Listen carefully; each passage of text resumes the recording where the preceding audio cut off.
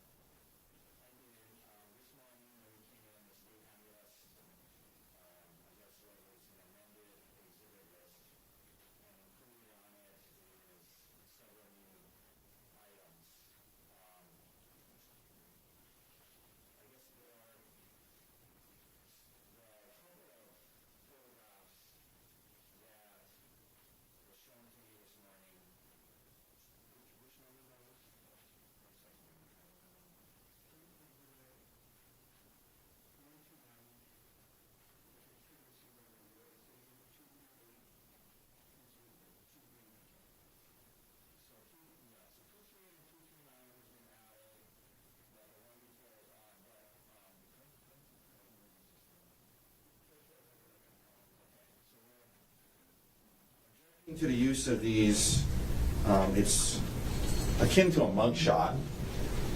He's in some kind of prison garb or cell block garb, and for that reason we are objecting to the use of those 3 photographs, as they are prejudicial in the sense that they look like a mugshot. So then there's a whole nother issue, but I don't know if you want to deal with that first. Yeah, let's deal with the photographs first. So let me pull 238, 239, and 129? 129. Hang on.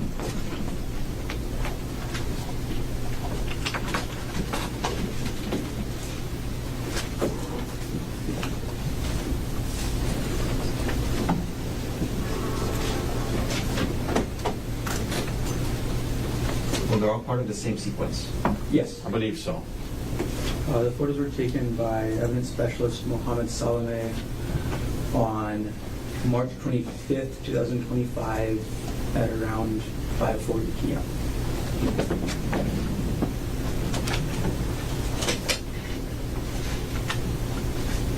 Okay. Mr. Garner, the state's position on the defendant's motion to preclude. Yes, Your Honor. First of all, State's Exhibit 129 was the head-on direct photograph of the defendant.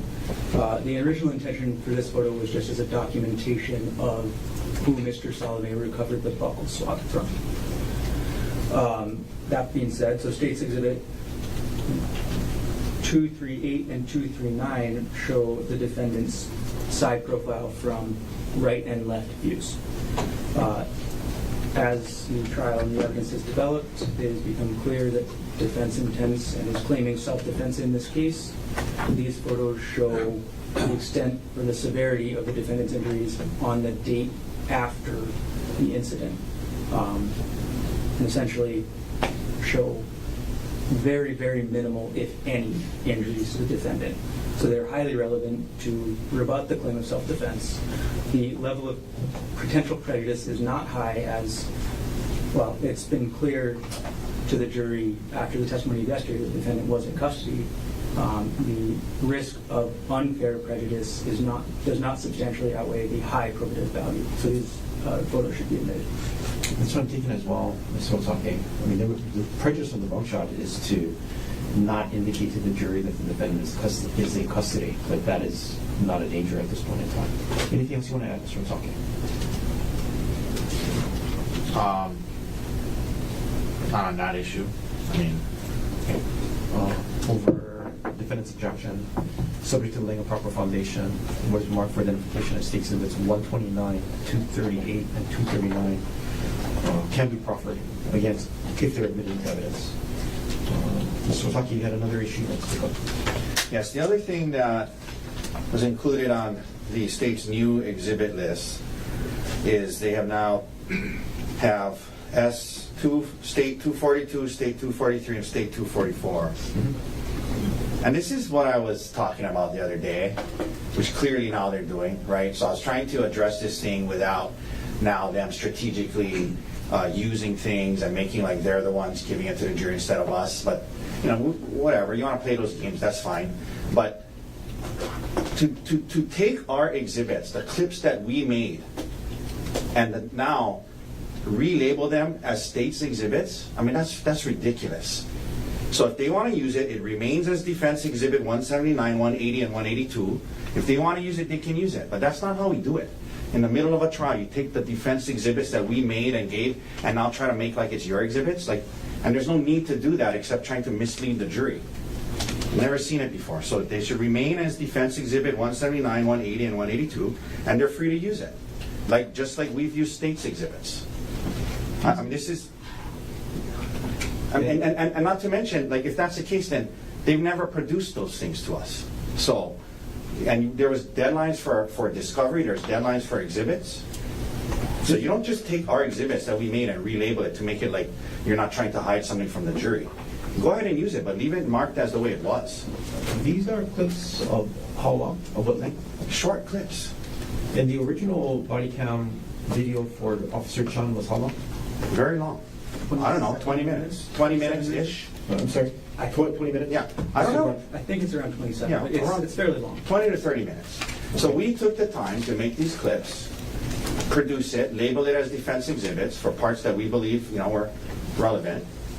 And, I'm not saying he can't use them, but let's not do this shibai thing where we're labeling it as a state's exhibit and making it like they're the ones who wanted to give this clip to the jury and turn it over and label it as a state's exhibit. I mean, that's just ridiculous. And it shouldn't be allowed for all, because the time for marking state's exhibits and turning it over to us has long passed. So they can use it, just leave it marked as a defense exhibit. Mr. Konig. Well, I strongly object to the characterizations Mr. Otake is making about this. The reason the state added these exhibits to our exhibit list is we believe the defense's intention is to enter only a short clip of Officer Chun's body cam. And I want to note that by previous ruling of the court, the entire body cam of Officer Chun, which the state does intend to introduce, has been redacted entirely of audio. So what the jury gets from the state, the entire body cam, no audio at all. So we believe the defense intends to introduce some statements that were made for the purpose of trying to make it look like, or to try and minimize Ariel Konig's injuries by essentially saying she can talk okay. By essentially saying, oh, her voice is fine. These additional clips are a completeness issue. They show some of the difficulties that Ariel was having speaking that day. There's a non-hearsay purpose. I'm sorry. Let me catch up with you, Mr. Barnard. Back up about 10 seconds. Sure. These clips show what? They show Ariel Konig speaking to Officer Chun at the Poly Lookout. So she is relating things related to the events. Just a moment, I'll get my sheet with my write-up.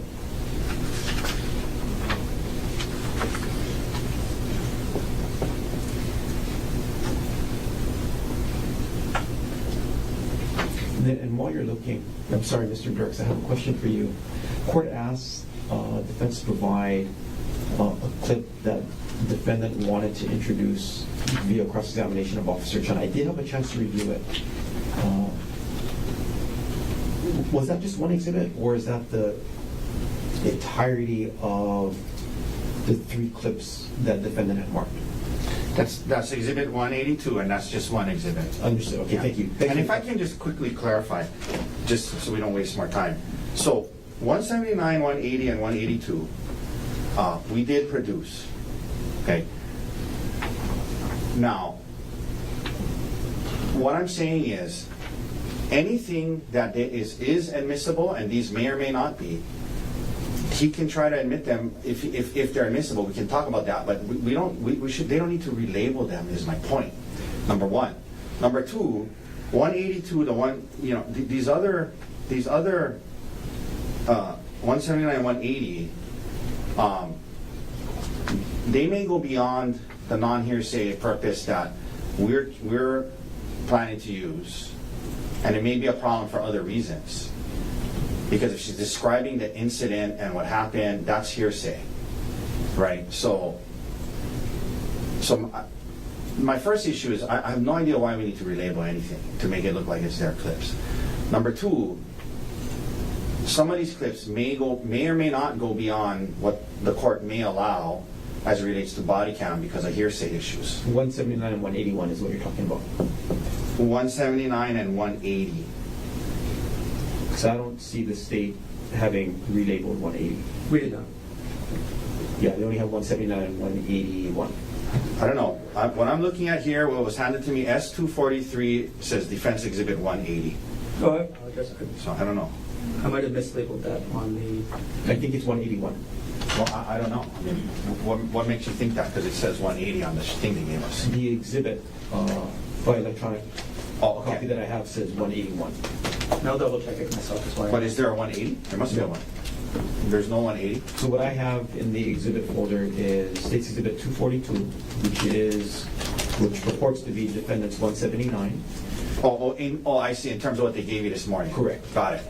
Right, and then 243, State's 243 is what purports to be Defendant's 181. Okay, so this is a typo, so it's really Defense Exhibit 181. Correct. Okay. And then State Exhibit 244 purports to be what has been marked as Defendant's 182, which the court did have opportunity to review. Correct. Okay. And, you know, off the top of my head, it's been a while, I haven't memorized what's on 179, Defense 179 or Defense 181, but I'm just saying there may be other problems with that we need to address. But at the very, like, my point is none of these need to be relabeled, especially 182.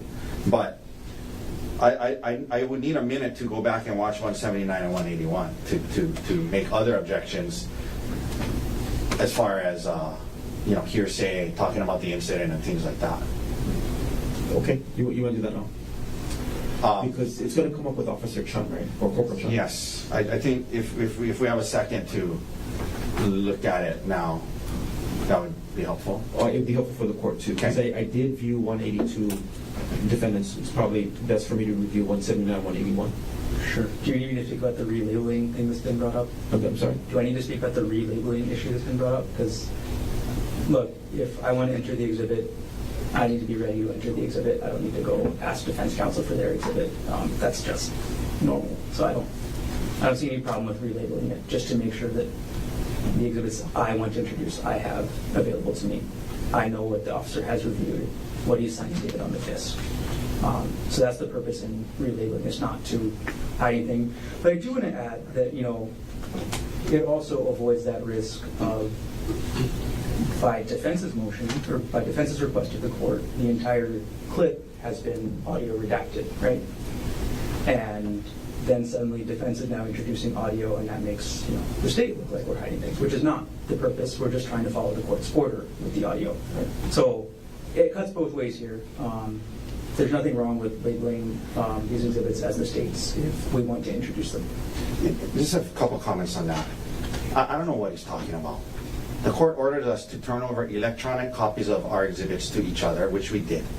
So this idea that he can't get the defense exhibits, he wants to make sure he has access to them, I have no idea what he's talking about. The way it works is we turn over our exhibits, we mark them, we make exhibit lists with the court's deadlines, within the court's deadlines that are set. And that's what we did here. You don't, in the middle of the trial, take our exhibits that you can just use and use them as defense exhibits and relabel them and make like they're your exhibits. I've never seen that in 20 years of doing this. I mean, and he can say what he wants, but I mean, it's very clear why he's doing this. We're not dumb, you know, we're not stupid. You know, so he can say what he wants, like just use it as defense exhibits, which is what happens in every trial. Like we've used some state exhibits throughout this trial. Okay. Anything else with respect to these video exhibits? And I have one more thing before we go off record to review the clips. I have nothing productive to add.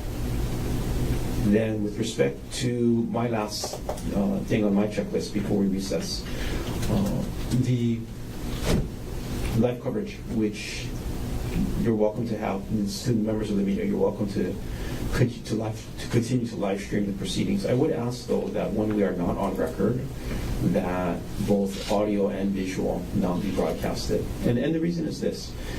During our recesses, when we're not off record, the attorneys need to confer, they need to confer with court, defense needs to confer with Dr. Konig, and that should not be part of the broadcast made available to the public. So I would ask if the media could comply with that. Any problems with that? Copy that. Great, thank you very much. One other comment, Your Honor, and again, I'm not saying it's this is the intent, but I've been told by people watching that at certain times there's been zooming in on, you know, what's on our table and on our computer, and I'm not saying that that's the intention to try and do that, but people have said it appears that way, and they've told us be careful, don't leave things on your desk because they're zooming in on it. So I just ask that stop as well. You know, you can, you know, whatever, zoom in on whatever you want, but just, you know, just be cautious about trying to zoom in on our work product on our table. Agreed. Thank you. Anything else before we take a recess? No. Nothing. All right. Recess. Can we go watch it in the? Go ahead. In the back there. Or witness room, whatever you want. Thank you. This cop is in the witness room, but if you need to go in, just. You want the other room? I mean,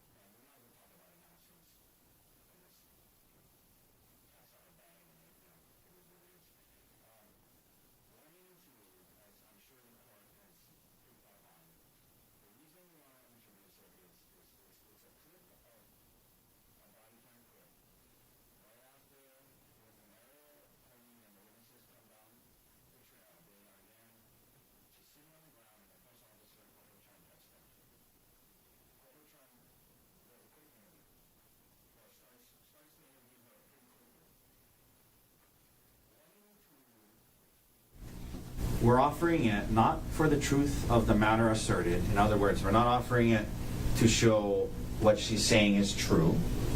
We're offering it for a non-hearsay purpose of demonstrating what her cognitive ability and situation was, what her physical consciousness was following the incident. And obviously that is incredibly important in this case. Self-defense, defense, her injuries, the amount of force used, her condition immediately following the incident, all goes to the reasonableness of the force that was used. So it's incredibly, incredibly important, and that's, frankly, the best evidence of her condition right after the fact.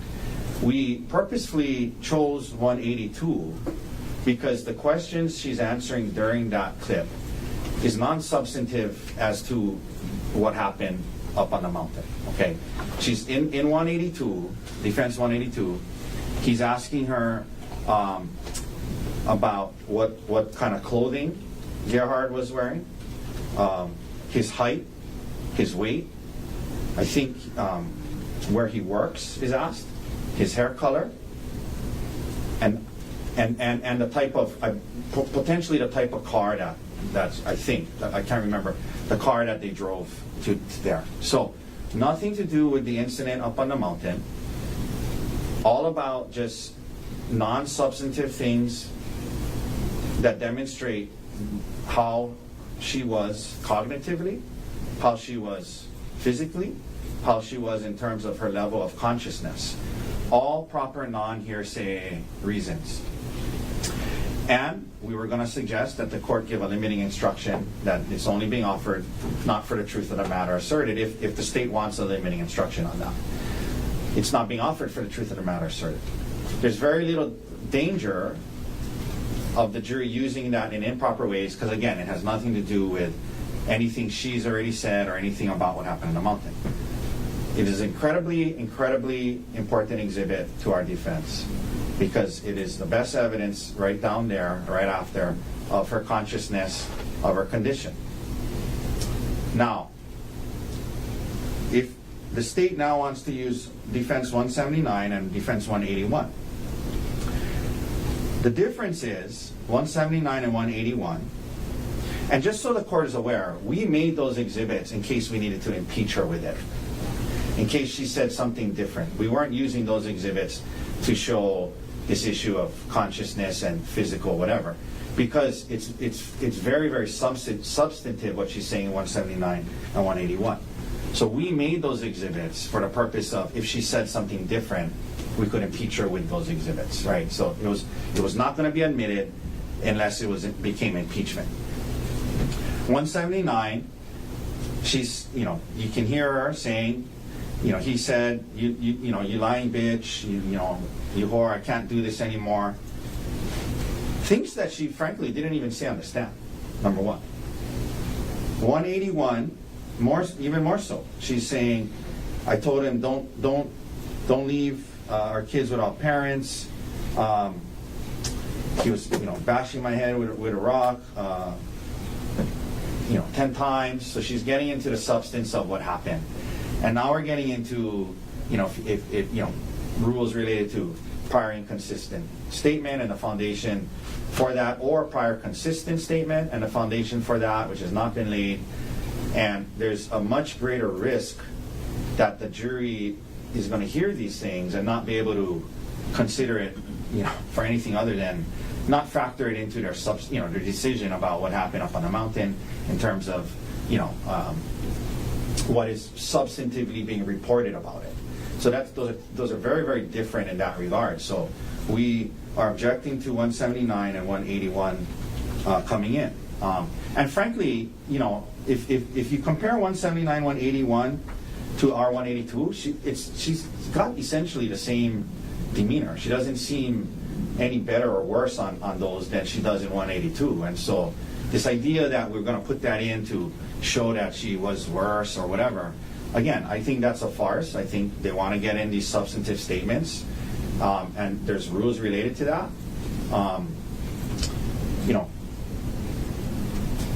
They could have tried to do it with her if they wanted to, lay the foundation for prior consistent or prior inconsistent statement.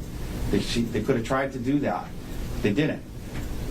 So now they want to backdoor it in, saying it's non-hearsay, when it is the substance of it goes to the heart of what this whole case is about, the substance of it. It's not, why did she do what she did next, or typical non-hearsay things, right? So we deliberately took 182, and these are all, it's all in the same conversation. It's not like, one is from here and then another's 30 minutes later, right? This is all in the same conversation. But we made one to show her condition at the time that had no substance in terms of what she's saying happened on the mountain. So you take away that risk of, allowing in these substantive statements about what happened. So for those reasons, 179 and 181 should be excluded for that reason as well. Thank you. Mr. Barney? First off, Your Honor, when you introduce a statement of a person for a non-hearsay purpose, the content of that statement does not matter. When it's not for a hearsay purpose, whatever the person is saying, the jury is instructed on a limited purpose that they're allowed to consider it for. These two exhibits states 242 in defense 179 and states 243 in defense 181 show a difference in condition. They show a difference in condition to what defense is putting in defense 182. They show Ms. Konig panting more, having more difficulty speaking. They give a clearer picture of what she was like closer to when she came down the hill. So when she came down that trail. When she got down the trail, she started receiving medical treatment from a bystander. Then states 242 and 243 came about. And then afterwards, defense 182. So this is a completeness issue in the fact that I understand the non-hearsay purpose defense is saying, but once you say it's for a non-hearsay purpose, and once we all agree to that, the content doesn't matter. So the same non-hearsay purpose for introducing the defense exhibit applies to the state's exhibit. It's just to show her condition, to give a clearer picture of the jury of Ms. Konig's condition, so that the jury doesn't get this tiny edited picture when in reality she was having a whole lot more struggles than the defense exhibit 182 shows. And a large portion of this trial has included defense's attempts to minimize Ms. Konig's injury.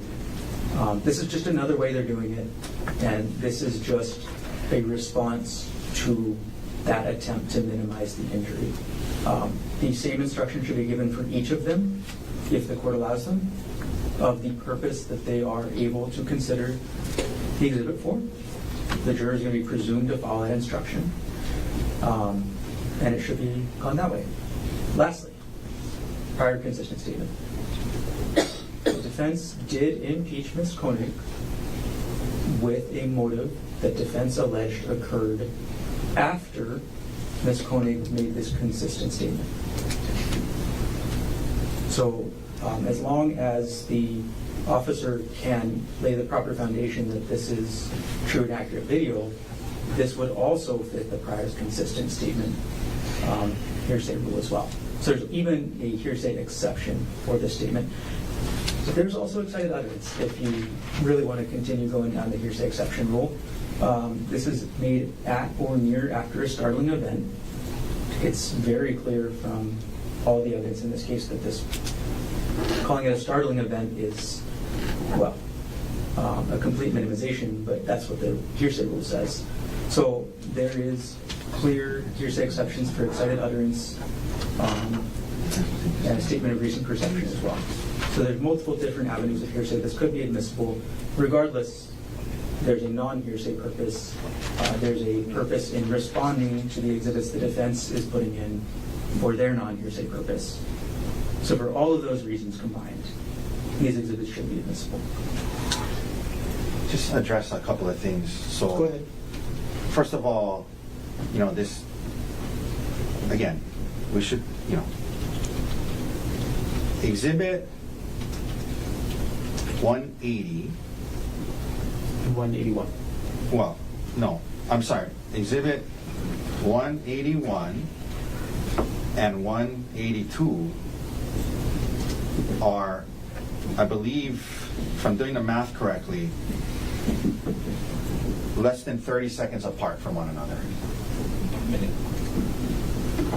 Exhibit, 1 second, 181, this says, Yeah. it ends at 4319, right? Yeah. Okay, and this starts at 43.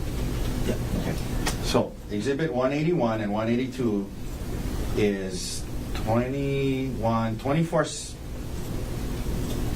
1 second. 24 seconds apart from one another. So this idea about, one is from earlier when she first gone down the hill, and then the other one's from later, it's making out like it's like 5-10 minutes apart. It's about 24 seconds apart. So that's number one. Number two, again, never brought this thing up about prior consistent statement until I mention it, and all of a sudden, that's what he wants to do.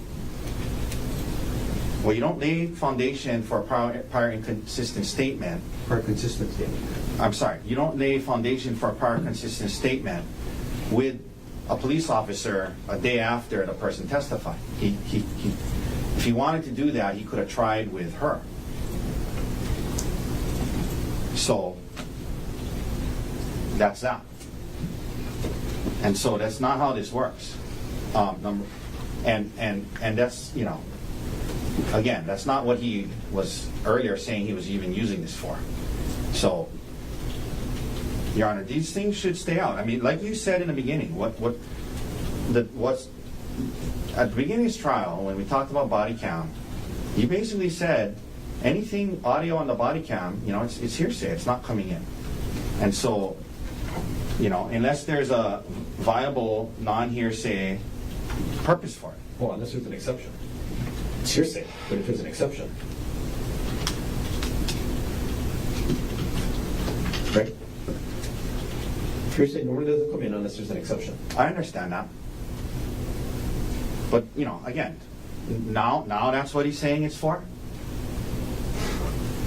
Mr. Senator and Judge. Well, whether or not he says it before or says it after, is there a hearsay exception for the material to come in? Well, if we take these things one at a time. And I'm not concerned about excited utterance or Okay. Statement of recent perception.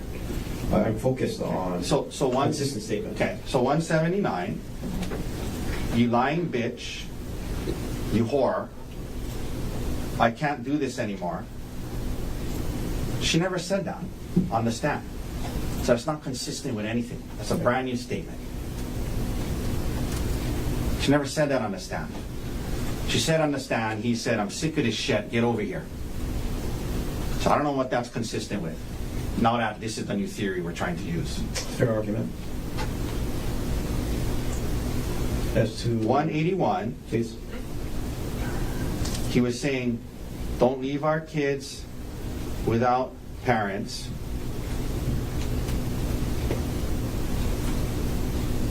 And he hit me with the rock 10 times. That's actually, excuse me? She says, he hit me with the rock 10 times. I don't know. Well, that's different from what she said on the stand. She said up as many as 10 times, so that's different. So that would be a prior inconsistent statement. And when she did testify up to 10 times, she wasn't sure, right? During her extensive examination, both direct and cross. She said as many as 10 times. I don't know the exact amount. Right, and that's what she says in the statement. It's not what she said. She said 10 times. She didn't say up to or as many as 10 times. No, she said he hit me 10 times, I don't know. But Right. She doesn't know the number. And I'm suggesting that's different than saying he hit me as many as 10 times, and then later on, different, under different questioning, saying, I'm not sure of the exact amount. That's different. That's different. Maybe not, in your mind, it's not a huge difference, but it's different. So it's not entirely consistent. Anything else you want to add?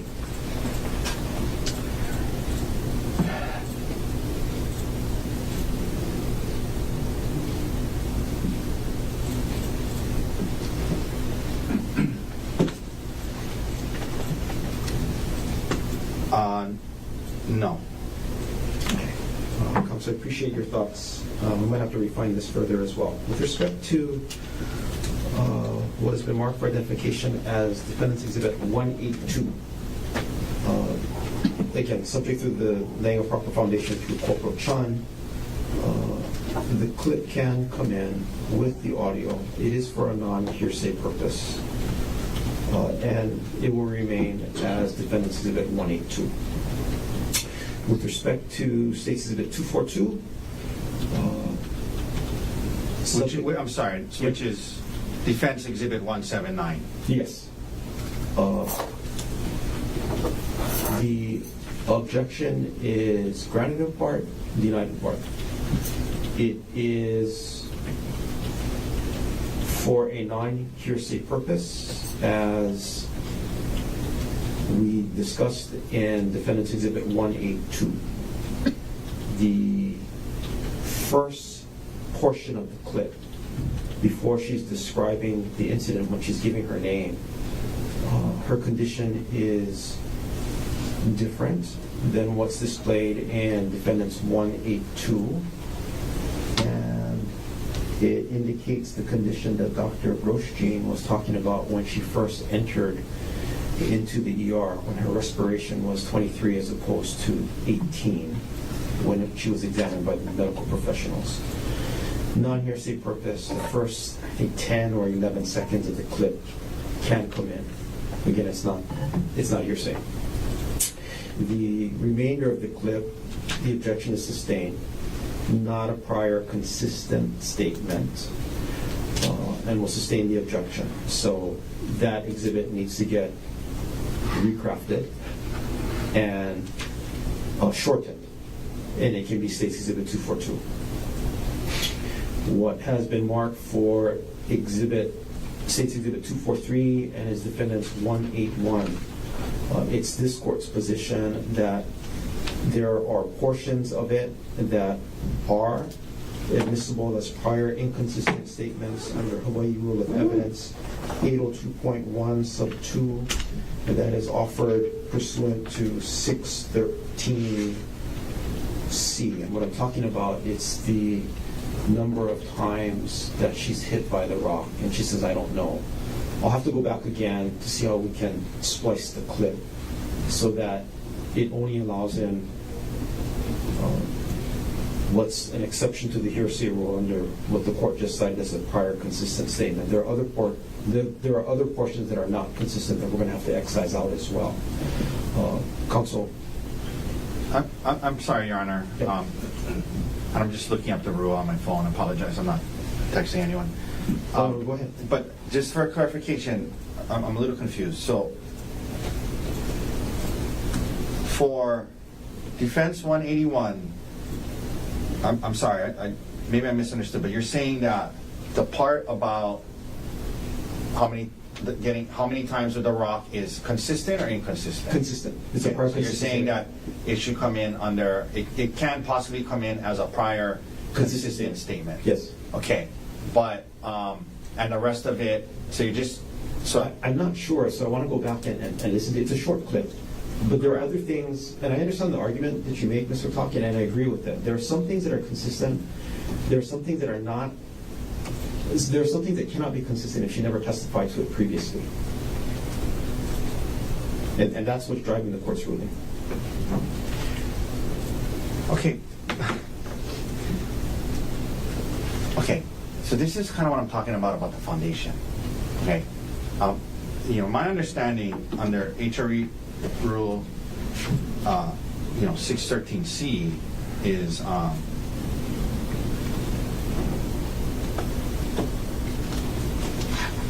if we're going to get into prior consistent statement that's admissible to rehabilitate a witness's credibility after there has been evidence of inconsistent statement.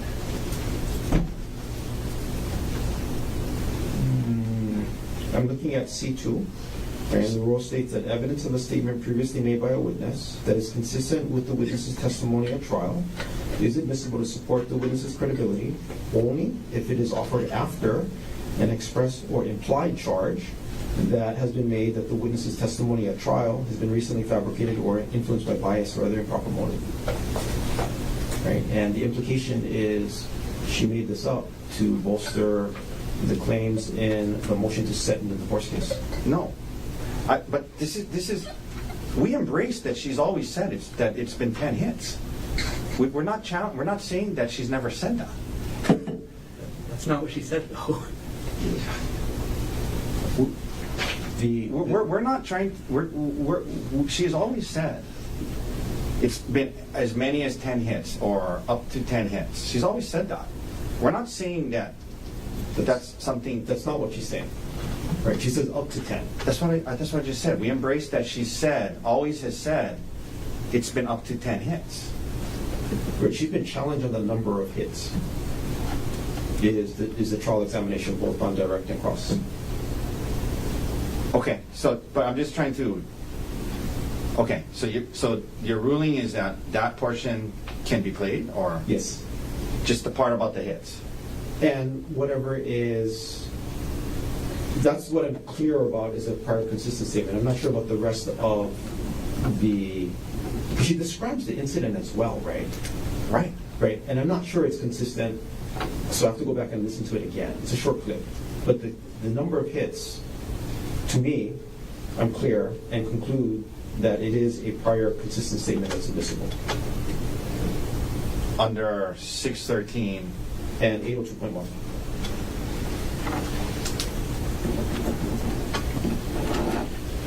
But I want to listen to the remainder of the clip. Assuming they can lay the foundation through this officer, but... Correct. And I also want to go back and listen to other parts, because your argument makes sense to me, Mr. Osaki, that some things that are on it are not necessarily consistent because she never testified to it before. Right, or which is the basis for the court's ruling on... Understood. Right, on defendant's 179, which is 242 for the state. So I want to go back and listen to 181 again to further refine the rule. Okay. As to the relabeling, 242 is state's exhibit because it's not a defendant's exhibit. You have to redact the portion of it. the new when they make this new clip. It's view 242. 182 defendant stays 182. And then 181. I think it's going to be 143 because it's going to have to get spliced. Because I don't think I'm relying all of it in. Okay. That's okay. So recess. Let me go take a look at it and we can figure out the timestamps. Okay. Thank you, Your Honor. Thank you. Oh, Mr. Garner, you have anything else? While we recess, I'm going to go take custody of.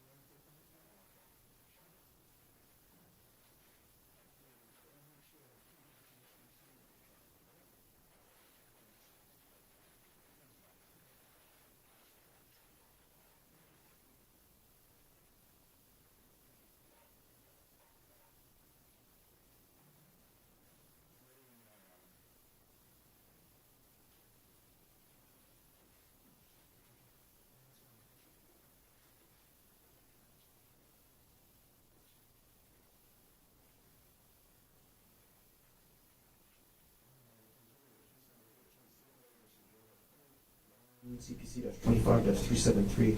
Dr. Konig is present in court with all four counsel of record. Jury is still absent from the courtroom. Go ahead, Mr. Otake. Thank you, Your Honor, and I apologize. I didn't have the rule up in front of me earlier, but this is what I was talking about the foundation.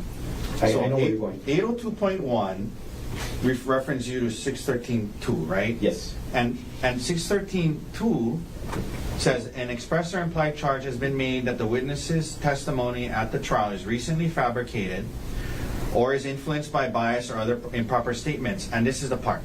And a consistent statement was made before the bias, motive, or fabrication or other improper motives is alleged to have arisen.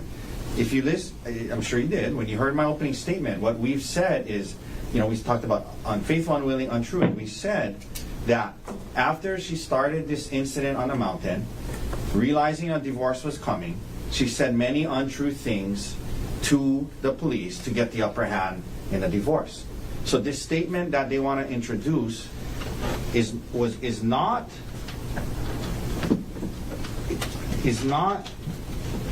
made before the bias, motive, or fabrication is alleged to have arisen. We're saying this statement, even to right then and there, that's what we've always said. That she said these untrue things because she knew at that point a divorce was coming. So we're not saying that this motive arose later. We're saying it arose at that time. That's what we've always said. So, it doesn't meet the exception. And further evidence of that is, as I stated, when we started this morning, that's not where he was going with this. It was only when I raised it that all of a sudden he's trying to say it applies. But it doesn't apply because the consistent statement, I guess what's on 181, would have to have been made before the bias, motive, or fabrication or other improper motive is alleged to have arisen. And we're saying that at the time she made that statement, it was untrue because she had a bias, interest, motive in protecting herself and getting the upper hand and was clearly going to be divorced. Okay. Go ahead. Yes, Your Honor. Opening statements should not be considered by the court for this purpose. The court should be considering the evidence and what happened on cross-examination. And what happened on cross-examination yesterday was Gerhardt Konig was crossed about what happened before the incident. Nothing about divorce was discussed before the incident. The only cross-examination or implied reason to fabricate anything about the divorce, Mr. Otake said, when you got back to Maui after the incident, that's when you filed for divorce, that's when you filed for the TRO, that's when you took the money out of the account. So the implication that Mr. Otake is making is that she had this motive to lie after the incident. There was no evidence brought up of any motive of Gerhardt Konig to fabricate this before she made this statement to the police. So temporally, this fits exactly into prior consistent statement. I agree. However, Mr. Garner, when we look at Rule 613, the prior consistent statement needs to come in through the witness herself. And that's the first line in Rule 613. So, court adjusts or reconsiders its ruling with respect to State's Exhibit 243, which is defendant's 181. Objection is sustained. 242 can get amended, so that includes up to the first 11 seconds. That does show a difference in condition of Ms. Konig as opposed to what's depicted in 182. So 182 can come in subject to lien or foundation. Likewise, the redacted states 242. Counsel, anything else we should take up? No, thank you, Your Honor. In terms of publishing states 242, I will publish the first several seconds today, pause the video, and similarly to States Exhibit 4, a separate exhibit will be made and... It's up to the 11-second mark. Understood.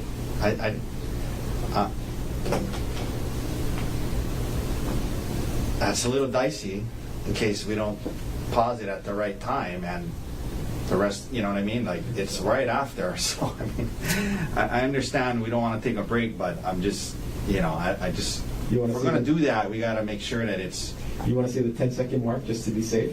No, I agree with what you're saying. I'm just saying if we're saying, like, if he tries to stop it and it keeps playing because it doesn't stop, then the jury hears it. So I mean, if you're confident you can stop it right then before what's not allowed comes in, then it just seems risky. But I mean, if you think we can stop it, or maybe Mr. Dirks can be ready with the power button or something, I don't know. But Do you want to give me a moment to practice?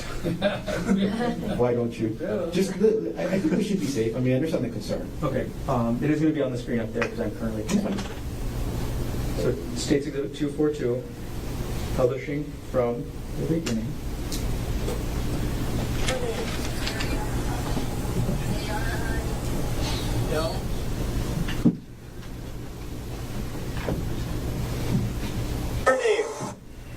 Gerhardt Konig, Gerhardt Konig. Birthday is March 24th, 1989. all right. All right, we can do it. Counsel, anything else we need to fight about before the jury comes back? No, thank you, Your Honor. We weren't fighting. We're just talking. Don't get me wrong. I call it a fight, but I appreciate the advocacy. Yeah, and I apologize. I know sometimes I get animated, Your Honor. I mean no disrespect. Thank you. None is taken, and I appreciate the advocacy. Thank you. These trials bring up the best in everybody, so I appreciate it. Thank you.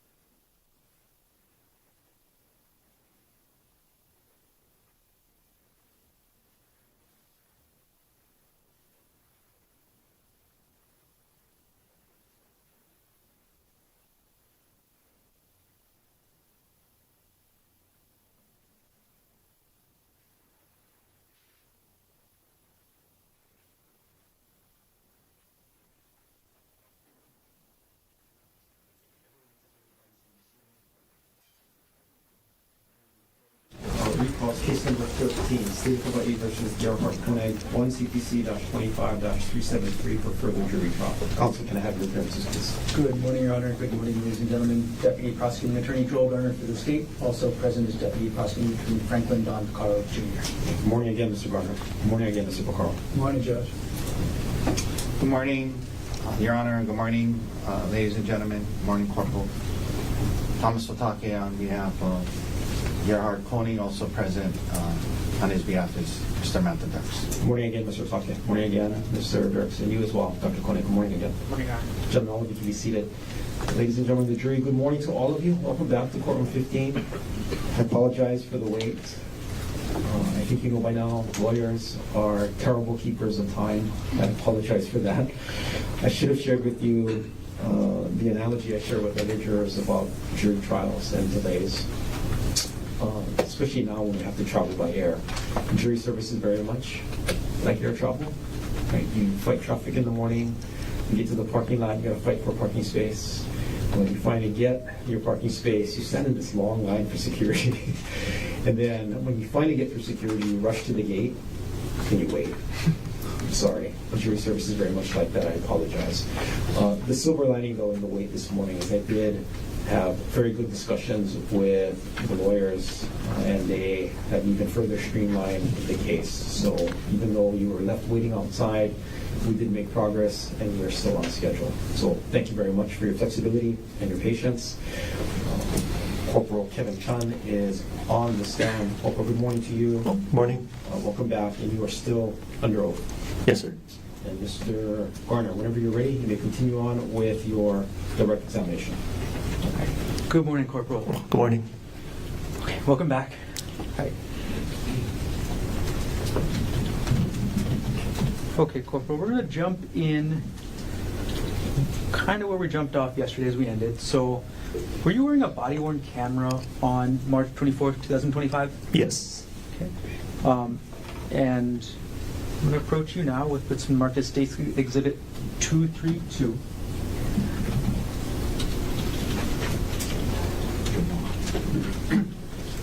May I approach? Yes. Corporal, I'm going to approach you with what's been marked as State's Exhibit 232. Do you recognize what I've just handed you? Yes. What is that?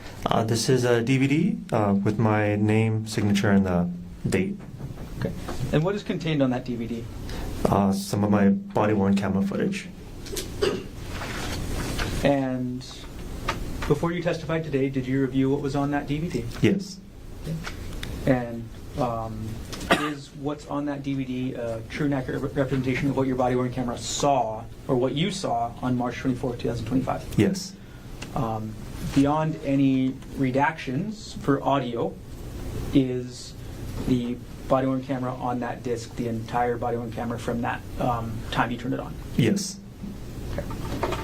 At this point, the state would like to enter State's Exhibit 232 into evidence. Mr. Otake, No objection. was marked for identification as State's Exhibit 232 is received into evidence. Okay, Corporal Chun, I'm going to play the video on the screen next to you and ask you some questions about it as we go through. So now publishing State's Exhibit 232.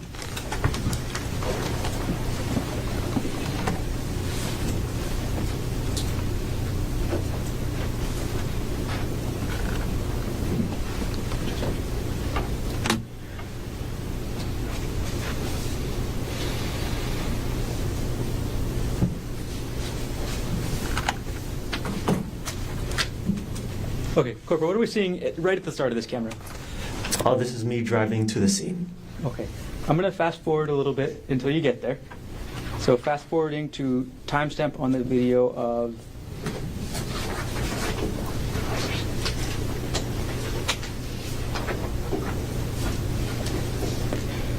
(10:38:04). So we're going to play at 10:38:04. And before I start playing, Corporal, what are we looking at before we start playing this on this freeze frame? Again, like in the photo, this is the entrance to the Palipuka Trail. And we're playing at 10:38:04.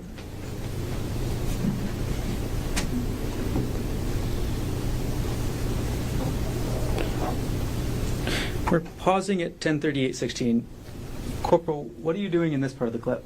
I'm putting on some protective latex gloves. Why are you doing that? Just because of the call that came in, an assault, I might have to go hands-on with somebody, and I prefer to keep my hands as clean as possible. What does going hands-on mean? Just because they're an assault, it could be a suspect. I don't know if they're violent or not, so if I have to place my hands on them to detain them, I'd rather have my hands protected. You mean physically place your hands on a person? Correct. Okay. We're going to play at 10:38:16.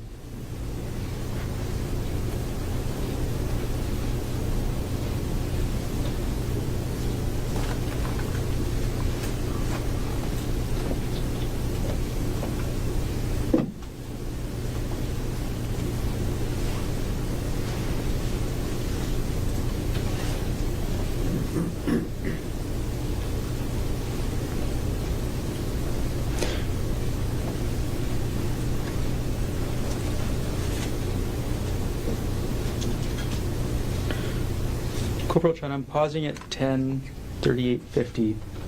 What are you doing waiting? I'm trying to see if there's any other backup come in, if I can hear anything inside the trail. see if the suspect is around. Just trying to not to just rush into the situation. Got it. Okay, playing at 10:38:50.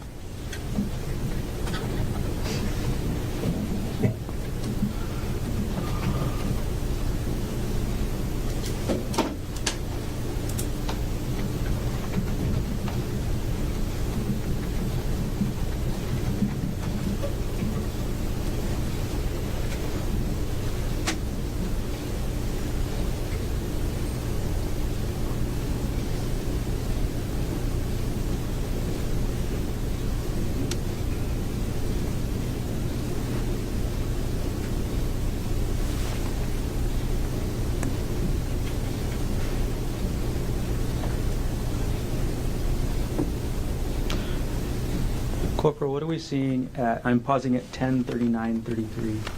What are we seeing in this portion of the clip? We're seeing the reporting person on the left, that's Sarah Bushbaum, the complainant, the Ariel Konig in the middle, and then the other witness, Amanda Morris, heading down the trail. I'm going to play at 10:39:33.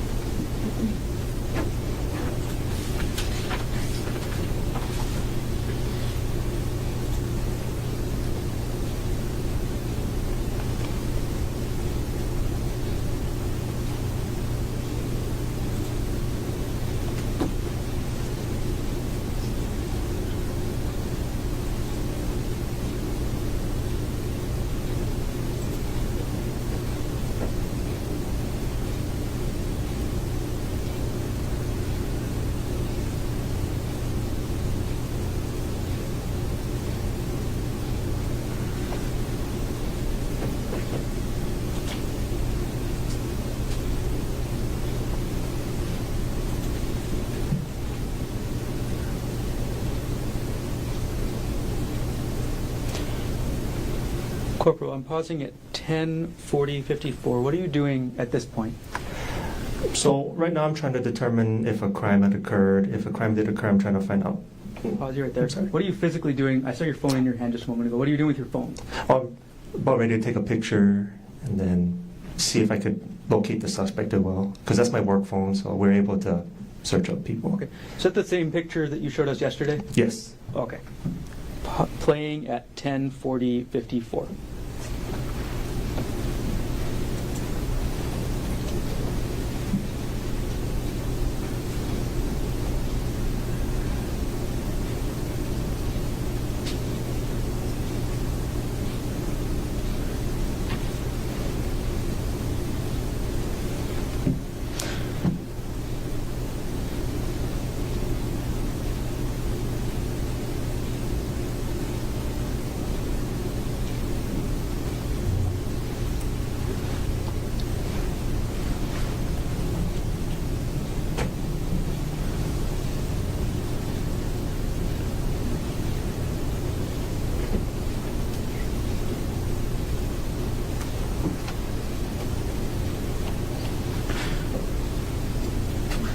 Okay, Corporal, I'm pausing at 10:41:45. Is it fair to say you see you kind of crouched down towards the ground at this point? Yes. Okay. What are you doing at this point? I'm trying to get any details on the suspect, what he was wearing, his description, so I can put it out over the radio. Okay. Okay, Corporal, I'm going to scoot ahead a little bit in time with the body cam. So now I'm scrolling ahead.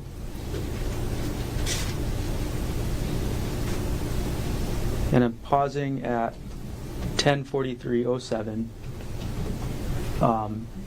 Is this where you're still in the gathering information stage? Yes. Okay.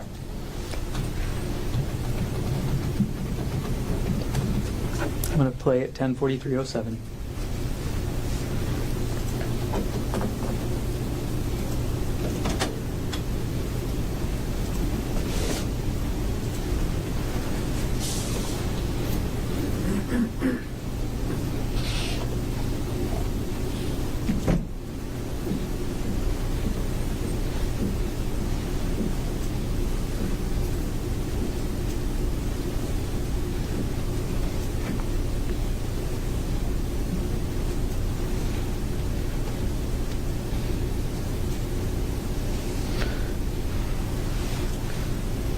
Corporal, pausing at 10:43:45.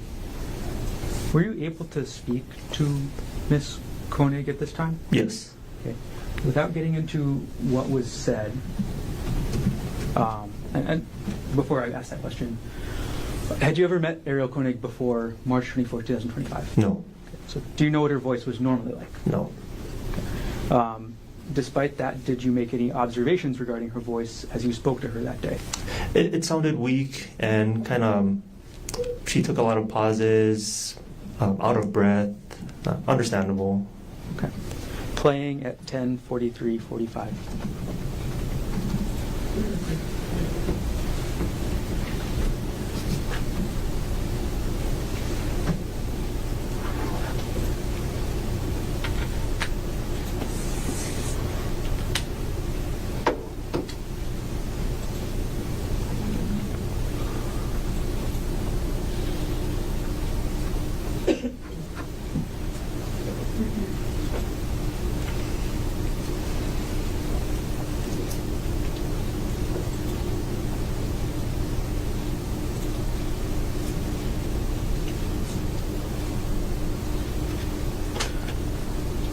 All right, now I'm pausing the video at 10:44:28. Corporal Chun, did you eventually go up the trail that day? Yes. Okay, I'm going to scoot forward ahead in your body-worn camera just a little bit to where you enter the trail. So I'm scrolling forward in State's Exhibit 232.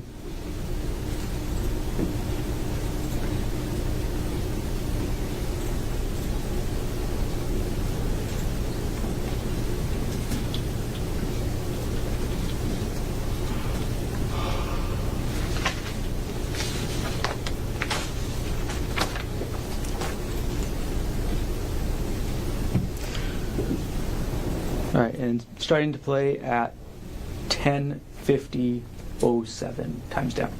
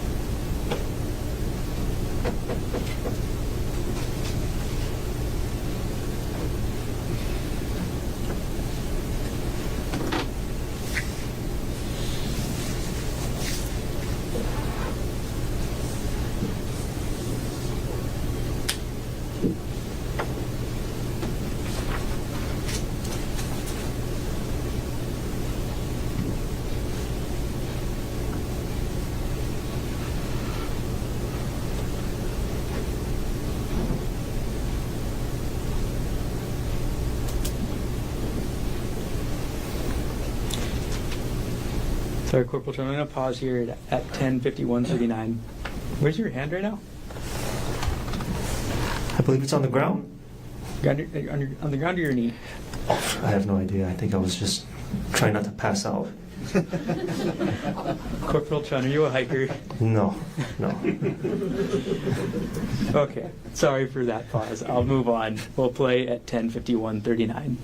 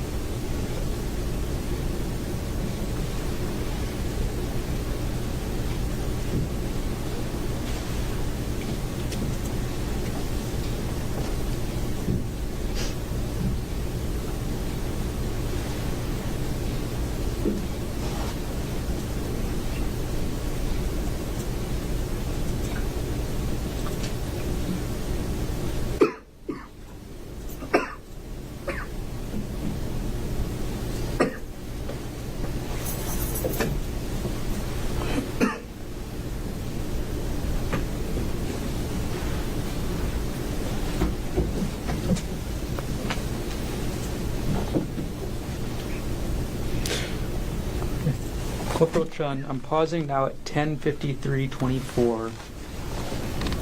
What are we looking at this part of the trail? I think that's sort of towards the top of where like the steep part ends. So that, I believe that's Corporal Bulligai. I'm not too sure. I can't tell too much, but still, this isn't the scene of the incident.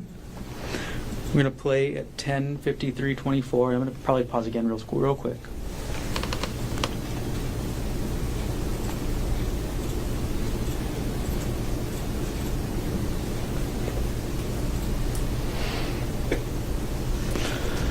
Okay, Corporal Chun. On the right side of the screen, what do you see? On the far right. I see a sheer fall. Okay. Do you know how tall the drop is? No, not 100% sure, but it's very, very far. And what were the wind conditions like that day? They're pretty windy. Usually over there it's kind of windy. Playing now 10:53:36.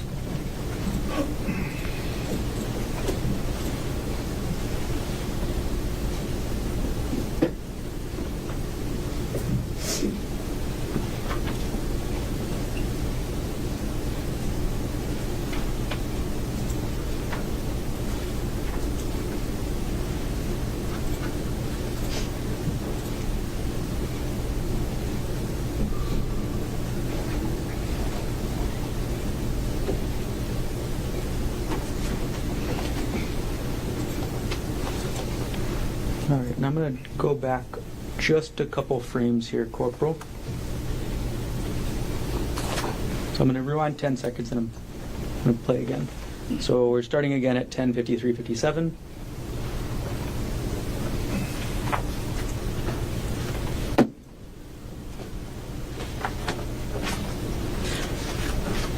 What's on the right side of the screen here?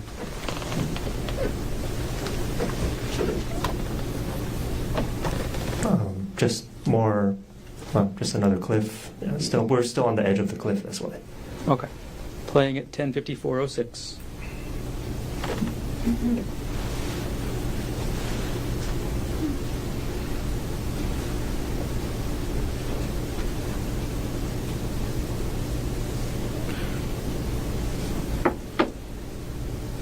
Okay, Corporal, and pausing at 10:54:22. What do you see on the screen here? It looks like an article of clothing that Corporal Wu found on the trail. Okay. All right, I'm going to take the video off of the screen for now.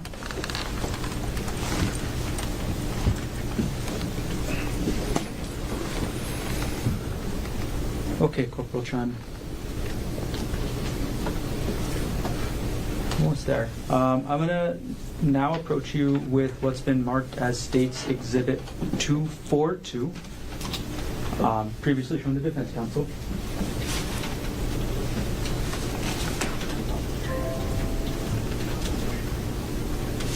Okay, may I approach? Yes.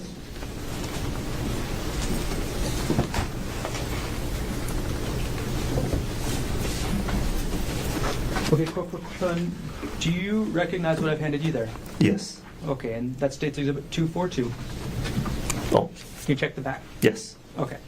Do you recognize what is it? Yeah, it's more body cam footage. Okay. And is this your entire body cam or just a clip? Just a clip. And what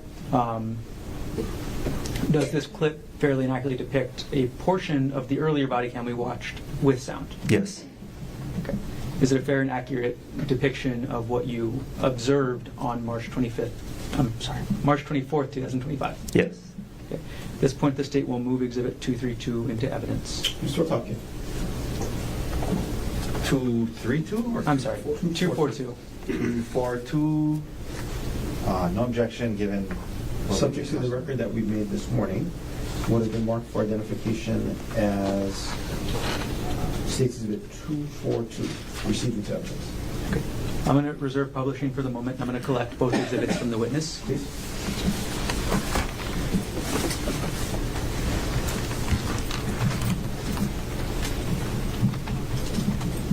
handing book to the clerk.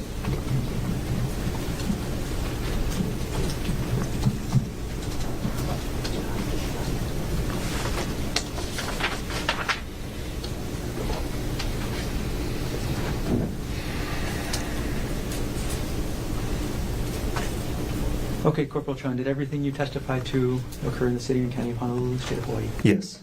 Thank you. I have no further questions at this time. Thank you.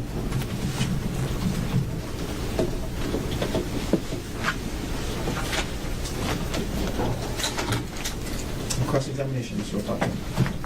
Thank you. Good morning, Corporal Chan. Good morning. Did you meet with the prosecutor to, I guess, practice or prepare your testimony? Practice? No, just review footage and go over notes. Right, like you met with him and he went over what he was going to ask you, right? Oh, yes. So, for example, this thing about it being really windy that day, I mean, that's not in your report, is it? No. Okay.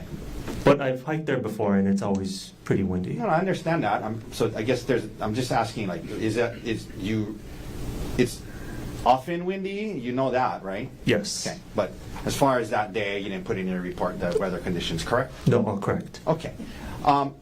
So Corporal, you respond to the scene. We saw the start of your body cam, and looks like you got there relatively quickly. Were you nearby? Yes. Was there an accident nearby that you were attending to before? Yes. And was that at the tunnels? Correct. Okay. So you were kind of like right nearby to look up because you were responding to an accident at the tunnels when you got the call, correct? Yes. So from there, you quickly got to the scene, and it looks like, I mean, at least to the parking lot, and it looks like you got there a little after 10:30 a.m. on March 25th, correct? Correct. Now, as we just watched the body cam after kind of getting getting ready and observing things. You kind of went up the entrance and you saw 3 females walking down out of the trail, correct? Correct. And the complainant was standing on her feet and walking down with the assistance of the 2 witnesses on her each side, correct? Correct. Now, you mentioned your body cam being on. I wanted to ask you a little bit about body cams. Okay. On that day, were you assigned to? Are you on what's called patrol? Yes. And at HPD, patrol officers wear body cams, correct? Correct. And the idea behind the body cam, when we say cam, it's camera, I guess, right?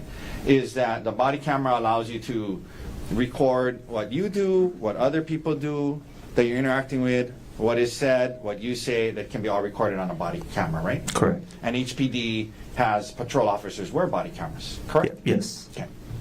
Now, I'm also going to show you what's been marked as Defense Exhibit 177. May I approach? Okay.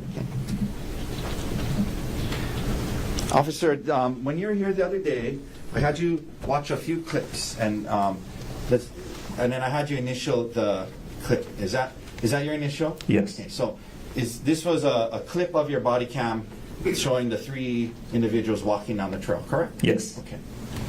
Your Honor, I move D177 into evidence. Mr. Barnett, No objection. what has been marked for identification as Exhibit D177 is received into evidence? Could we please publish it, Mr. Dirks? Okay, let's watch this. And again, we just saw this, but it's a clip out of the smaller one. So that's the 3 individuals walking, right? Correct. And to be clear, Miss Konig, although she has people on the side of her, she is walking, correct? Correct. And that area, it's kind of, there's some rocky areas that, I mean, on the ground as you get further down, and it's not like a paved concrete path or anything, correct? Correct. Okay. And you see them doing that, and you didn't tell them stop, put her down, or wait. You thought it was okay the way she was walking down, yes? Well, to get her safely to the parking lot area. Right. You were okay letting them continue to do that, yes? Yes. Okay. And right here, 1 witness let go of her, right? Yes. Okay. Now, we can take that down.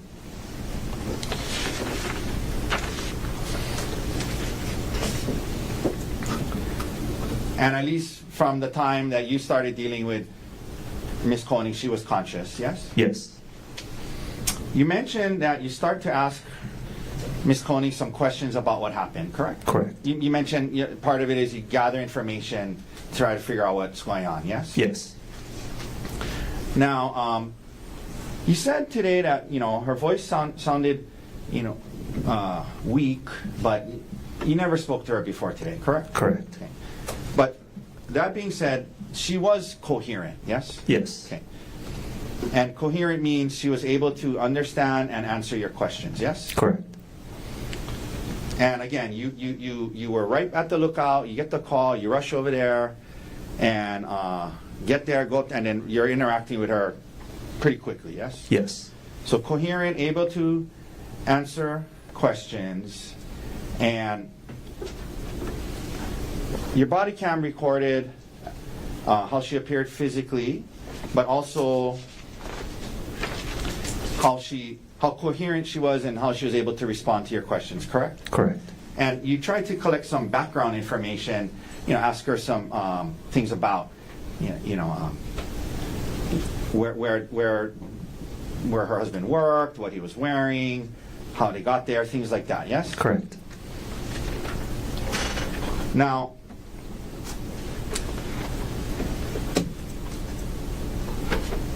I'm going to approach, Your Honor, please, with D-182. Okay. And again, last week, Corporal, I asked you to watch a clip and another one, and asked you to initial it. Is that your initials? Correct. Yes. Okay. And this was a clip of at least not all, but a portion of when you were gathering background information from Ms. Konig, correct? Correct. And this would demonstrate, at least, how her ability to answer, her how coherent she was, and her consciousness at the time, yes? Yes. Okay. Your Honor, I'd like to move D-182 into evidence. Mr. Garner. Is this a fair and accurate depiction of what you saw Ms. Konig responding to your questions with on March 24th? I'm sorry, are you objecting, or what? I'm glad. Well, you need to ask permission to do that first, so, Are you objecting? Can I avoid you? Well, I'll just ask, is this a fair and accurate depiction of how she appeared that day? A portion of it, yes. Yeah, okay, thank you. Then- Your Honor, I move D-182 into evidence. Mr. Garner. Subject to that foundation, no objection. And what is the mark for identification of exhibit 2182 is received into evidence? I'm sorry, D-182. Yes. Okay, I'm sorry, 182. I misheard. May we please? Well, so this was, again, you got there within minutes probably, right? One second. Yeah, you got there within minutes, yes? Yes. Okay, the call comes in, 911 call, dispatch tells you you're there within minutes, and you're interacting with her within minutes of the call, correct? Correct. Okay. If we could please publish D-182. Where does he work? He works for TMG at Maui Memorial Medical Center. TMG's Spelman. At Maui? Memorial, yeah. So TMG's a group of anesthesiologists. Did you guys drive here today? Yeah. Which is your car? It's a Nissan Rogue.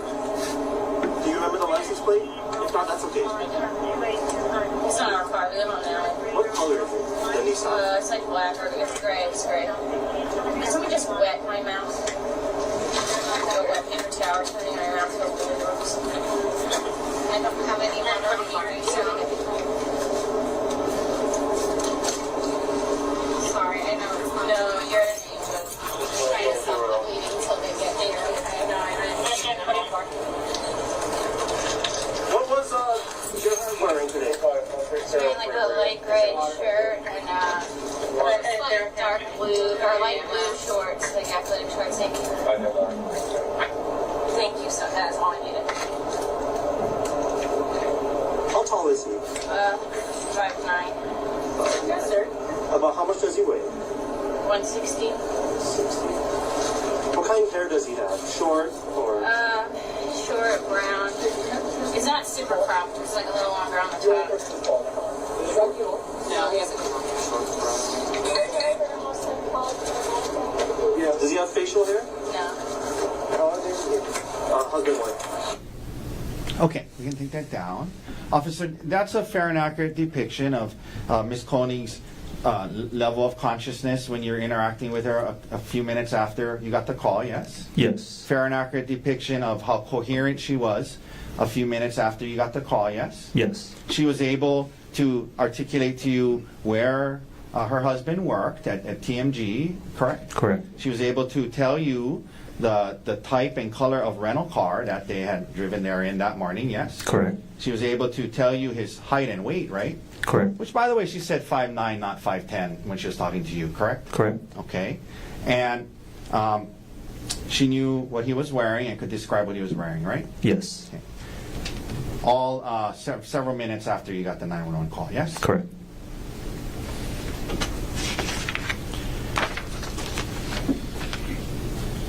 Corporal Chan, that's your typical aerial patrol, including the poly lookout. Yes. Okay.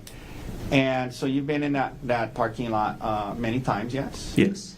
And it can be a busy parking lot, correct? Correct. And in fact, on the morning when you got there, it was a busy parking lot, correct? Yes. Now,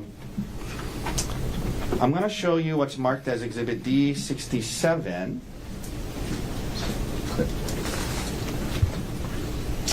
And may I approach? Yes. Okay. Officer, last week I also asked you if you could watch D67 for me, and I acknowledge that it's from the body cam of another officer, but I asked you if in watching it, if you could, whether or not it was a fair and accurate depiction of how busy and crowded the parking lot was when you got there that day. You remember me asking you that? Yes. And you indicated that it was a fair and accurate depiction of how the parking lot looked when you got there that day, correct? Correct. Okay, and then I asked you to initial it. Can you initial it? I mean, did you initial that? Yes. Okay.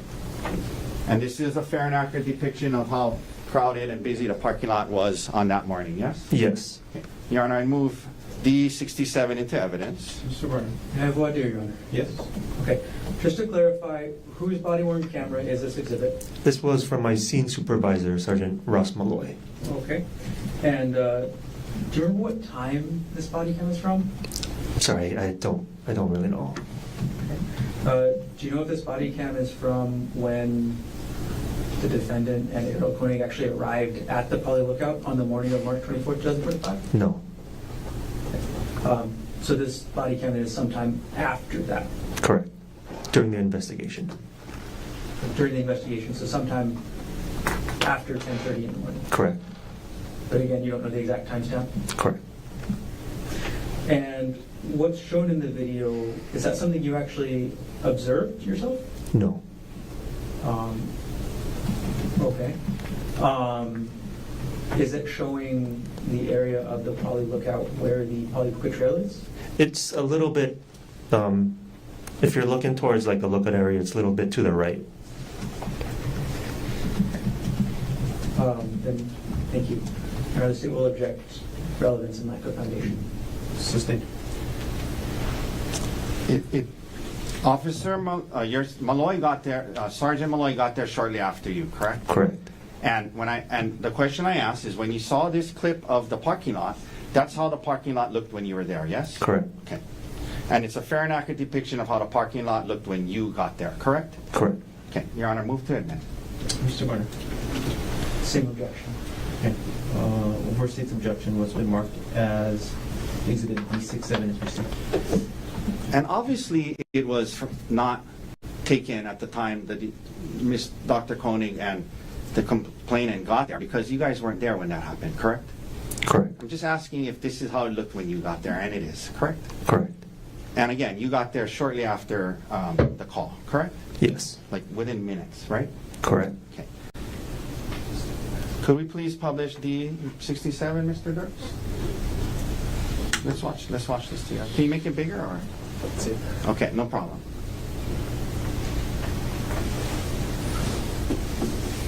Can we pause, please? So, Corporal, this is the parking lot that people use to access both the Poly Lookout and the Poly Puka Trail, correct? Correct. Okay, please go ahead and continue to play.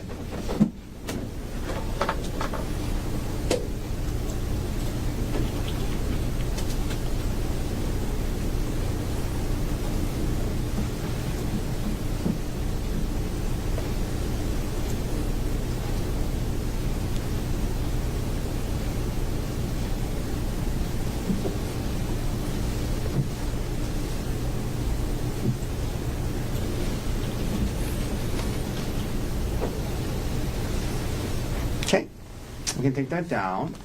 So, Corporal, that's how it looked. There was cars and people and tourists in the parking lot when you got there, right? Yes. And you hiked in to where you believe the scene was, and it didn't take you too long to get there from the parking lot, correct? Correct.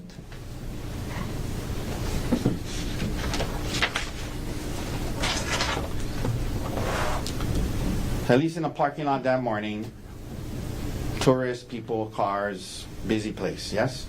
Yes. All right.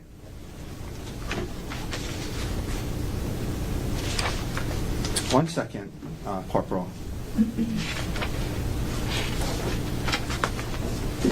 Okay, thank you, Corporal Chun. That's all the questions I have for you this morning. Can you read that right? One moment, Your Honor. Of course.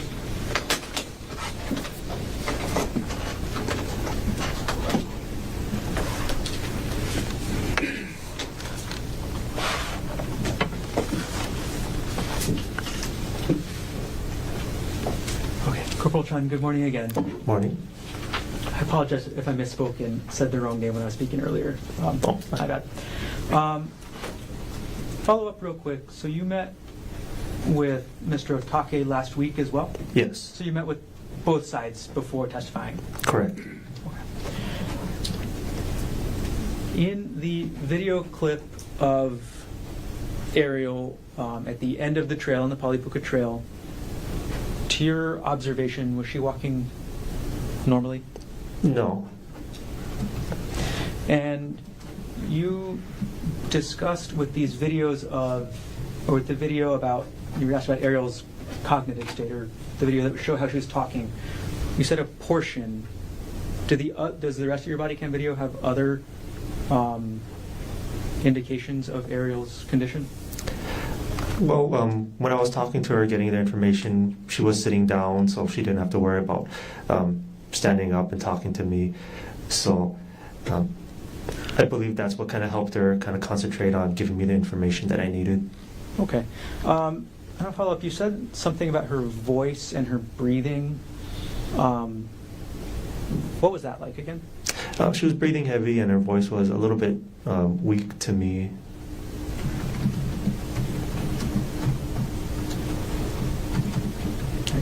Thank you. No further questions. Any recross basically what was else on the record? One moment, Judge. Oh, I'm sorry. Sorry, can we take a moment? Yeah. No further questions. Sorry. Okay.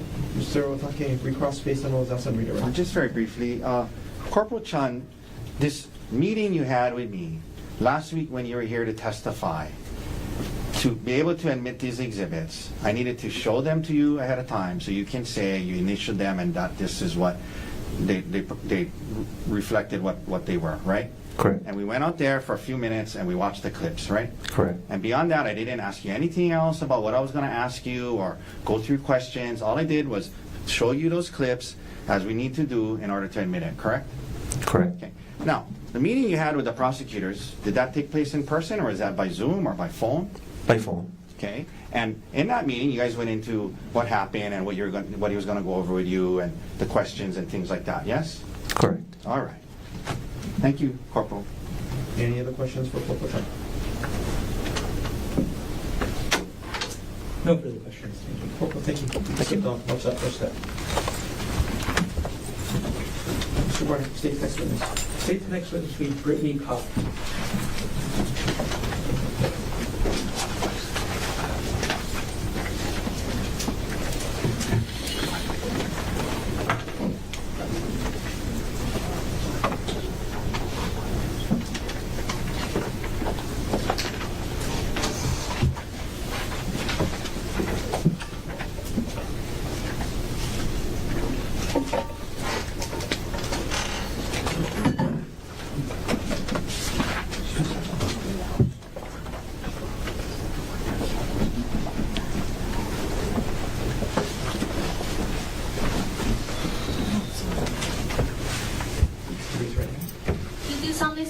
That the testimony about to give shall be the truth, the whole truth, and nothing but the truth? Yes. Please have a seat. So I'm just going to take a moment here for the TV.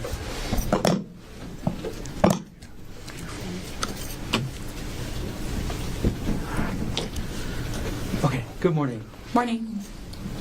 As you testify this morning, can you please keep the microphone as close to your face as possible and speak into the microphone as much as possible? Yes. Okay. Can you please state your name? My name is Brittany Kopp. Ms. Kopp, what do you do? I am an evidence specialist with the Honolulu Police Department. How long have you been employed by HPD? 8 years. What was your assignment on March 24, 2025 at around 1:43 p.m.?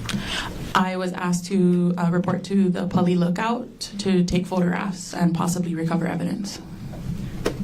Taking a step back, in general, what are the duties of an evidence specialist? As an evidence specialist, we work alongside the detectives and they direct us into what kind of photographs we take, diagramming, and then recovery of physical and biological evidence.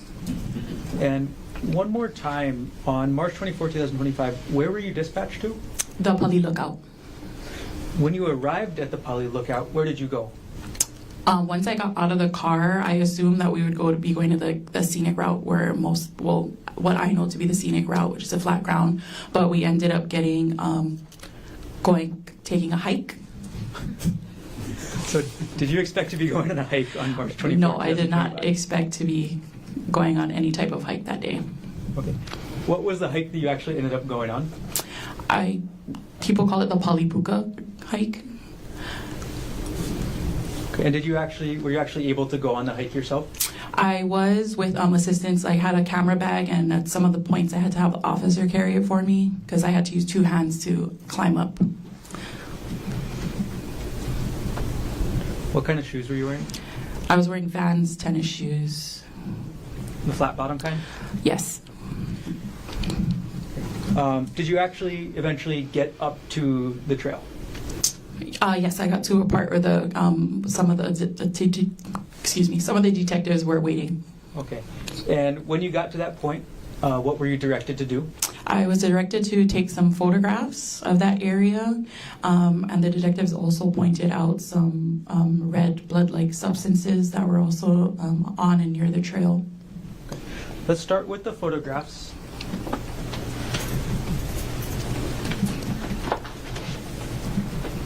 All right. Approach with what's been marked as State's Exhibit 31 through 67, previously provided. Yeah.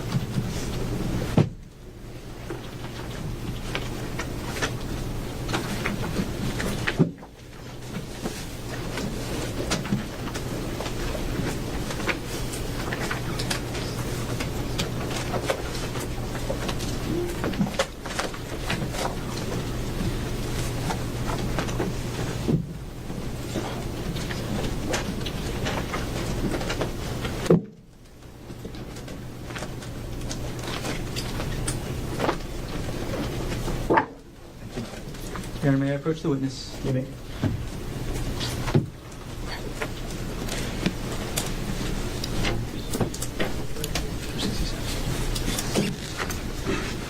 Ms. Kopp, I've handed you what's been marked as State's Exhibit 31 through State's Exhibit 67. I know that's a big stack, so could you just take a moment, look through, and when you're finished looking through all the exhibits, look up and let me know you're done. Okay.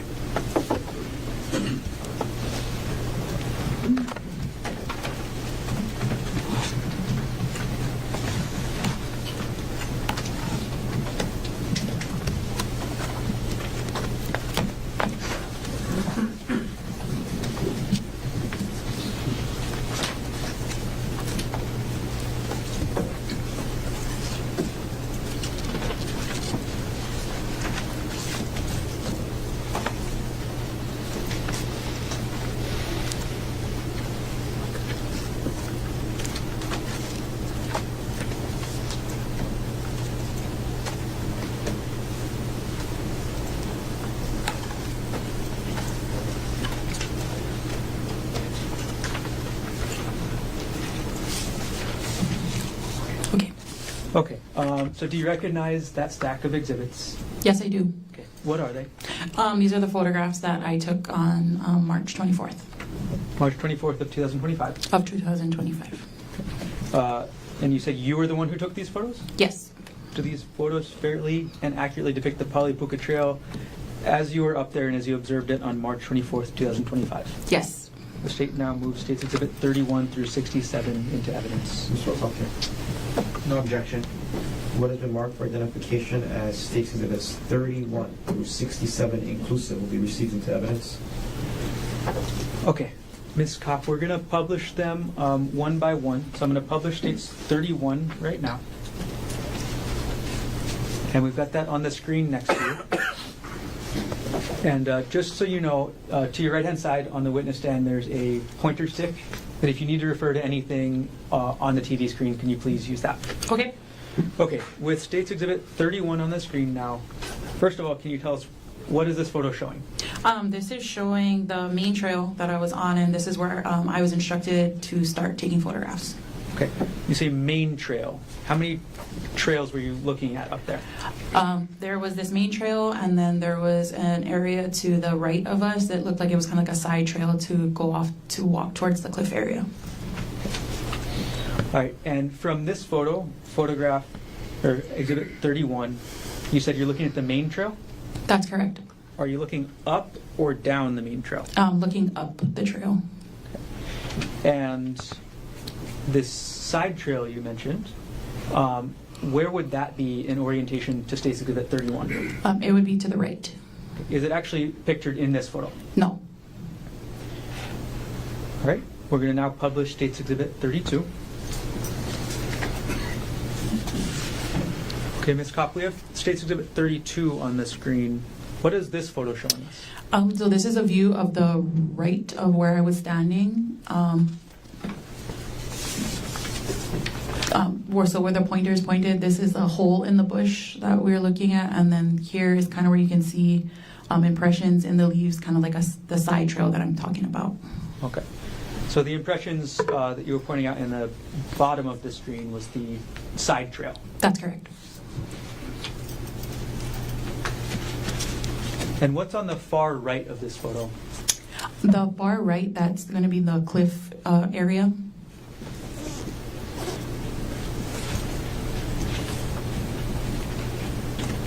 All right, moving on now to State's Exhibit 33. Okay, Ms. Kopp, what are we looking at in State's Exhibit 33?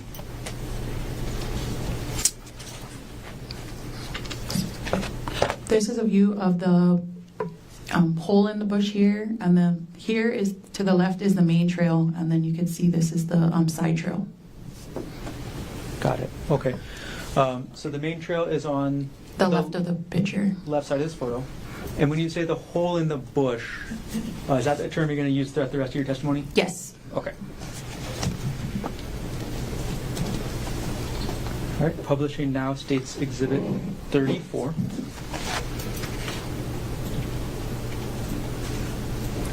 Okay, Ms. Kopp, what are we looking at in this photo? That is going to be in the top right corner, you can see the cliff area, and then here towards the middle bottom is the side trail. And closer to the left side of the photo, that's going to be the hole in the bush. Okay, so which direction are you facing then for this photo? Are you facing towards the main trail or towards the side trail for this photo? I'm facing towards the side trail. Publishing now State's Exhibit 35 up on the screen. Ms. Kopp, what does this photo show? That shows a closer view of the cliff view area. At this point where you're taking this photo, are you on the main trail or the side trail? I am on the main trail and I just zoomed in. I see. So between State's Exhibit, I'm going to publish them both together. So the left side is going to be State's Exhibit 32. The right side is going to be State's Exhibit 30. I'm sorry, I'm misstating myself. The left side is State's Exhibit 35, and the right side is going to be State's Exhibit 34. Okay, can you describe what you mean by zoomed in? So using my camera, I just used the zoom, what do you say, on my camera, so that I'm standing in the same area, but I'm just getting a more zoomed in view of the cliff area. Okay, so these two photos on the screen, Exhibits 34 on the right and 35 on the left, taken from the same place? Yes. Okay, thank you. Okay, Ms. Kopp, we're going to move on now to State's Exhibit 36. What do we see in this photo, State's Exhibit 36? In the middle, you can see there's kind of like the depression or like where the side trail goes through. And up further here is the hole in the bush. So you directed the middle of the screen, the dirt patch. Is that the side trail you're mentioning? Yes. Okay, and the hole in the bush is? A little more, is kind of to the left of the side trail. Publishing State's Exhibit now 37. Okay, what happened with this photo? This photo is a little it's underexposed, but I was taking a photograph of a rock that was pointed out by one of the detectives. Okay. So did you find this rock that's in this photo yourself? No. Okay. And Sorry, what exhibit is this? State's 37. Okay, thank you. And before I get any further, when you say underexposed, how does a photo get underexposed? Underexposed meaning either due to the shade, because there's a lot of trees, could be a factor. Also, that my flash didn't fire, so that's why there wasn't enough light when the photo was taken. Okay. All right, we're going to move on to State's Exhibit 38. Publishing now. Okay, Ms. Kopp, was your flash working for this photo? Yes. Okay. What are we looking at in this photo? So right in the center of the photo, you can see the rock here. Okay. And again, this is, to reiterate, not something that you found yourself, but something you were directed to. Yes. Okay. All right, I'm going to take a pause and take State's Exhibit 38 down, and I'm going to ask you a little bit about the rock. Okay. After you were directed your attention towards the rock, what did you do about that rock? After photographing it, we put it into a clean paper bag. Okay. And what did you do with the paper bag when you were done up at the poly that day? Once I was done at the scene, I took it back to the main office where I packaged it properly with tamper evidence tape, and I later that day turned it into the evidence room. Okay. And did you turn it into Eric Nagayama at the evidence room? Yes, I did. From the time that you collected the rock and sealed it up and turned it into Eric Nagayama, from the time that you collected it to the time you turned it in, was it in your sole custody and control? Yes, it was. During that time, did you tamper with, alter, substitute, or destroy any part of the rock? No. And at this point, I'm going to approach with what's been marked as State's Exhibit, what will be marked as State's Exhibit 2. And need a sticker real quick.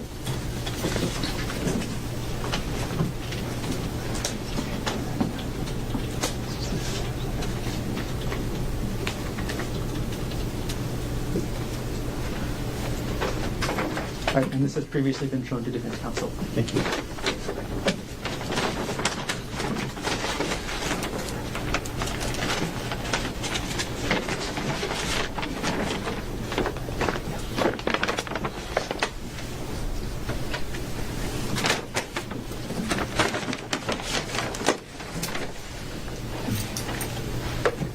Ms. Kopp, I've handed you what's been marked as State's Exhibit 2. Could you, without showing the jury, look into that bag that I just handed you? Okay. Do you recognize what's in that bag? Yes. What is it? It is item 2, the rock that I recovered. Is item 2, that rock, in the same or substantially the same condition as when you recovered it on March 24, 2025? Yes. At this point, Your Honor, the State will move to admit State's Exhibit 2 into evidence. Mr. Otake. No objection. What has been marked for identification as State's Exhibit 2 is received into evidence. And Your Honor, I'd like permission to publish to the jury. Granted. And could I publish by handing it to the jurors to pass around for a moment? Is it sealed? Yes. Yes. Thank you.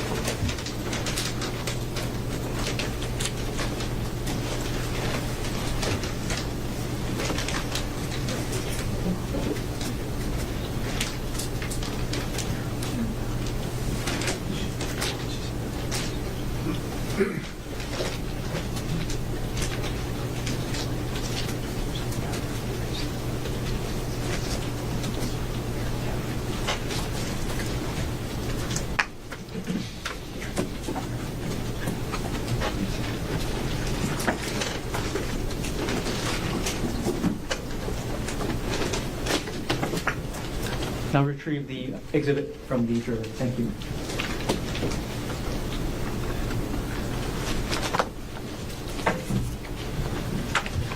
I'm going to hand exhibit 2 to the court clerk. Thank you.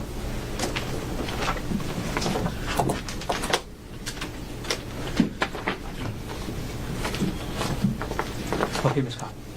I'm going to get back into the photos you took that day. So I'm now going to publish on the screen State's Exhibit 225.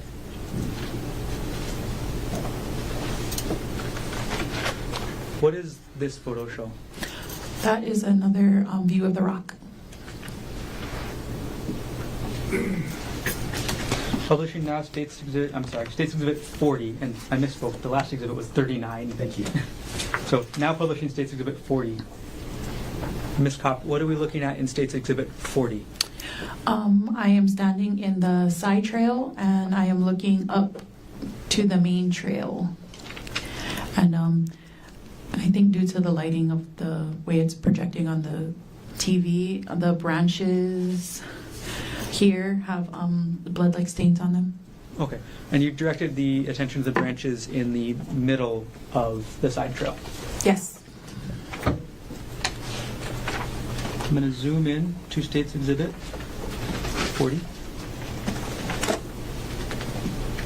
Okay. Can you describe what we're seeing in this zoomed-in portion? So it's just a close-up of the branches from the photo we were just looking at. And again, I think due to the exposure from the TV, but you can kind of see some red color here. Taking State's Exhibit 40 down and publishing State's Exhibit 41. Ms. Kopp, what does this photo show? This is a view of the main trail, and I am looking kind of at where there's red blood-like stains here, and the branches are in the right cornered area. That's the zoomed-in area we were looking at earlier. Okay. I'm sorry.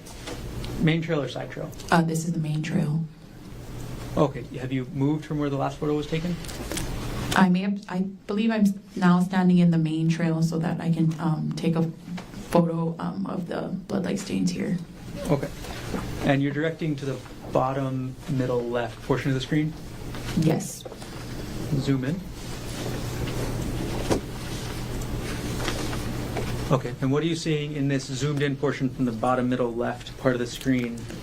There's some blood-like stains on the leaves and the ground area. Taking Exhibit 41 down and publishing Exhibit 42. Ms. Kopp, what do we see in this photo?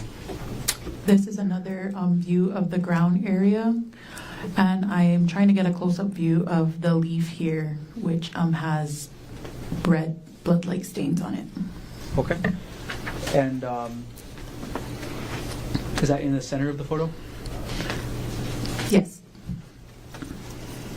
All right. I'm going to zoom in State's Exhibit 42 to the middle of the photo as you just indicated.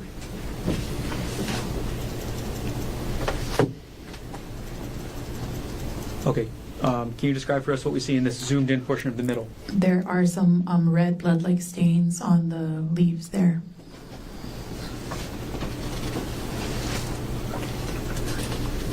Okay, now publishing State's Exhibit 43. Ms. Kopp, what are we looking at in State's Exhibit 43? This is another view. I am standing on the main trail, and to the left of the trail, kind of off to the middle here on this leaf, there is red blood-like stains on them. That's a leaf in the left center of the photograph? Yes. Do you take other zoomed-in photographs of this leaf? Yes. Okay, I'm going to move on to them. State's Exhibit 44 being published right now. What does this photo show? It's a zoomed-in photo of that same leaf with the blood-like stain. And again, publishing now State's Exhibit 45. Another view of the same leaf with the blood-like stains on it. Okay. State's Exhibit 46 now. This is another photo of that same leaf with the red blood-like stains on it. Got it. All right. State's Exhibit 47 now. Being published, could you tell us what this photo is of? This is a view of the main trail, so I believe I went back and I stood in the side trail area and I angled my camera towards the main trail to get this photograph. Okay. Are you looking up or down the main trail at this point? Looking up.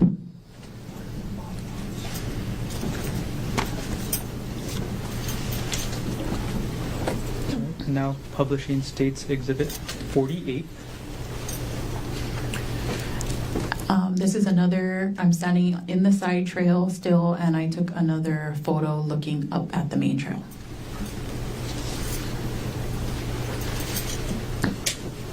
Now publishing States Exhibit 49. Ms. Kopp, what do we see in this photo? I moved back into the main trail, and my camera is pointed up the trail. In the top right corner, you can see a white piece of clothing. Do you take zoomed in photos of this as well? I believe once I get closer to the item, I take close-ups of it. Okay. I'm just asking so I don't have to zoom in on Oh, this okay, yes, specific sorry. photo. Okay, States Exhibit 50 now. Publishing. What do we see in this one? I'm getting closer to that white piece of clothing, still on the main trail, walking up. Now publishing States Exhibit 51. This is a close-up view of that item of clothing. Okay. Publishing States Exhibit 52.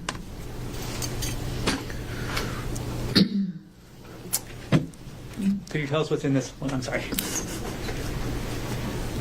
Okay, so in this photograph, I walked past the item, so I'm now kind of at the top of the trail, we're gonna call it, and the piece of clothing is now on the left side. Okay, when we say top of the trail, is this like close to the top as far as you went? Yes, Okay. And which direction are you looking at the trail at this point, up or down? I'm looking down. Publishing States Exhibit 53. What does this exhibit show? I'm still at the top of the trail looking down. The clothing item is still in the photo, and that hole in the bush that I was speaking about earlier is going to be here to the left. And that's the same hole in the bush that you saw on the side trail? Yes. Now publishing States Exhibit 54. What does this exhibit show? It's another view of the same. I'm standing at the top of the main trail looking down. Any difference in flash in these two photos? I think the flash is better here, so that the photo's brighter. Gotcha. Now publishing States Exhibit 55. Ms. Kopp, what is this photo showing? In this photo, I am still at the top of the trail, but I moved to where the item of clothing was recovered, and I'm shooting downwards to get that view. Okay, so you're still standing at the top of where you went on the trail? Yes. Okay, are you zoomed in at all at this point? I might be a little zoomed in, but I know that I did take a few steps forward because the item of clothing is no longer in the photograph. Gotcha. Okay, so you took a couple steps down the trail before Yes. taking this exhibit. States Exhibit now 56.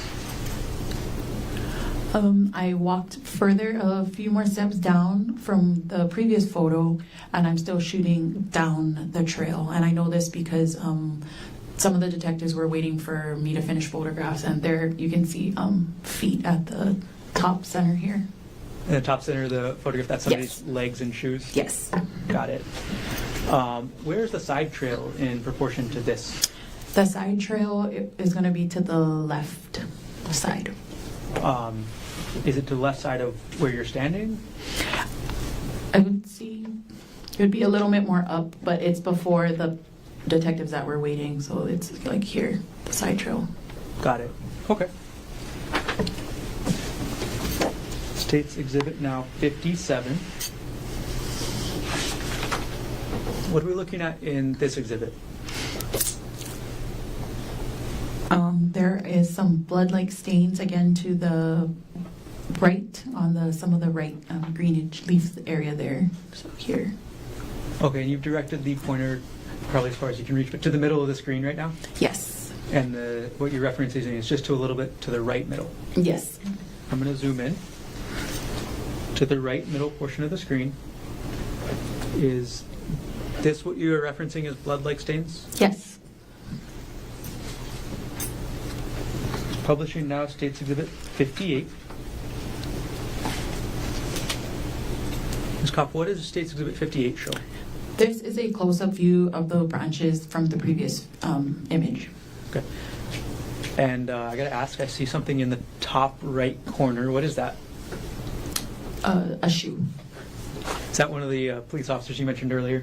Yes. Got it. And then, where are you on the trail as you're taking this photo?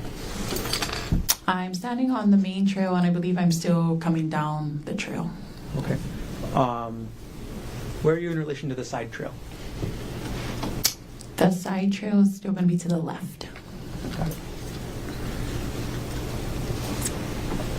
All right, publishing now, States Exhibit 59. This photo, I walked back up the trail to where the item of the clothing item was recovered from, and this is kind of where I'm going to refer to the hole in the bushes here. Okay, and you've pointed to the left middle portion of the screen, and that's the hole in the bush? Yes. Is that the same hole in the bush you referenced when discussing the side trail? Yes.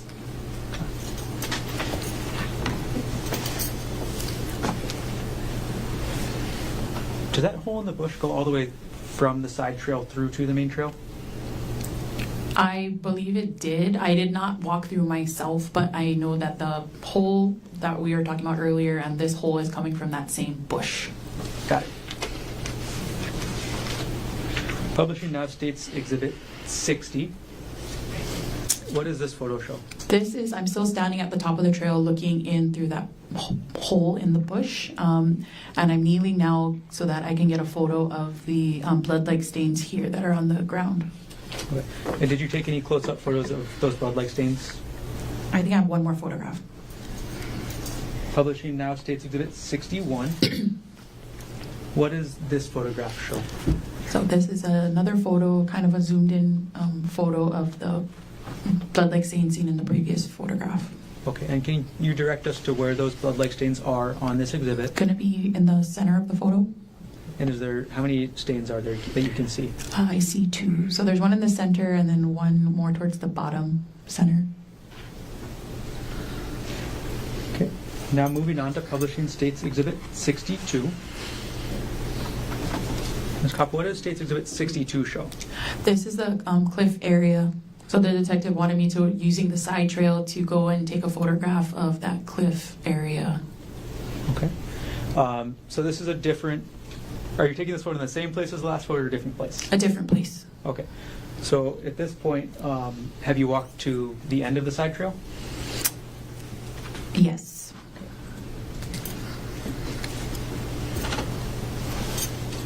Publishing now, States Exhibit 63. Ms. Kopp, what are we seeing in States Exhibit 63? So from where I was previously standing looking out towards the cliff, if I turn around, this is what I saw. This is the hole in the bush. Okay. In the center there. Did you take any additional photos of this hole in the bush from the side trail or cliff side? I think I have a zoomed in photo. Okay. We'll publish now States Exhibit 64. What does States Exhibit 64 show? So this is a zoomed in photo of the previous photo, and there is blood-like stains there in the middle. Okay. I'm going to pull up a side-by-side now between States Exhibit 64, which is going to remain on the left, and States Exhibit 61 on the right.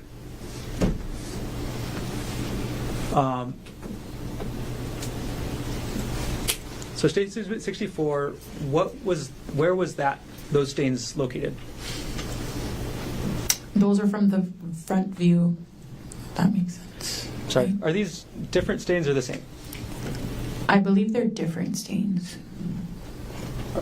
Are they? So you said they're both from the hole in the bush?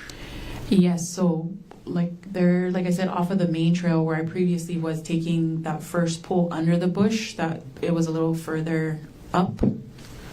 Got it. Okay. And then this is from the front of that bush. Okay. Same hole in the bush or different hole? The same hole. Okay.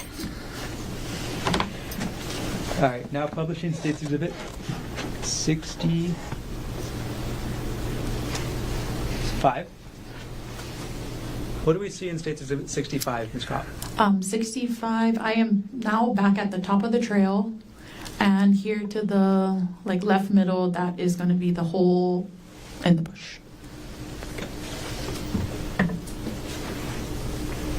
All right, and publishing now State's Exhibit 66. What do we see in this exhibit? It's another view. Right there in the center is kind of like the hole in the bush. Got it. And last photo for now, State's Exhibit 67. And that is just a zoomed in photograph of the previous image. Got it. All right. Take the photos down for a moment, Ms. Kopp. Mr. Garner, can I call a quick recess here? Yes. We've been going for a while. So, ladies and gentlemen, we'll take a short recess. 10-minute recess. Ms. Alpha Fisher will get you at 11:55. Then a short session up until 12:30 before we break for our lunch. Leave your notebooks on the chair. All right.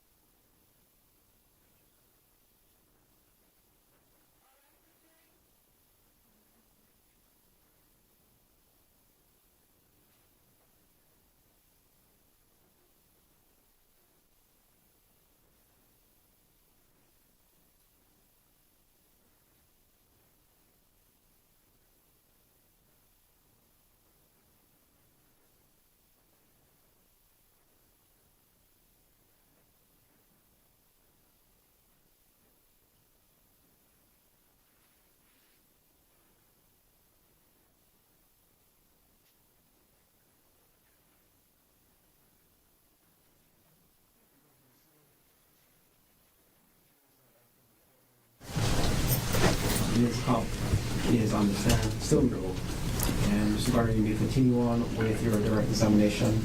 Again, short session until we get to 12:30. Understood. Thank you. Okay, Ms. Kopp, in addition to taking the photos we went through already this morning and collecting item number 2, the rock, did you collect any other evidence from the Palipuka Trail? The item of clothing, which I believe was a cardigan, was also recovered, and I recovered some swabs. Okay. How many swabs? 4. Okay. And just in general, how do you collect an evidence swab? If the swab is a dry substance or whatever we're swabbing is dry, the sterile swabs are removed from its pouch. We use distilled water to wet the tips just with just 1 drop of water. The swabs are then rubbed over whatever we're trying to swab. If the substance or area that we're swabbing is wet, the water is not added to the swabs, but the same sterile swabs are wiped over the wet substance. And what did you end up swabbing on March 24, 2025? I swabbed the leaf that I took multiple photographs of that was to the side of the main trail. I also swabbed the leaf that was on the ground on the main trail. And I also swabbed that branch area that was, when I'm looking up towards the trail, that branches that were to the right, that was also swabbed. And then that blood-like stain that was from the... When I recovered the swab, I stood in the front of the hole in the bush, and I swabbed that blood-like stain that I could see there. So the swab, the last one that you mentioned from the... We're just going to keep calling it the hole in the bush. When you say from the front, is that from the side trail side or from the main trail side? After coming off of the side trail, like I said, I was facing the cliffside, and when you turn around, the bush was right behind. Got it. Could you, real quickly for a moment, just thumb through the exhibits that you have up there with you and pick an exhibit that shows where each swab was?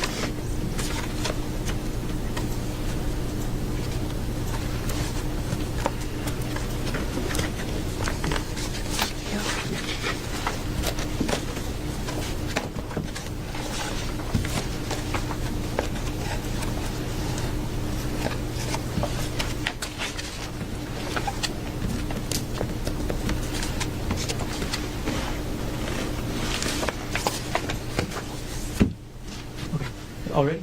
Yes. Okay. And the first swab you mentioned, was that the swab of a blood-like stain recovered from a plant off the trail? Yes. Okay. What exhibit is the photograph that shows that? Exhibit 46. I'm going to put that up on the screen. Publishing now states Exhibit 46. Okay. And could you direct us on the screen to the area you swabbed? So I swabbed this area here, that red blood-like stain there. Okay. And was that swab designated as evidence item number 3 under HPD report 25-110958? Yes. Now taking down states Exhibit 46. For the second swab you took, is that the one you mentioned was the of a blood-like stain recovered from a plant from the leaf on the trail? Yes. Okay. Could you tell us what exhibit shows that? Exhibit 42. Okay. Publishing now states Exhibit 42.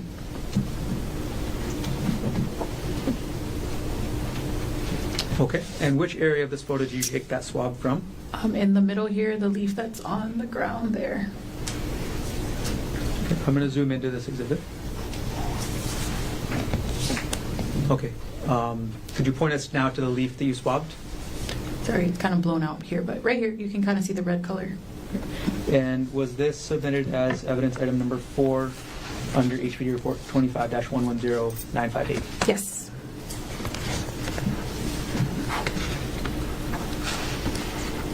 Okay, the third swab you took, I think you mentioned, I'm taking down the exhibit, I'm sorry. The third swab that you took, it was the blood-like stain recovered from the tree branch, is that right? Yes. And could you tell us which exhibit shows where you took that swab? Exhibit 40. Now publishing states exhibit 40. Okay, could you show us on this exhibit where you took that swabbing from? So it's going to be from the branches located here. The branches in the middle right of the photo? Yes. Okay. I'm going to zoom in.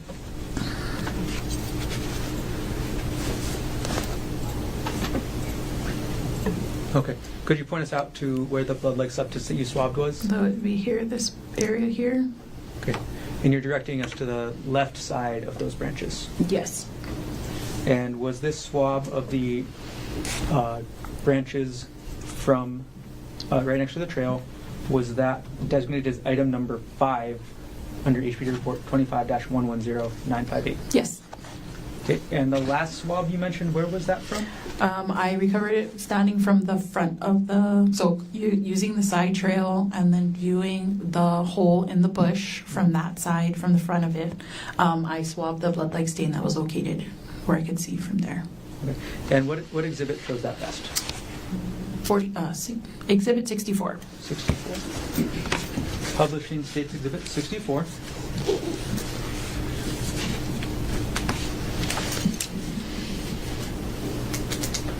Okay, and then could you show us where you swabbed on this exhibit? This area here. And you're directing your pointer Kind to of the the center. center of the photograph. And was this swab of the blood-like stain on the ground under the bush, the hole in the bush as we've been calling it, designated as item number 6 under HPD report 25-110958? Yes. Okay, I'm going to take the exhibit down. Now, you've told us what a swab is, where you took it. After you take the swab, what do you do with the actual piece that you take? The swabs have like a capture over it, so it keeps it not sterile, but it protects it from getting contaminated. The swabs are then placed in a self-sealing pouch, and we later seal it with tamper evidence tape. And did you follow that procedure in this case? Yes. And then after you sealed up the swab in the pouch with the cap, with the tamper-proof tape, where did you take it? Once getting back to the main station, I created evidence sheets and I turned it into the evidence room. And was that to Eric Nagayama? Yes. And from the time that you collected the swabs labeled as items 3, 4, 5, and 6, to the time you gave the swabs to Eric Nagayama at the HPD evidence room, were they in your sole custody and control? Yes. During that time, did you tamper with, alter, substitute, or destroy the contents of any of those 4 items? No. During that time, did anybody else open the self-sealing package at all? No. Okay. One last section, Ms. Kopp. In addition to your work at the scene on the Palipuka Trail, did you also participate in the execution of a search warrant on a black Nike bag listed as item number 47 under HPD report 25-110958? Yes. What was your role in the execution of that search warrant? I was assisting taking photograph of its contents. I'm going to approach now with what's been marked as State's Exhibit 87 to State's Exhibit 103, previously shown to defense. May I approach the witness? Yes. And I'm going to collect all the other exhibits from those as well.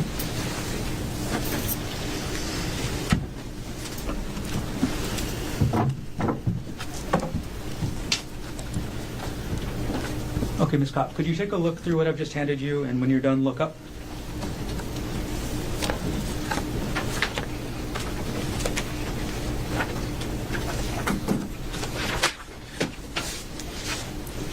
Okay. Do you recognize what I've handed you? Yes. What are these? These are photographs from the search warrant I assisted with. And do these photographs fairly and accurately depict that bag that you helped execute the search warrant on and took photographs of, as well as the contents of that bag? Yes. At this point, the state will move State's Exhibit 87 to 103 into evidence. Mr. Subject to our previous record. Yes. What has been marked for identification as State's Exhibits 87 to 103 inclusive will be received into evidence. And for the record, the state will reserve publishing on these exhibits for now. Thank you. I'm going to collect the exhibits from you, Ms. Kopp.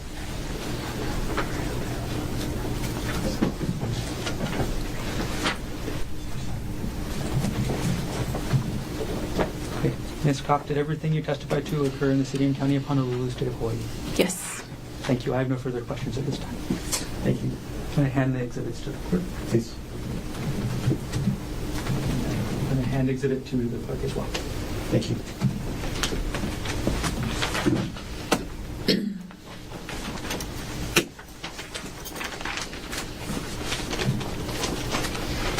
Mr. Osaki, cross-examination. Oh, I'm so sorry. Yes, Your Honor, 1 second.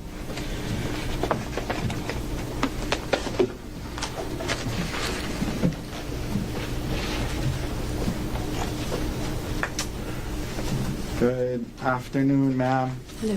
Hi. Just a few questions for you. I know it's getting close to time to eat. Keep it quick. Now, how long have you been an evidence specialist? 8 years. 8 years. And part of that, you received training and from HPD about how to go about your job, yes? Yes.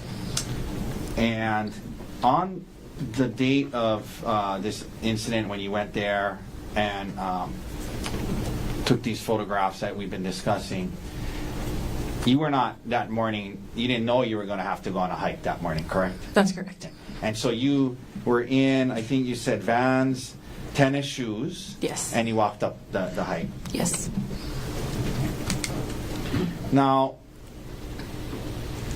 you arrived at the scene at 1:43 p.m. in the afternoon, yes? Yes. Okay. And we know that because you document that in your report, yes? Yes. Okay. So 1:43 p.m., that was approximately, well, that's a little over 3 hours after 10:30 a.m., yes? Yes. 11, 12, yeah. A little over 3 hours after 10:30 a.m., correct? Yes. And so it's safe to say that the responding officers, the first officers there, had arrived at the alleged scene a lot earlier than you, yes? I suppose I'm not, like, I don't know specifically what time they arrived, but yes. Yeah, like, and all I mean is you weren't the first person from HPD there, correct? Correct. So there was a responding officer named Officer Wu who testified that he was one of the first officers there. He would have been there before you, correct? Yes. Now, you go up on this trail and you take some photographs of the rock, yes? Yes. Let's, if we could we please pull up State's Exhibit 37? Okay. Let's maybe go to number 38. Sorry. Okay, 38. So this is a picture of the rock that you took, correct? Correct. And let me ask you this: when as an evidence specialist, do you agree, and part of your training, you want to document and photograph evidence, ideally in the location it was initially discovered, correct? Yes. Okay, in other words, that's part of what you're doing. You're there to document evidence and show where it was when the police first got there, yes? Yes. Okay. And so when you got up there, you took a picture of this rock, and it was right in that area there with the leaves around it and whatnot, yes? Yes, sir. Okay. And this would have been after the first officers, including Officer Wu, got there, correct? Yes. Could we please, Mr. Dirks, pull up what's already in evidence marked as State's Exhibit 6? Okay. So you see here, this is State's Exhibit 6. And the rock is kind of in that clearing little pathway? Yes. Okay. And that's not where you photographed it, was it? No.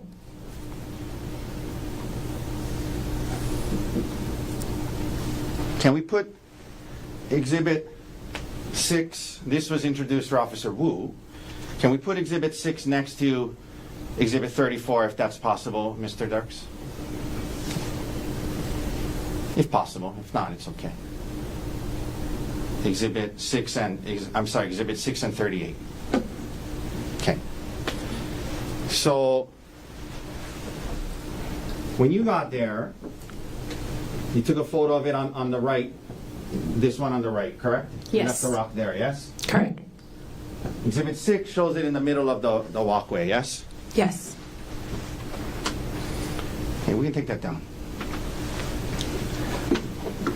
When you testified today, the prosecutor didn't ask you about that. Did you know that it had been moved before you photographed it? No.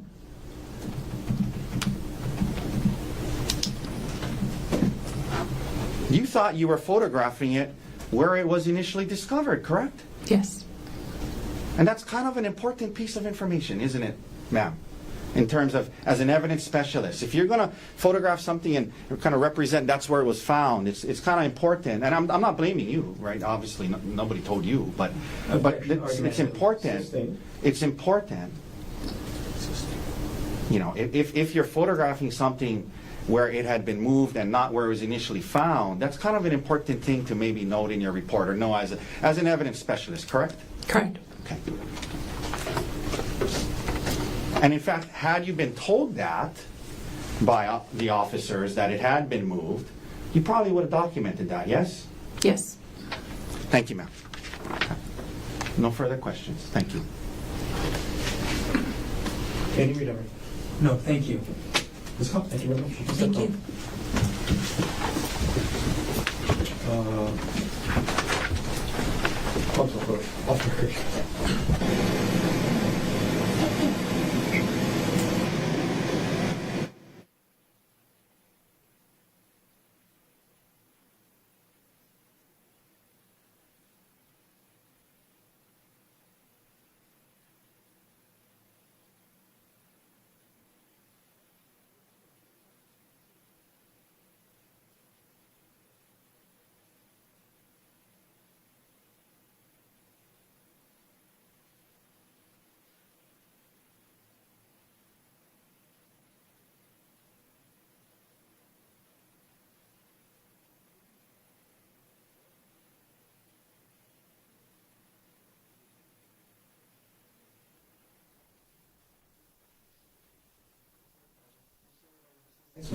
State's next witness will be Mohammed Salame.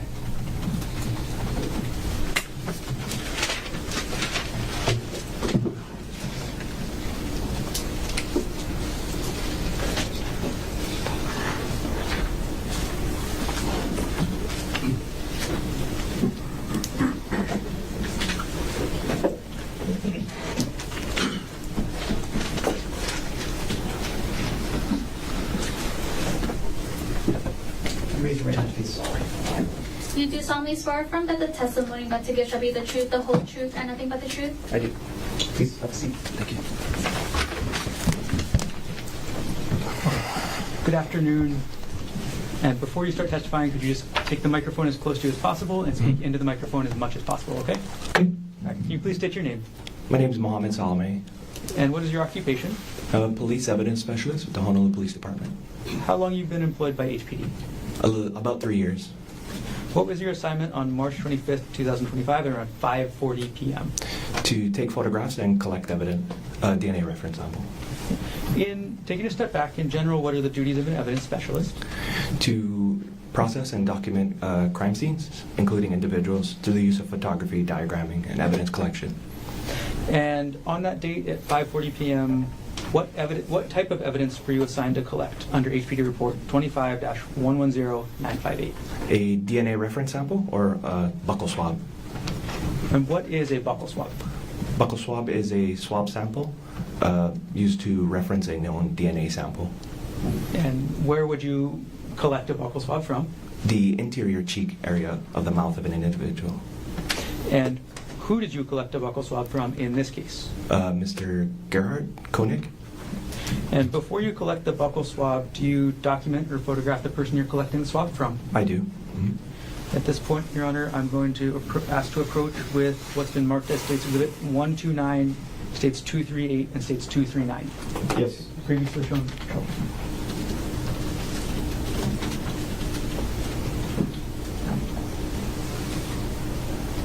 Can I approach the witness? Yes.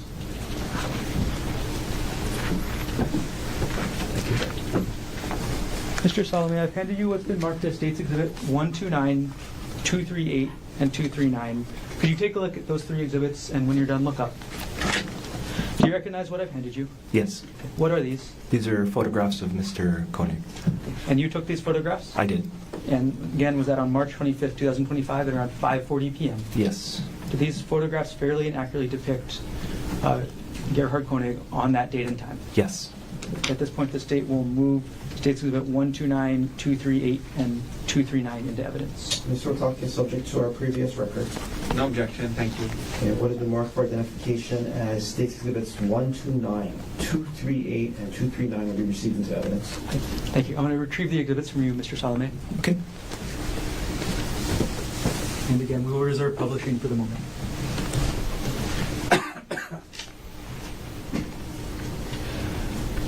Okay. Could you walk us through the mechanics of how you actually collected the buccal swab from Mr. Konig? Of course. Or Dr. Konig, I'm sorry. Yeah. I start with a new pair of gloves, new pair of swab. I begin by swabbing or collecting the sample from the interior cheek area, left and right cheek area, also known as the buccal. And then after collecting the sample, I cap the sample, place it into a self-seal envelope, and then seal it into a manila envelope. And is that the way you actually collected the sample on March 25th, 2025 in this case? Yes. After you collected the swab and sealed it, what did you do with it?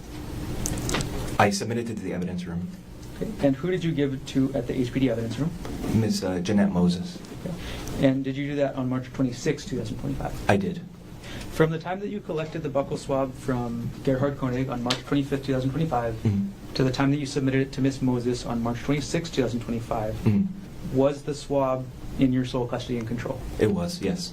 And also, was the swab designated as evidence item number 45 under HPD report 25-110958? Yes. During that time, from the time you took the swab to the time you submitted it, was it in your? I'm sorry, repeating myself. Did you tamper with, alter, substitute, or destroy the contents of the packaging in any way? I did not. No. Tamper with the swab in any way? No. During that time, did you or anybody else open the self-sealing package at all? No. Okay. Did everything you testified to occur in the city and county of Honolulu, state of Hawaii? Yes, it did. Thank you. I have no further questions at this time. Thank you. I'm going to hand the exhibits to the clerk.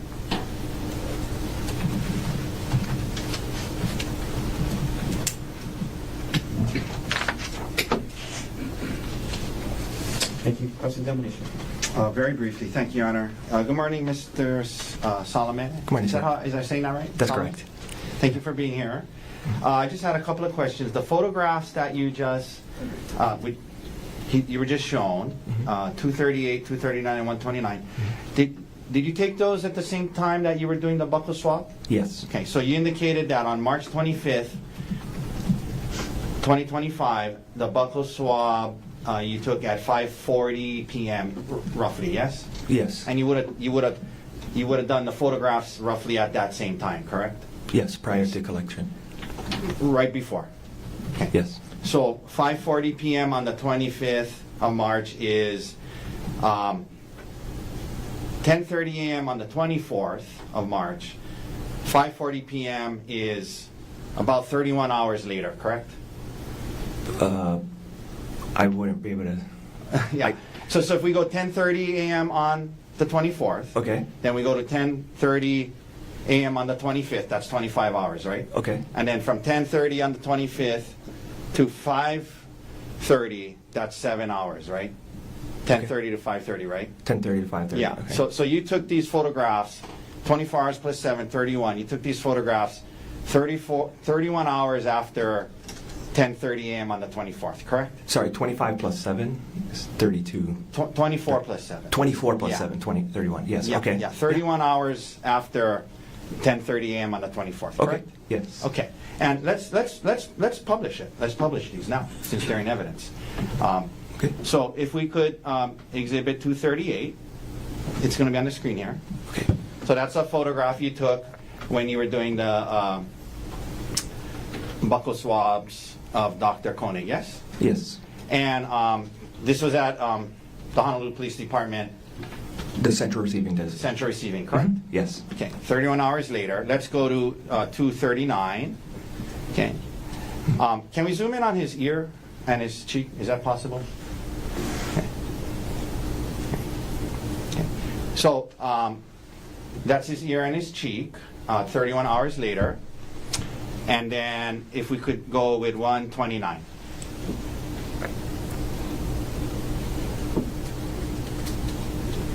Okay, and that's the front of him 24 hours later. I mean 31 hours later, correct? Yes. All right. Thank you, sir. Okay. Thank you very much. Thank you, sir. No further questions. Mr. Garner, any redirect? No need. Thank you. All right, ladies and gentlemen, let's take our lunch break now. Leave your notebooks on your chair. Have you come back at 1:30 this afternoon and talk to me about this case. Keep an open mind. Do not try to learn about this case outside. Oh, you tell the lunch. All right.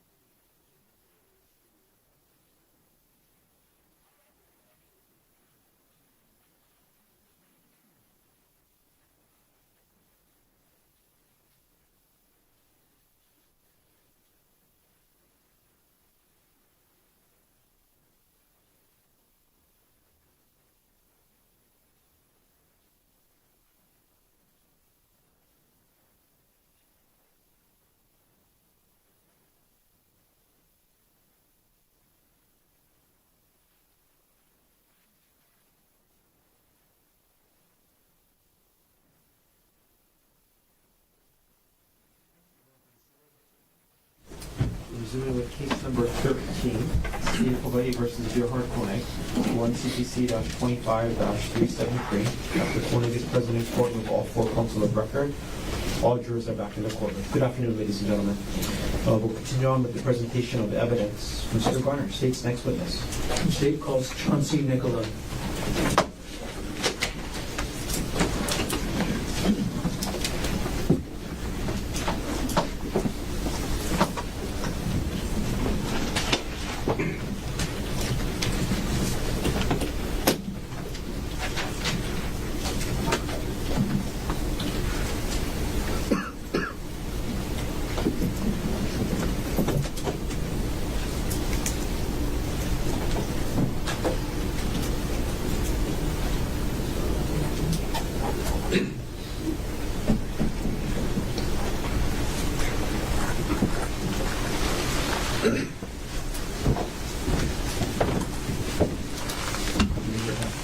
Do you solemnly swear or affirm that the testimony about to give shall be the truth, the whole truth, and nothing but the truth? Yes. Please have a seat. Good afternoon. That's it. Sorry. Sorry. As you testify today, could you also speak as much into the microphone as possible? Yes. Okay. Could you please state your name? Chauncey Nicola. And Mr. Nicola, what do you do for work? I'm a Honolulu police officer. How long have you been employed by HPD? Just about 9 years. Were you employed and on duty on March 24th, 2025? Yes. On that date, what was your assigned unit? I was assigned to the Criminal Investigations Division's Strategic Enforcement Detail. And what does the Strategic Enforcement Detail generally do? We either handle cases or we assist other detectives or other details within the Criminal Investigations Divisions. And on about 12:45 p.m. on March 24, 2025, where were you dispatched to? The Palipuka. When you got to the Palipuka, what were you assigned to? We were assigned to look for the suspect and go up into the mountain, into the trail area. And did you actually do that? Yes, I did. Okay. And when you say go up into the mountain, where exactly did you go? So we had to go up to the initial scene and canvass the area and look for different routes in different areas that he might have went, or just that whole mountainside area. Okay. What was the terrain like on that mountainside area? It was steep, it was rocky, there was dirt. What was the ground brush cover, if there was any, like? I mean, it was dirt and grassy area. How long did you stay at the Pali Lookout on March 24, 2025? About 6 hours maybe. What time did you end up leaving? Right around just about 6 p.m. Who was with you when you were leaving? Officer Koki and Officer Borges. And where were you instructed to go at around 6 o'clock p.m.? Back to the main police station on Baratano. So you're going back towards town, or you're going towards Windward Side? We're going town-bound. So we left Palipuka and we went Pali, but we went town-bound towards the main station. And can you describe the vehicle that you and the other 2 officers were in? So we're in an unmarked HPD police vehicle. It's a Nissan Quest, gray in color. Say Nissan Quest. What kind of vehicle is that? It's a van, a regular van. And where were you positioned in that Nissan Quest? I was driving the van. I know you talked a little bit about it, but can you clarify the route you were taking to get back from the Pali Lookout to the main station? Okay, so we left. We were at the top part where that rock wall was. We parked, then we left, and we went down towards Pali, so the Nuuanu Drive. Nuuanu Pali Drive? Pali Drive, yeah, to Pali Highway. As you were driving down the Nuuanu Pali Drive, what did you observe? As we pass everybody, we go down. I see a male emerging from the brush area behind this tree, like the forest area, come across the roadway. Can you describe the male you observed? Yeah, he was average height, maybe 5'7", 5'8". He was wearing a white shirt, blue pants, which he had like blood on his shirt. Or what looked like blood? What looked like blood appeared to be blood. How close did you get to the male in the vehicle? So after we continued to drive down, we pulled just alongside. So if this is my vehicle, he was approximately right there. And for the record, you just demonstrated about an arm's length. A little bit past the arm length away. Okay. And you got a little bit past an arm length away from your vehicle? Yes. Did you recognize that male to be anybody relevant to your investigation? Yes, the suspect. And that's based on the description you were given? Yes. If that person is, if you were able to see that person again, would you be able to recognize him? Yes, I would. If that person is in the courtroom, can you point to that person and let us know an article of clothing that they're wearing? Sitting in the middle with the blue collared shirt. And may the record reflect the witness has identified the defendant. The record will reflect identification has been made. Okay. And you ID'd, who did you ID the male as, name-wise? Well, Gerhardt Konig. Konig? Konig, sorry. So once you observed the male and ID him as Gerhardt Konig, what actions did you take? So we pulled alongside. I told my other fellow officers in the car that was him, and then we pulled up, and then I put up alongside of him. I said, "Hey, police, stop, let me see your hand." Okay. Now, when you said, "Police, stop, let me see your hands," can you tell us what kind of voice you used when you do that? I mean, I used kind of a loud, commanding voice so that he could hear. Officer Nicola, I'm sorry, I'm going to ask you this. Do you mind demonstrating? Yeah, so I pulled up and I said, "Hey, police, stop, let me see your hands." And after you said that, did you give the defendant a chance to comply? Yeah, so he looked at me. He looked back. Because now we're face. I'm looking at him and he's looking at me when I said that. Okay. So he's looking at you when you say, "Police, stop"? Because he's up the van approaching because he runs in front of us because we come down. Okay. And how long did you give him to comply with that demand? I mean, I at that point, I'm just looking at him. Could have been, I don't know, 15, 20 seconds. He's just looking at me. Okay. And after you see the defendant, you pull up, you tell him to stop, you guys look at each other, then what does the defendant do next? Then he turns and he runs away from my vehicle to this brushy, like the grassy area because we're still in the roadway. Okay, you say he runs to a brushy or grassy area. Can you describe the area? It's just like it's the road and it's like grass and dirt area, and then there was like bushes beyond that. Okay, as the defendant ran toward the road and the grassy area and the bushes, what did you do? Then put my vehicle in park. I exited my vehicle and I gave chase after him. Did anybody else pursue as well? Yeah, my other two partners are with me, but they were on the other side of the vehicle, so I didn't see when they came out or anything. I was just focused on running ahead of me. So of the three officers, who got to the defendant first? I did. What happened when you got to the defendant? So as I got closer, I reached out and I grabbed his right arm to try. I'm still yelling, "Police, stop, police, stop," and I was able to grab onto his right arm. Okay. After you grabbed the defendant's right arm, actually, pause that. Yes. Restart the question. You said you kept yelling, "Police, stop"? Yes. How many times? I just kept yelling as I was running.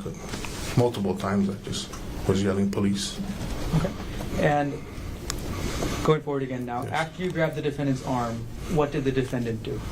He tries to pull break my grip, so he tries to pull out and continue running away from me to get away from me.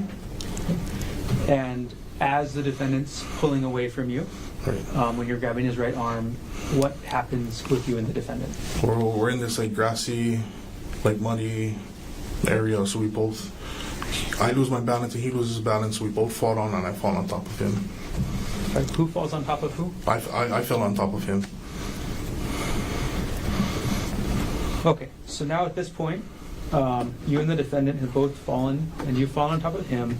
What did the defendant do next? Starts reaching for it. He has this like black, I don't know, side bag. I don't know what you call it. It's like he has it around him. He starts to grab for it.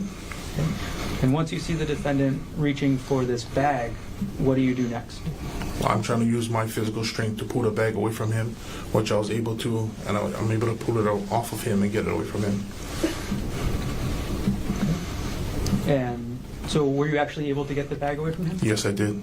So what did you do with the bag once you got it away from the So once defendant? I got it away, I threw it on the side of me to get it away from me and him, away from arm length reach from anybody, so he couldn't grab the bag again. Right. So at this point, now that you've gotten the bag away from the defendant, what happens next? Well, he's still trying to push and fight, and he's trying to like grab all over. So I don't know what he's going for. He's reaching for his waist. He's going for his pants. So I don't know if he has a weapon or not. So I continue to try to gain control of him.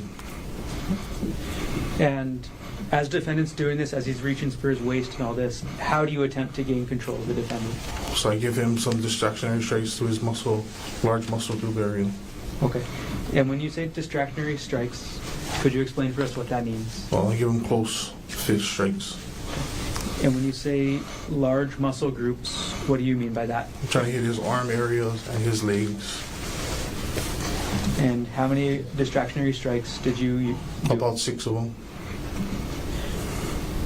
Ultimately, was the defendant apprehended Yes, he was. and arrested? Yes. After the defendant was arrested, what happened with his backpack?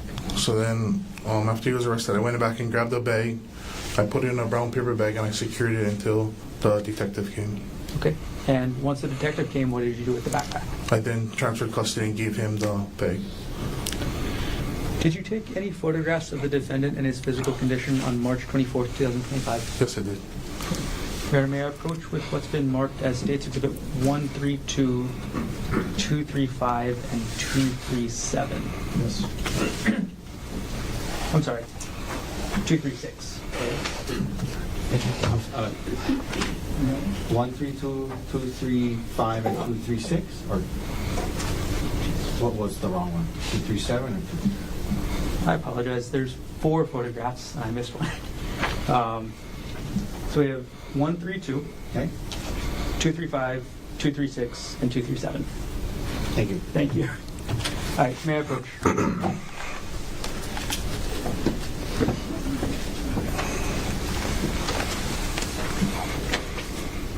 Okay, Officer Nicola, I've handed you 4 photographs now. Yes. Could you take a look through all 4, and when you're done, look up and let me know? Yes. Okay. Good. Do you recognize what I've just handed you? Yes. Okay, what are these? The photos after he was placed under arrest. And these are the photographs of the defendant. Yes. Do these photographs fairly and accurately depict the defendant as you observed him on March 24th, 2025? Yes. At this point, the state will move to enter 132, 235, 236, and 237 into evidence. No objection. And what has been marked for identification as State's Exhibits 132, 235, 236, and 237 we received into evidence. Okay, and permission to publish. Right. Okay, Officer Nicola, I'm going to put those photos up on the screen. Starting with Exhibit 132.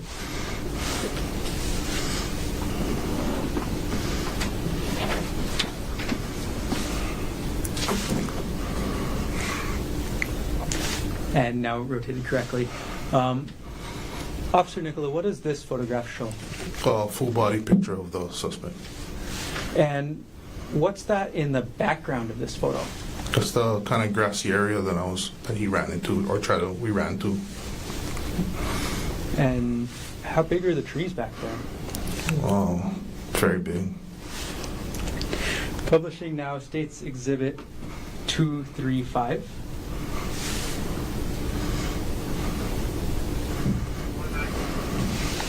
And we'll rotate it correctly.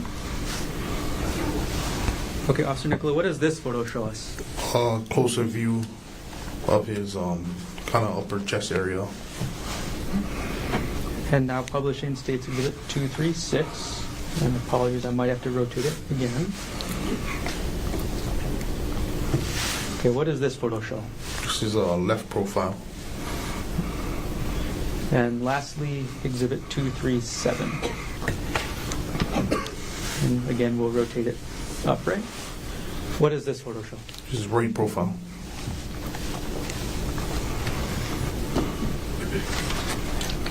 I'm going to take the exhibits down. Okay.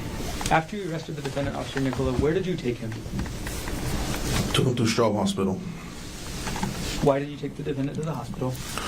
Just because when we took him down, there was force used and stuff, so we always take the suspect to the hospital. How long did you and the defendant stay at the hospital? Probably about 5 hours.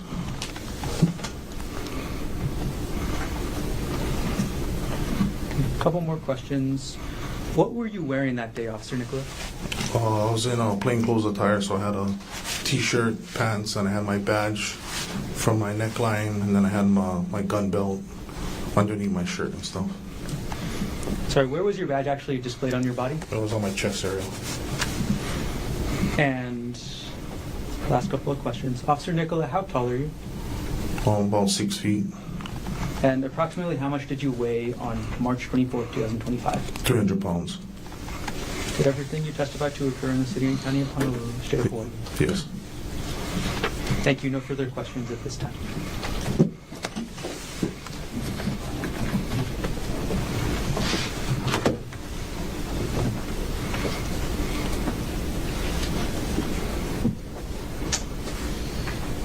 Okay, cross-examination. Good afternoon, Officer Nicola. That's right. Just a few questions for you. You mentioned that you, on the day of this incident, were part of something called the Strategic Enforcement Detail, is that right? Yes.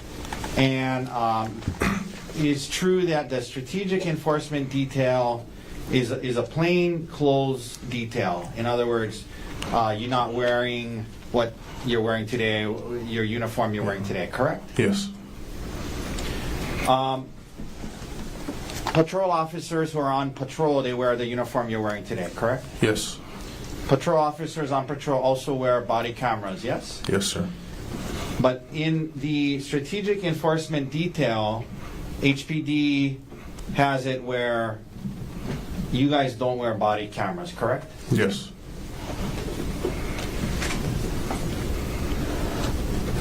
So the patrol officers who have body cameras on, it records the interaction, it records what you guys did, what the suspect did, what was said, what wasn't said, correct? For a patrol officer, right? Yes, sir. But you guys, no body cameras, correct? No, sir. And that's a decision by HPD, yes? Yes. You mentioned being in an unmarked van, is that right? Yes, sir. And when you say unmarked van, sir, you just mean it's just like a van, like it doesn't have any HPD. No logos, no lights and sirens, nothing like that. No sirens. Nothing. And no dash cam either? No, sir. No body cam, no dash cam, unmarked vehicle, correct? Yes, sir.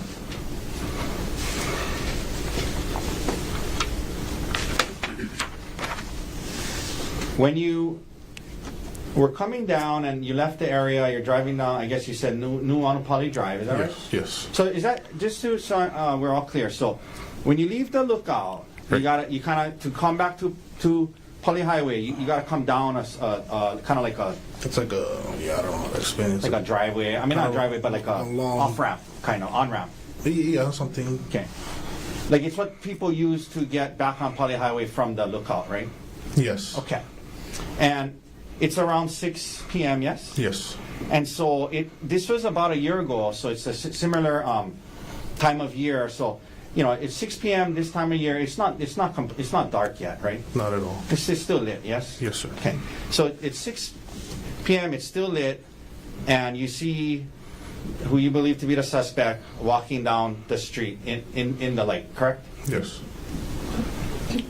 And when you first saw him, he was walking, not running, correct? When he ran across from the trees for the brushy area, he ran across to us.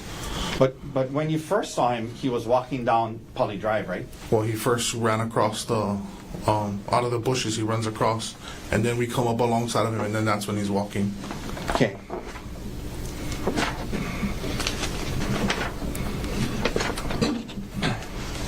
Oh, I see. So he ran across, and then he was walking. Then he's walking alongside because we drive up, right? Got it. Okay. And then he was walking down when you guys put up next to him. Yes. Okay.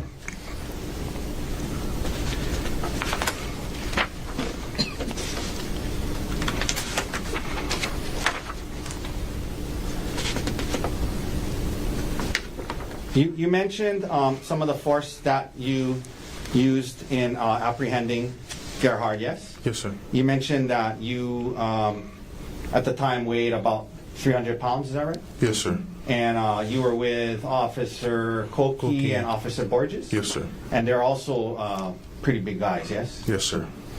And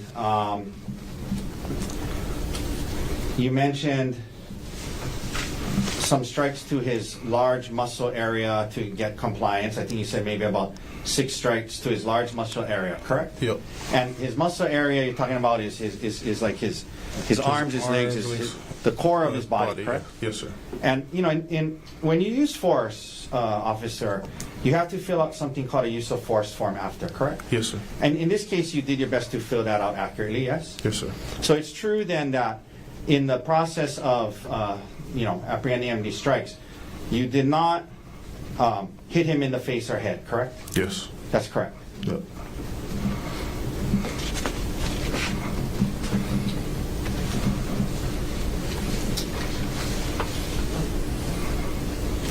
You mentioned taking him to the hospital. He had visible injuries when you were dealing with him after, yes? Yes, sir. But you believe that those injuries came from the hike, yes? Or the incident, correct? The incident from when we both fell down. Yeah, and from the hike, yes? Sure. Yes. And then you took him to Straub. Straub Hospital. And then at Straub, did you stay with him the full 5 hours? I stayed with him up until about the last hour. Then Officer Koki came and relieved us, and we went back to the station. Okay. 1 second. But to be clear, you never hit him or struck him in his face or head, correct? Yes. All right. Thank you, officer. No further questions. Any of you direct?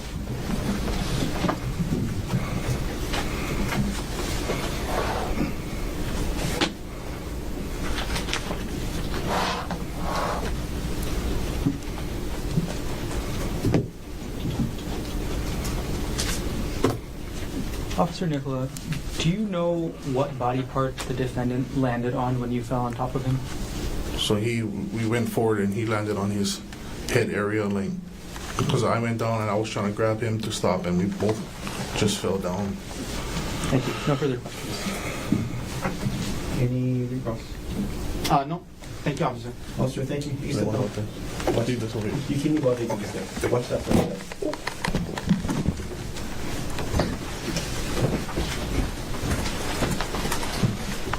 Mr. Martin, state's next witness. Called Riley Borges.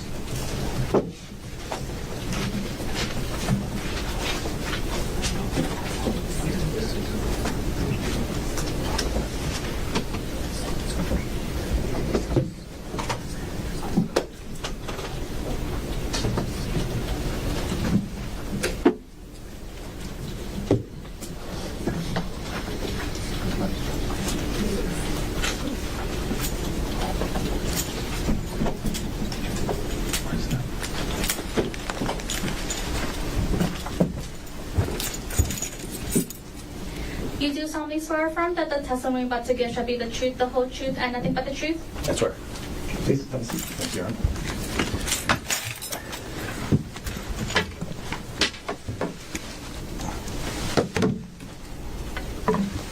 Good afternoon. Good afternoon. Could you please state your name? Riley Borges, Okay. Mr. Borges, what is your occupation? Honolulu police officer. How long have you been employed by HPD? Almost 6 years. Were you employed on duty on March 24th, 2025? Yes. On that date, what was your assigned unit? I was part of the Criminal Investigation Division, Strategic Enforcement Detail. And at around 12:45 p.m. on March 24th, 2025, where were you dispatched to? I was dispatched to a hiking area known as the Palipuka. And what area is the Palipuka located in? It's located off of Pali Highway on Nu'uanu Pali Drive. And before you get to the puka, do you got to go to the lookout? Yes. When you got to the area that day, what were you asked to do? I was asked to canvass the area, the forestry area, to look for the suspect or evidence or anything that stuck out to us. When you say you're looking for the canvas for the suspect or evidence, what was the primary objective? Primary objective for myself and like our small unit was to look for the suspect. Did you actually go up the Polipuka Trail? Yes. How far up the trail did you go? I went all the way to the Puka, which is approximately about a 20 to 30 minute hike if you're going pretty fast. And can you describe the trail and the condition of the trail up to the Puka? Yes, it's all dirt, some grass, loose footing, areas that have a steep incline. There's some areas that previously people tied up ropes because it's very steep to get up there. And then some areas where it's very narrow, that the cliff is right to your right. Which side, when you say it's to your right, is it the windward side or the town side? It'd be windward side. And do you know how big the cliff was? I would say approximately close to 1,000 feet. And when you were up there that day, what was the wind level like? It was very windy. What was the terrain, you mentioned that you hiked up to the Puka. Did you canvass any other areas as well? Yes. Okay, what areas were those? The kind of landing area where the incident had occurred. And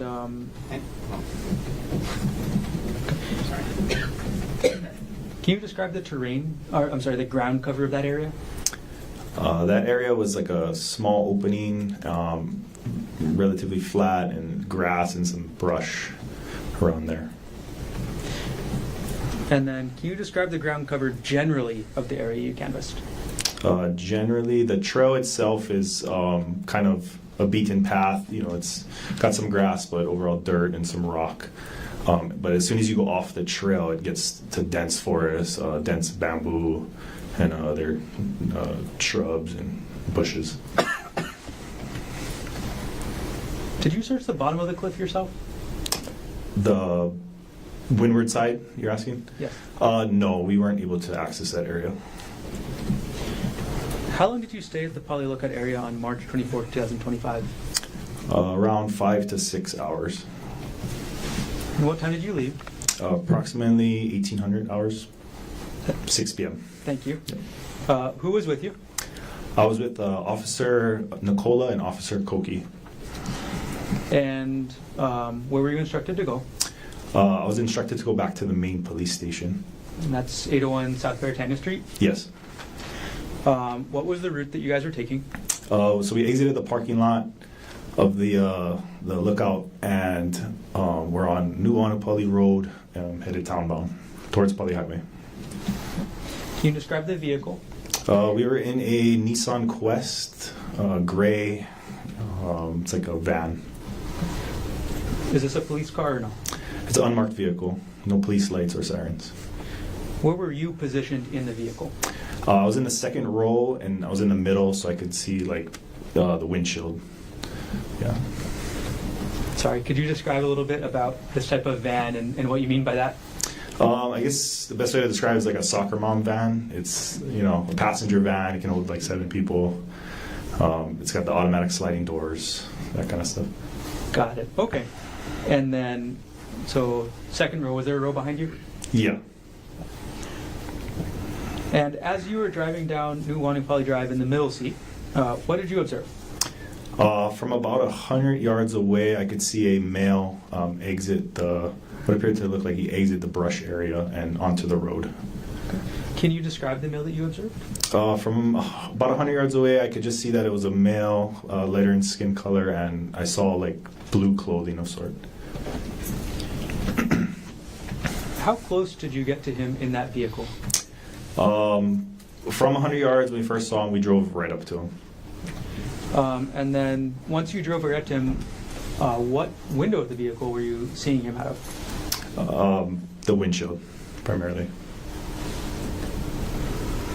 And were you able to make any other visual observations as you got right up close? Yes. While we were still driving, from about 20 yards away, I was able to identify who the suspect was. Who did you identify him as? Gerhardt Konig. And how did you identify him? I previously looked at his Hawaii driver's license on our computer system to familiarize myself with his appearance. If you were to see that person again, would you be able to recognize them? Yes. If that person is in the courtroom today, could you point at an article of clothing and let us know what they're wearing? Yes. A blue long sleeve button-up shirt. Your Honor, may the record reflect the witness has identified the defendant. Record reflect identification was made. Okay, so Officer Borges, you observe the male and identify him as Gerhardt Konig. What actions do you take next? From there, Officer Nicola parks the vehicle. Okay. And he exits first, and simultaneously we're all trying to exit. But I have to exit through the right side, which is the passenger side, and that is the opposite side that the suspect is on. Were you saying anything as you exited the vehicle? Yes, I was saying, "Police, stop! Stop! Resisting." Could you tell us the type of voice you were using when you were saying "Police, stop"? Loud, commanding voice to announce my presence and to stop. Officer Borges, if you could, maybe you lean back from the microphone before you do this, but could you demonstrate? Yes. Police, stop! Thank you. Did you give the defendant a chance to comply? Yes. About how long? A few seconds. And how many times did you say "Police, stop"? I don't know exact number, but we're trained to just continuously say that until we get compliance. What did the defendant do after you said "Police, stop"? And as I was saying "Police, stop," I noticed that he was trying to go further into the brush area, which is immediately off the road is the forest. Right. And after you see the defendant going towards the forest, what do you do? That's when, at that time, I'm still on the passenger side trying to wrap around, and I briefly break visual contact, and by the time I come around, that's when I see Officer Nicola close to the suspect. Okay. When you say you break visual contact, what does that mean?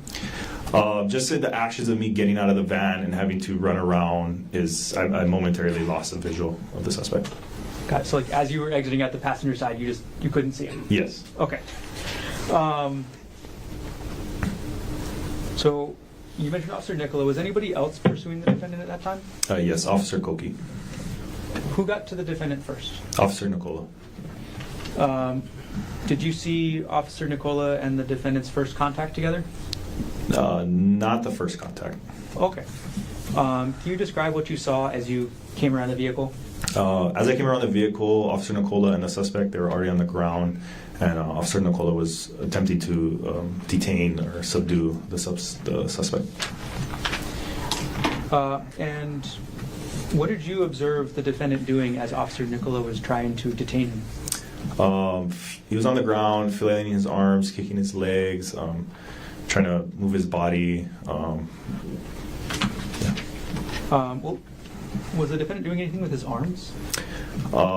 Yes, he was. In addition to flailing it, he was tucking it under his chest area while he was prone on the ground. Did you have any concerns over seeing the defendant tuck his arms under his chest area? Yes. What were you concerned about? I was concerned that the suspect would be reaching for his waistband, which is a common area that people hide tools or weapons of such.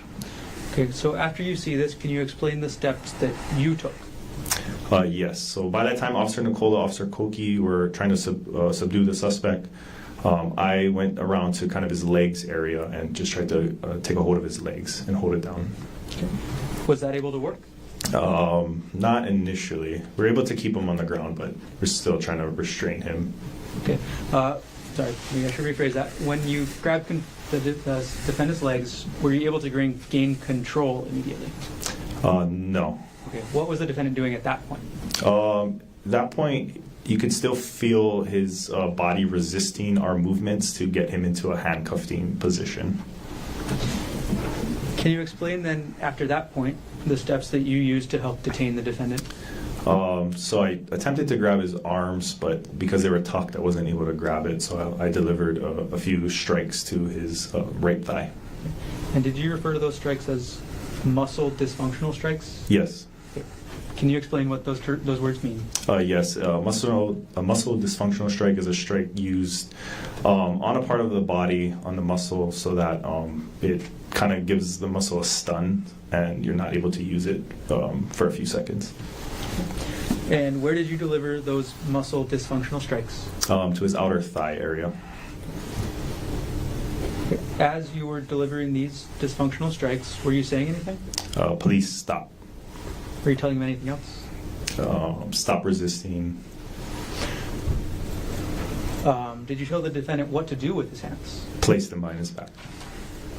So as you were telling the defendant to stop resisting and to place his hands behind his back, did that work? No. Okay. So after you've now done the muscle dysfunctional strikes, you told the defendant to place his hands behind his back, what was your next step? The muscle dysfunctional strikes weren't working, so I switched to more of a pain compliance type of strike. And what's the difference between the muscle dysfunctional strike and the pain compliance strike? The pain compliance strikes are going to target areas such as your ribs. That is so. When you deliver those strikes, you can feel the person kind of lose the will to fight, is what it's called, and they'll. You can feel their level of resistance decreasing. And where did you deliver the pain compliance strikes in this case? To his ribs, right side rib cage. And how many of those strikes did you deliver? Approximately 2 to 3. Were those effective? Yes. So after those pain compliance strikes were effective, did the defendant continue resisting? Very slightly, but we were able to get his arms behind his back. Ultimately, was the defendant apprehended? Yes. Who actually conducted the arrest? The arrest was made by Officer Nicola. Sir Borges, what were you wearing that day?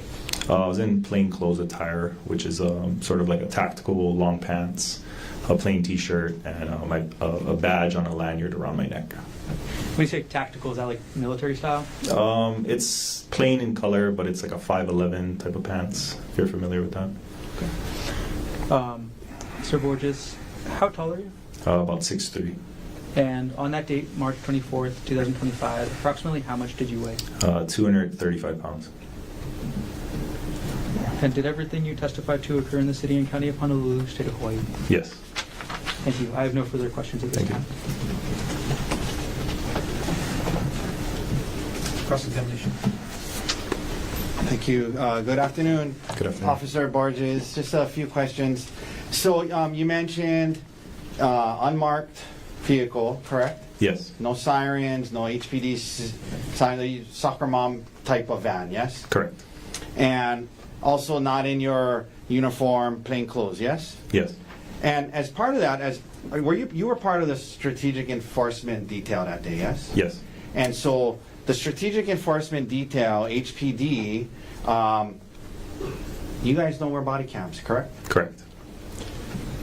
So you're in an unmarked car, you're in plain clothes, no dash cam, correct? Correct. No dash cam, no body cams, and now you come up upon this suspect, yes? Yes. And you understood that by this point that in terms of just some of what was in your head and the actions you took, you understood that there was an allegation that about syringes, yes? Yes. Okay. And obviously, when you're apprehending a suspect, officer safety is one of the, very, very important, yes? Yes. You don't want to take any chances, correct? Correct. So the three of you, and you mentioned did you say at the time you were 6'3"? Yes. 6'3" tall. Correct. And 235 pounds. Yes. Officer Nicola told us he's 300 pounds at the time. And I guess we're going to hear from Officer Koki, but he's a good-sized guy too, correct? Yes. So the three of you get out of the unmarked car in plain clothes, roughly at the same time, and the three of you move towards Gerhardt, correct? Yes. Okay. And you said when you guys do that, getting out and go towards him, you described him, kind of backing away towards the bush area and described what happened, and you described the sequence of events from there. Following an incident like this, or whenever force is used, you have to fill out a use of force form, correct? Yes. And you do so accurately and honestly, yes? Yes. And isn't it true, Officer Borges, that in this process of apprehending him, as you described, you did not strike him or punch him in the head or face, correct? Correct. Okay.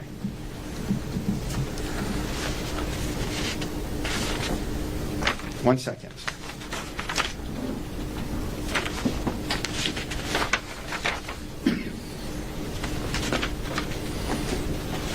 All right, that's all the questions I have for you, Officer. Thank you. Thank you. Any redirect?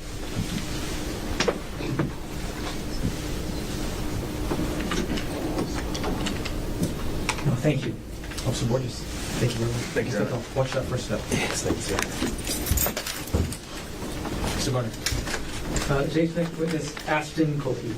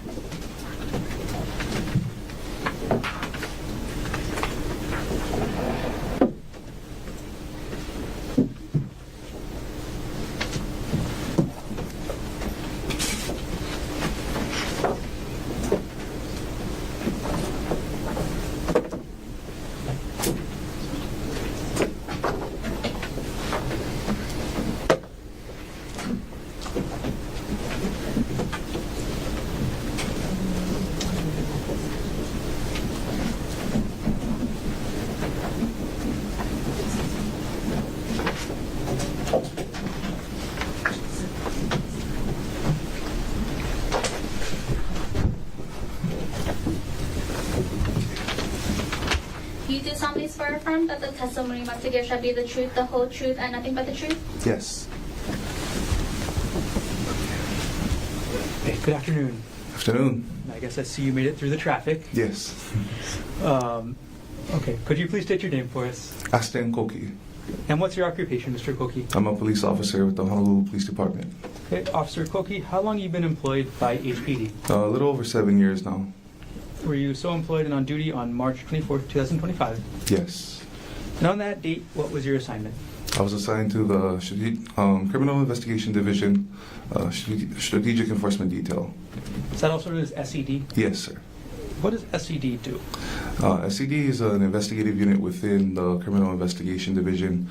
We investigate criminal cases involving firearms, murders, attempted murders, and whatnot, and also assist with the other details within CID, or Criminal Investigation Division. Got it. On around 12:45 p.m. on March 24th, 2025, where were you dispatched to? To the Palipuka Trail. And did you actually go up the trail that day? Yes, I did. Okay. Overall, that whole day, how long did you spend up at the Palipuka Trail area? Roughly about 5 hours. What were you doing up there? We were assisting with canvassing the area for any evidence, and also locating the suspect, attempting to locate the suspect at the time. Were you able to find the suspect during those several hours? No, not during that time we were searching. And can you describe the area you canvassed? Rocky, a lot of trees, dirt. It was on the hillside near the cliff area of the Pali.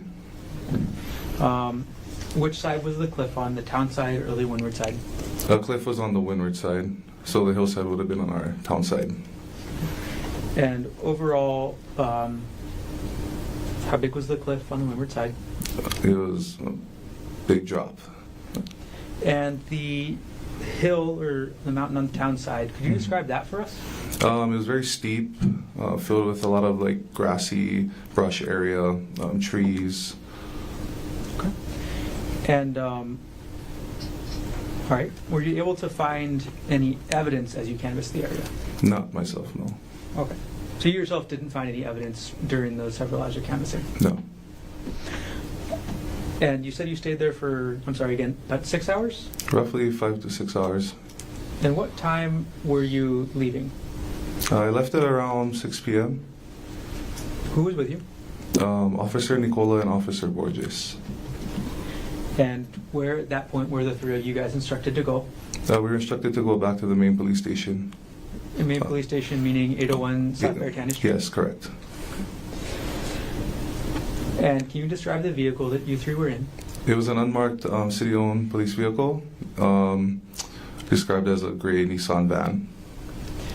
Where were you positioned in the vehicle? I was in the front passenger seat. And what road were you taking back down? Nuuanu Drive. And as you were driving down Nuuanu Drive, what did you observe?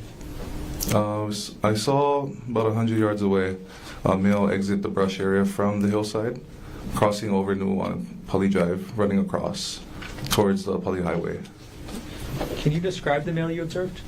Caucasian male, white shirt, with like a brownish reddish stain, similar to blood, and blue shorts and a black crossbody bag. How close did you get to that male in your vehicle? Roughly about 10 feet away. Based on your visual observations, were you able to ID the male? Yes. Who did you identify him as? Gerhardt Konig. And if you saw that person again, would you be able to recognize them? Yes. If that person's in the courtroom today, can you point out that person and let us know an article of clothing that they're wearing? He's wearing a blue dress shirt, sitting there. Your Honor, may the record reflect the witness has identified the defendant. Record will reflect identification was made. All right, Officer Koki, once you observe the male and identify him as Gerhardt Konig, what actions do you take? The vehicle came to a stop, so I exited my passenger side, opened the door, stepped out, and I gave a verbal command to the suspect. What verbal command did you give? I told him, "Police, show me your hands and get on the ground." And what tone of voice did you use? A commanding voice. I was yelling at him, basically. Could you maybe lean back from the microphone and then demonstrate for us how you yelled that? Okay. "Police, show me your hands, get on the ground." And did you give the defendant a chance to comply with that? Yes. What did the defendant do after you said, "Police, show me your hands and get on the ground"? He began to flee, townbound, into the brush area near Nuuanu Drive. As the defendant attempted to flee into the brush area, what did you do? I began chasing on foot as well, and until we were able to catch up with him. Okay. Who else pursued him? Officer Nicola. And who got to the defendant first? Officer Nicola did. And what happened? And what happened when Officer Nicola got to the defendant, if you saw? Officer Nicola got a hold of the suspect. They both fell to the ground at that point. After Officer Nicola and the defendant fell to the ground, did you physically engage as well? Yes, I did.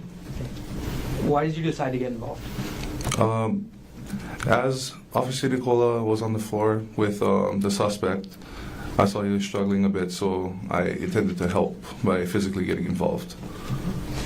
And what kind of force did you use when you got physically involved? I used a joint lock technique to get a hold of his arm and also hold his legs down.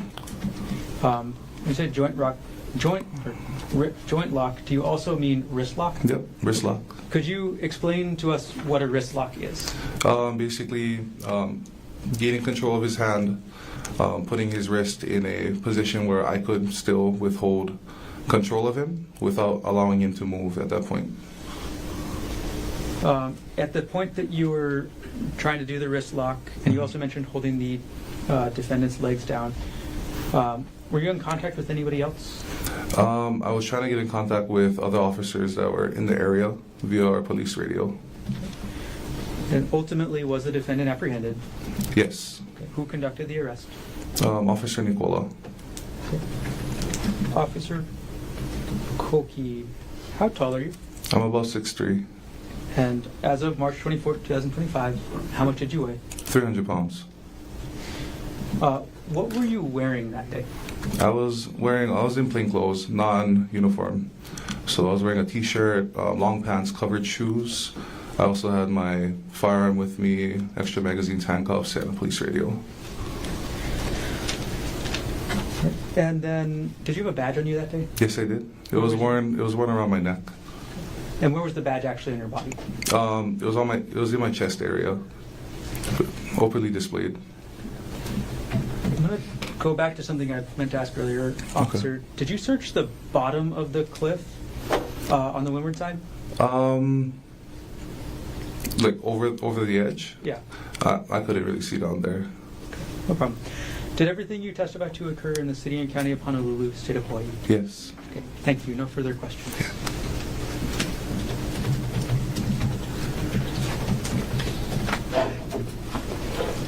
Cross-examination. Good afternoon, Officer Koki. Thanks for being here. Just a few questions.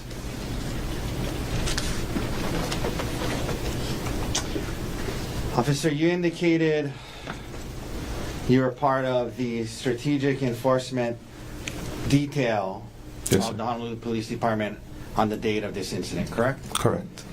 We also heard from Officer Nicola and Borges, who are also part of the strategic enforcement detail of the Honolulu Police Department, correct? Correct. You, at the time when you were in the strategic enforcement detail, were 6'3", 6'3", 300 pounds, yes? Yes, sir.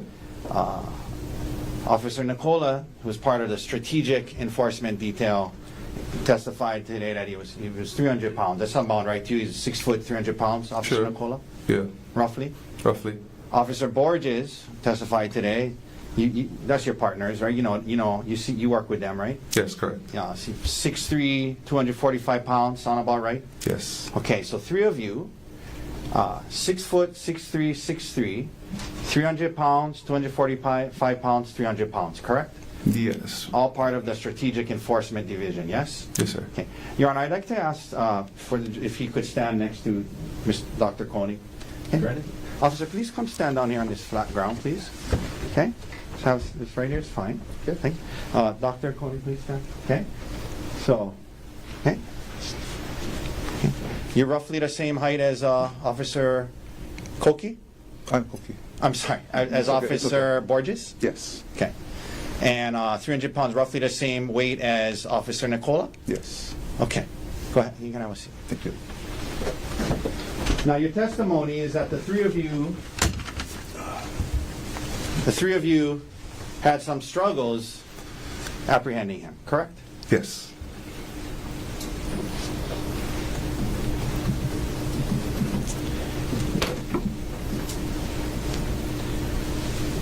Sir, help me understand this. So, you're coming down in the car on Nuuanu Pali Drive, yes? Yes. And at some point, the suspect, Dr. Konig, is spotted up ahead, correct? Correct. And is he on the right side of you or the left side of you? He is on the immediate right side when he comes out of the brush. Okay, and then, as he approached, did he cross the street? Yes, he did. He crossed prior to us arriving closer to make identification. Okay. And then he was on the right side of you as you guys approached, correct? No, he was on our left side. Okay, I apologize. No He came out and he crossed, and he was on the driver's side of you as you guys approached, yes? Correct. And Officer Nicola was closest to him, right? Yes, he was driving. And from when you guys pulled up to him, you're on a roadway, yes? Correct. And he was on the roadway on the left of you, right? He was just off to the side, right off of the roadway. Right. And then the roadway ends, and then there's it's just a 2-lane roadway there? Yes. Okay. And you guys are in the right lane heading down? Yes. Is it a one-way? If that's a one-way street, right? There was 2 lanes. Okay. Yeah. Well, is it a one-way street or is it a two-way? No, it's a 2-way. Okay. So you guys are in the lane on the right, going down, right? Correct. And he's on the left in the other lane. He's not in the lane. He's on the side. On the side in the nearest to the brush area. He's on the grass. Grass, yeah, sorry. Okay, so where you are is you're in the lane, the right, well, you're driving down, Yes. so you're in the right lane, right? Yes, yes. And then there's a lane the other way, right? Correct. And then there's a grassy area. Correct. And that's where you say he was when you guys put up to him, right? Yes. And then right after that grassy area is the brush, correct? Yes, correct. And your testimony, well, and from the three of, well, when the car pulls up to him, right? Yes. And Officer Nicola is in the driver's seat, right? And he gets out. And then you got out. Yes. Which side did you get out of? The passenger side on the right. And you had to come around, right? Yes, I came around the front side. Okay. And then when Officer Nicola got out, according to you guys, he started to try to flee towards the bushes, right? Yes. Can we please pull up? But Officer Nicola, as he's fleeing towards the bushes, when he's on the grass and you guys are getting out of the car, Officer Nicola gets to him before he gets into the bushes, according to you guys, right? Yes. Okay, can we please pull up 132, which is already in evidence? Okay. You can look at this, sir. This is Officer Nicola said this is where the incident took place, basically, roughly? Yeah. And that's the grassy area on the bushes, right? Yes.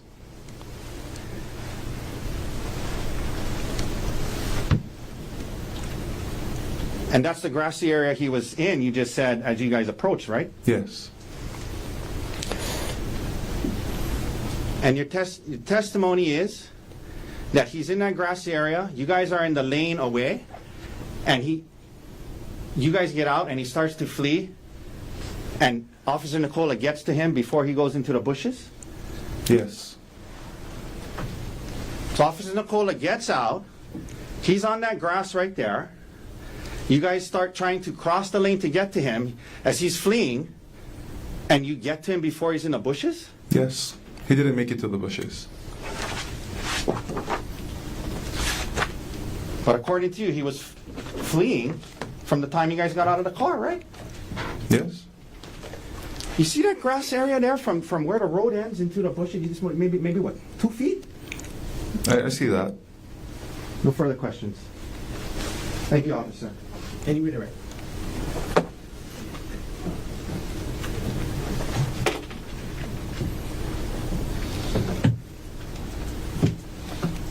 Mr. Koki, how fast are you? I would consider myself pretty fast. Do you play any sports? I played sports. What sport? I played multiple sports, but my main sport was football at the time. What level of football did you get up to? Division 1. Who did you play for? I played for UNLV. And what positions you play? I played defensive line. How important is D-line, or how important for a D-lineman is to be quick? Very important. Thank you. No further questions. Yes. Any recross? Yes. Redirect. So first of all, it wasn't you who got to him first. It was Officer Nicola, right? Correct. And he's 300 pounds, right? Correct. And no matter how fast you are, if you know from where you are to where I am, do you think I can get to this table before you got to me? Even though you played D1 football, you think I could probably get there before you got to me? Probably, right? Probably. All right. Thank you, sir. Any other questions? No more questions. Thank you. Ladies and gentlemen, let's take our afternoon recess. We'll start back up at 2:45. Leave your notebooks on the chair. All right.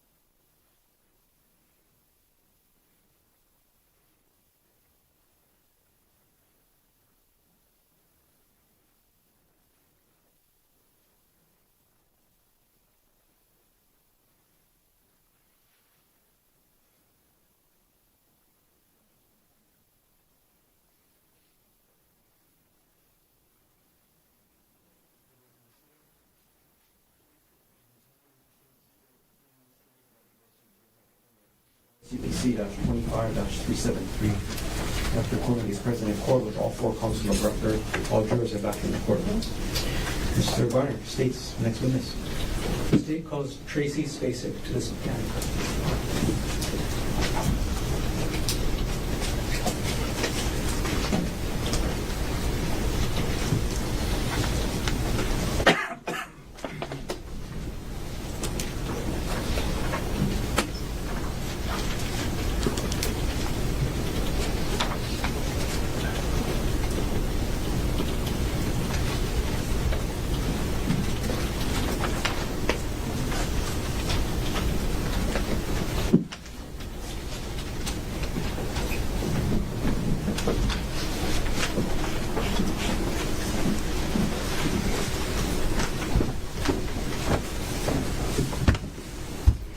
solemnly swear or affirm that the testimony about to give shall be the truth, the whole truth, and nothing but the truth? Yes.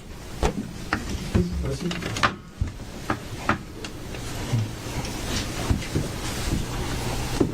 Hi, good afternoon.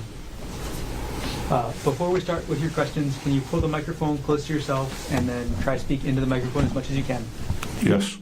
Can you please state your name? Tracy Spacek. And what is your occupation? Detective for the Honolulu Police Department. How long have you been employed by HPD? Just shy of 21 years. Were you assigned to be the lead investigator for an attempted murder second case under HPD report 25-110958? Yes. What's the role of a lead investigator in these kind of cases? For these type of cases, role would be to go to the scene, delegate duties to other personnel, canvass the area, conduct interviews, search for physical evidence. Okay. So when you say delegate, what does that mean? Big cases like this, there's a lot of people involved, and it would be delegating different duties to different units. So you don't do everything yourself? No. In the course of delegating and overseeing, do you oversee and integrate the work of other agencies that may be helping with the investigation? Yes. During the course of your investigation into this case, did you determine what the scene of the incident was? Yes. Okay. What was that scene? The scene was on the Palipuka Trail, which is located at 5101 Pali Highway, which is the mouth of the trail is just adjacent to the parking lot of the Pali Lookout. Okay. Over the course of the investigation, was there any physical evidence recovered from the Palipuka hike? Yes. And what was that? Evidence recovered on the actual trail was a cardigan sweater, a rock, and some blood. What appeared to be blood at the time? Yes, what appeared to be blood at the time. Thank you. Correct. Did you actually examine the rock in this case? Yes.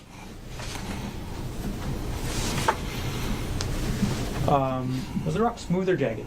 It was jagged. When you examined the rock, where did you retrieve it from?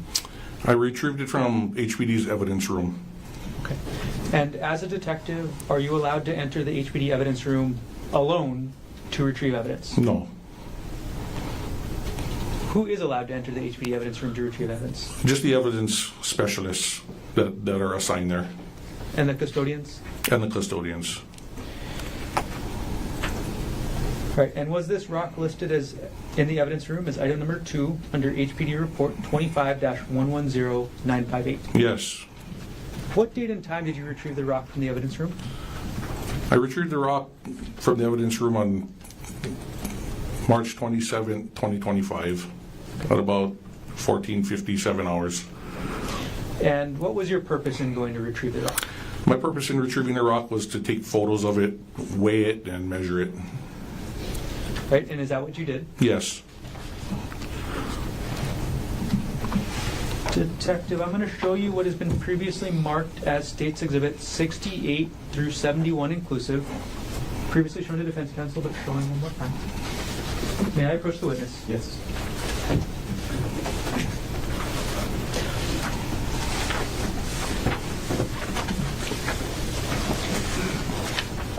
Okay, Detective Spacek, I've just handed you what's been marked States 68 through State 71. Could you take a look at those exhibits, and when you're done, look up? Are you done? Yes. Okay. Do you recognize what I've handed you? Yes. What are these? These are photos of the rock. And who took these photos? I did. And do these photos fairly and accurately depict the rock as you observed it and were weighing and measuring it on March 27th, 2025? Yes. At this point, the state will move states 68 through 71 into evidence. Okay. No objection. What is marked for identification as States Exhibit 68 through 71 received into evidence? Okay. We're going to publish them in a row, Detective. So we're going to start putting state 68 on the screen. Okay. And you can see it up there, but you can also follow the exhibit that you have with you. Okay. What does this photo show, Detective? Shows a photo of the rock. And which part of the rock? The jagged side with blood, well, or what appears to be blood on it. Okay. And why did you take this photo? I just wanted to take this photo just to, so you can see the side of the rock that possibly had made contact with human skin. Okay. We're going to now publish States Exhibit 69. Detective Spacek, what does this photo show?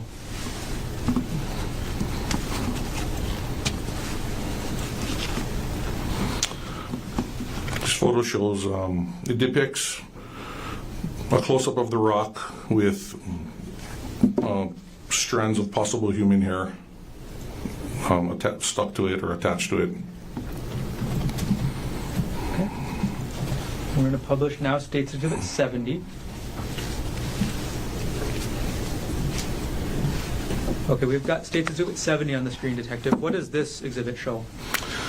This exhibit depicts the rock and one of the measurements that was taken with a ruler. Okay. And our last photo for now, publishing States Exhibit 71. What does this photo show? This photo depicts the rock sitting on a scale. Okay. Now, was this, super technically calibrated scale? I don't believe so. No. Okay. What was the purpose in taking the photo? Purpose in taking the photos was just to show the consistency of the surface of the rock, what was on the rock at the time it was recovered, and also to show the dimensions of the rock, the width and the length, and also the weight. Okay. When we're speaking about weight, we're speaking generally, right? Generally, yes. So the general weight of the rock.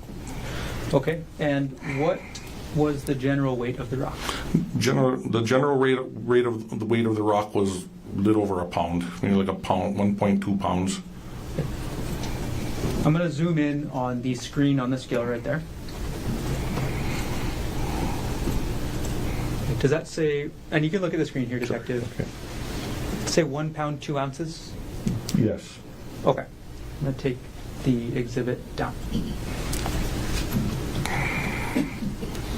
Okay, and I'm going to actually walk up and retrieve those exhibits from you now, Detective.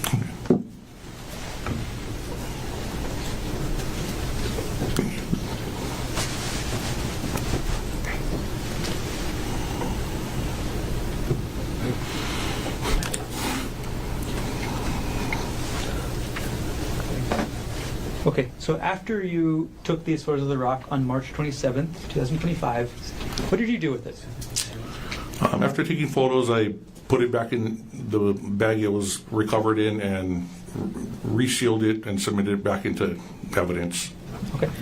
To this same evidence custodian or different? Same evidence custodian. And during the time that you took the rock from the evidence custodian to the time that you gave the rock back to the same evidence custodian, was that rock in your full custody and control? Yes. Did anybody else touch the rock at all during that time? No. And during that time, did you tamper with, alter, substitute anything on the rock? No. Were you wearing gloves? Yes. And how did you package the rock before you gave it back to the evidence specialist? I placed it back into the bag that it came in and I resealed it. With new evidence tape? Yes. All right. In this case, in addition to the evidence that you talked over that was recovered so far, Did you recover any evidence yourself? Yes. What did you recover? I recovered a black Patagonia backpack, or like a side bag type of, it's like a sling bag type of bag. Got it. And can you describe for us the circumstances of how you recovered that? Yes. After the suspect was arrested at the scene, or just a little bit lower than the scene, I recovered the backpack or that bag from Officer Chauncey Nicola. Okay.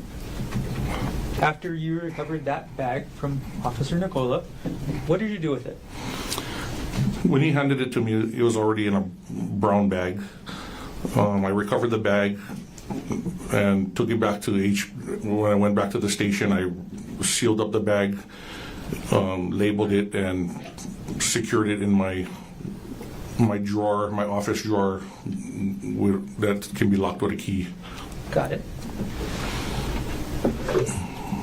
All right, Detective Spacek, I'm going to now approach with what's been marked as State's Exhibit 72, showing to the Defense Counsel. May I approach, Your Honor? Yes.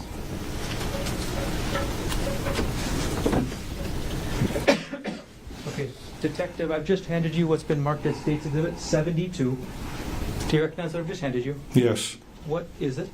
It's the bag that I sealed and labeled. Okay. Is it a photograph of that bag? Yes. Okay, and where's the bag in the photograph? It's in the drawer that I secured and locked it in. Okay. And does this photograph fairly accurately depict the bag after you put it in that drawer at your desk? Yes. Okay. At this point, the State moves Exhibit 72, State 72, into evidence. Mr. Otake. No objection. What has been marked for identification as State's Exhibit 72 is received into evidence. Okay, and Detective, I'm going to put it up on the screen next to you and ask you a couple questions.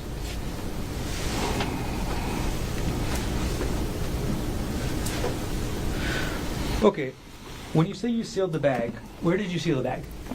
I sealed it at the police station at the 801 South Beretania Street. Okay, I think that might have been a bad question. Where on the bag did you seal it? The bag was placed in a brown paper bag. The top of the bag was sealed with red evidence tape. Got it. Okay, and looking at the photo right there, is the evidence tape we see at the top of the bag, that's what you're talking about? Yes. Okay. Sorry for the confusing question. Is your desk at the HPD station in a place that's open to the public? No. How is the HPD building secured? The HPD police station in Honolulu is secured with numerous electronic doors that have to be accessed with a key access card.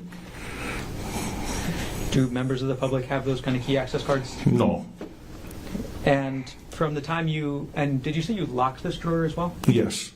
From the time you locked the bag in that drawer to the time that you eventually retrieved it from that drawer, when you retrieved it, was the seal still intact? Yes. Okay. During your investigation in the case, did you end up executing a search warrant on the black bag contained in the photo we see now? Yes. Okay. I'm going to approach now with State Exhibits 73 through 86.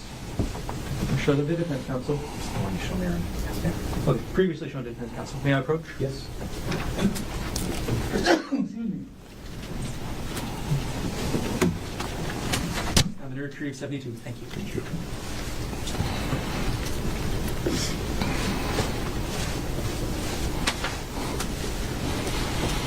Okay, Detective Spacek, I've handed you what's been marked as State's Exhibit 73 through 86. Could you take a minute and flip through and make sure you see every exhibit?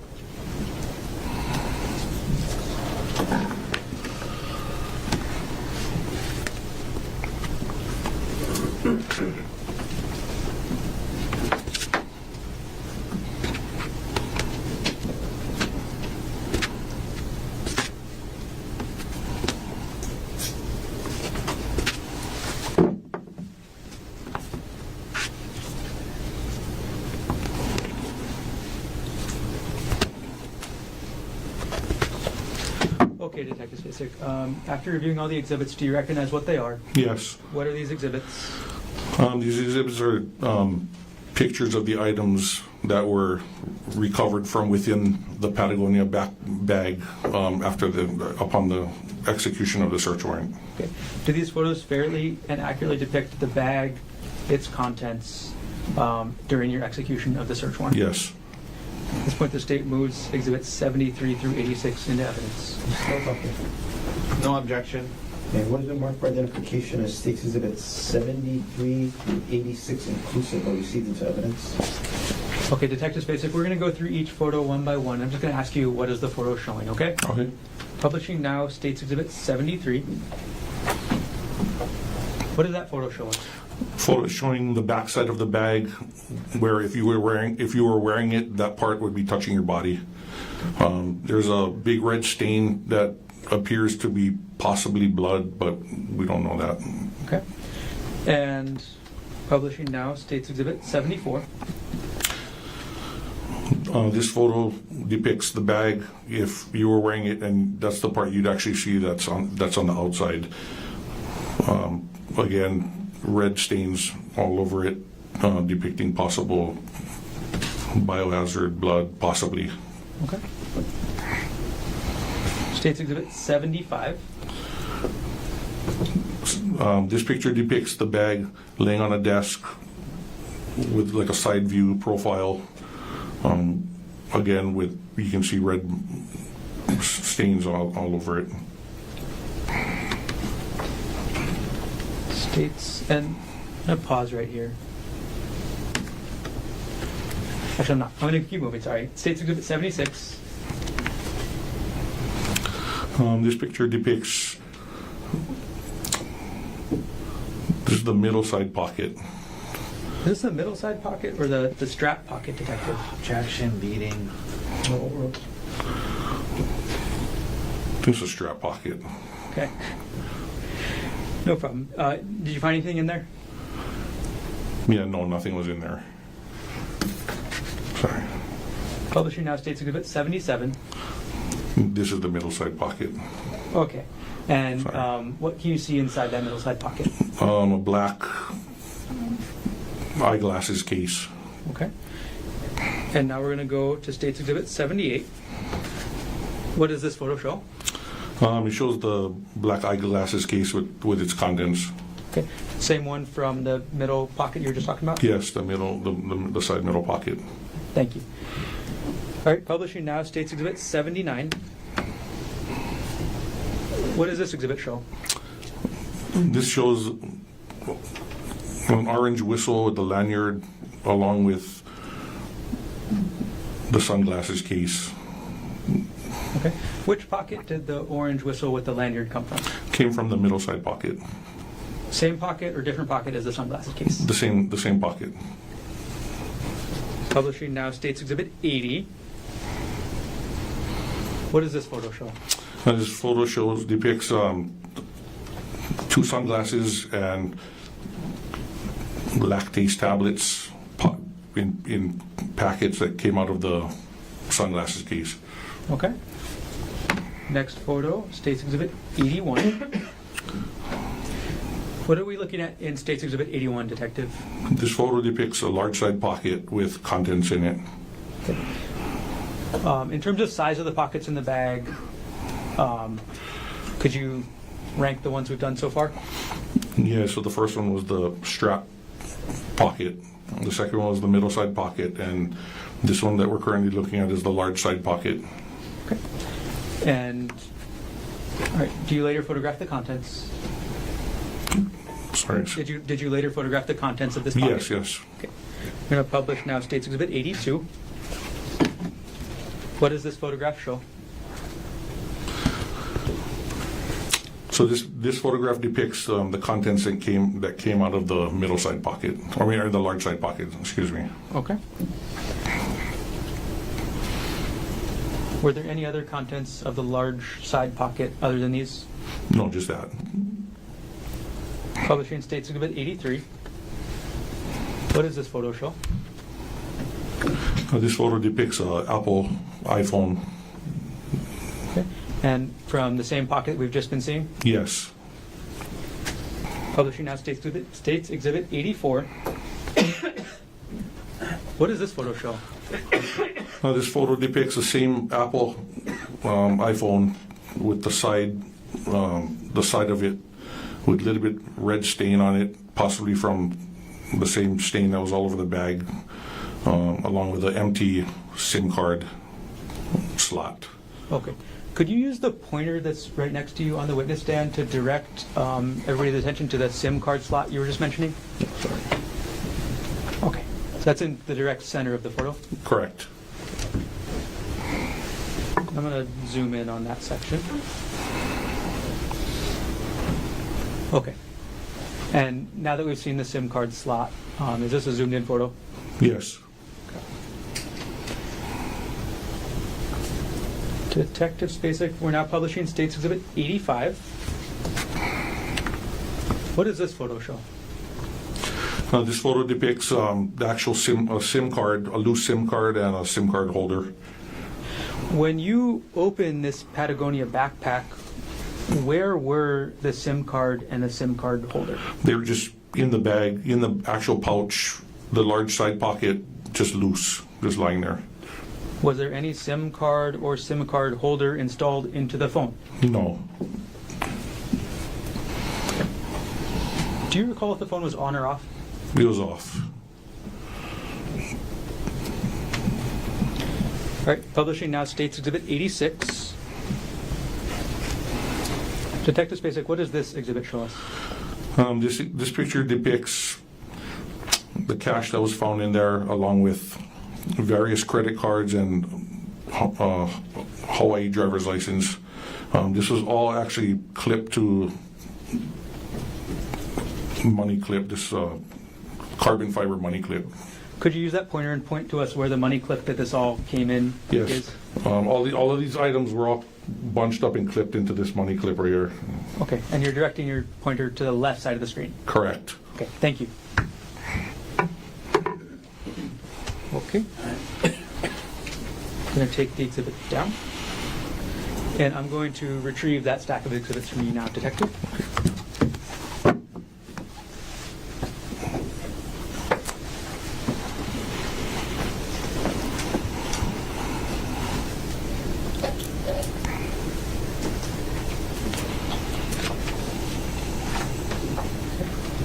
Detective Spacek, did you recover any syringe from that black Patagonia backpack? No. Other than the items that we've seen in these photos, was there anything else in that black Patagonia backpack? No. Detective Spacek, with regards to the iPhone and the SIM card that you found in the backpack, did you take any other action regarding these items during your investigation? Yes. Okay, what did you do about the SIM card and the iPhone? I prepared a search warrant. Are you a techie kind of guy, Detective? No, I'm not. Okay. So who ended up executing that search warrant on the phone and the SIM card? That search warrant was executed by Detective Thomas E. Numa, who is from Cybercrimes. During the course of your investigation, did you execute a search warrant on a different bag? Yes. Which bag was that? This other bag was a black Nike fanny bag. Okay. And how did the Honolulu Police Department end up coming into possession of that black Nike fanny bag? We were notified that Gerhardt Konig discovered the bag at her residence in Maui, and she, after discovering after she discovered what was in it or whatever, she ended up notifying Maui Police Department, who then recovered it as evidence, and that's how it ended up getting shipped to us. Okay. Did HPD give the Maui Police any directions? Yes. Okay, what did you direct the Maui Police to do? If they could, if their evidence custodians or specialists could box it up and ship it to us. Okay. And did you actually inspect the shipment that was gotten back? Yes. Okay.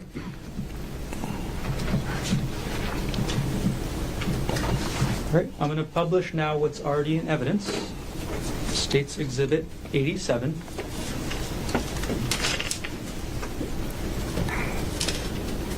Detective Spacek, I'm so sorry. It's now on the screen. Do you recognize what this is? Yes. Okay. Okay, what is this? That is the box that the stuff was shipped over from the Maui PD. Okay, and I'm sorry, Detective, I'm going to actually approach and hand you hard copies of the exhibits as well, so you can look through them along with us on the screen. Okay. Thank you.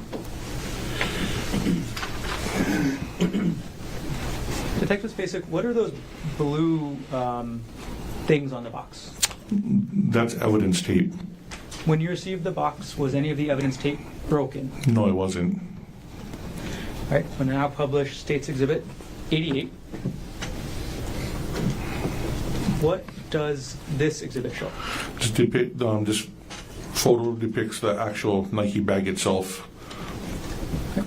I'm going to publish State's Exhibit 89. What does this photo depict? This depicts a close-up of the Nike bag's the most outside pocket with stuff in it. Okay. The contents of the pocket. The contents of the pocket. Publishing now State's Exhibit 90. What does this photo show? This photo depicts the contents that came out of that most outside pocket. We're going to move on, Detective, to State's Exhibit 91. What does this exhibit show? It shows a packaged medical type. I don't know if it's a needle or some kind of something, but it's some kind of medical, like for medical use. Okay. And before we go further into anything medical, are you a doctor? No, I'm not. Do you know the technical terms for medical things? No. Okay. I'll just ask you to do your best, Detective, okay? Okay.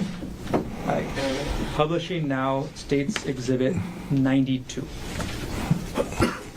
What is this? This is the front side of the item that was from the previous photo, and it's just the packaging and the label of what it is. Okay.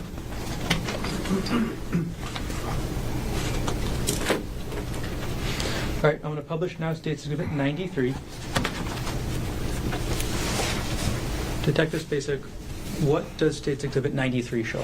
This one depicts in the big pocket, just a bunch bags and a bunch of medical supplies. Okay.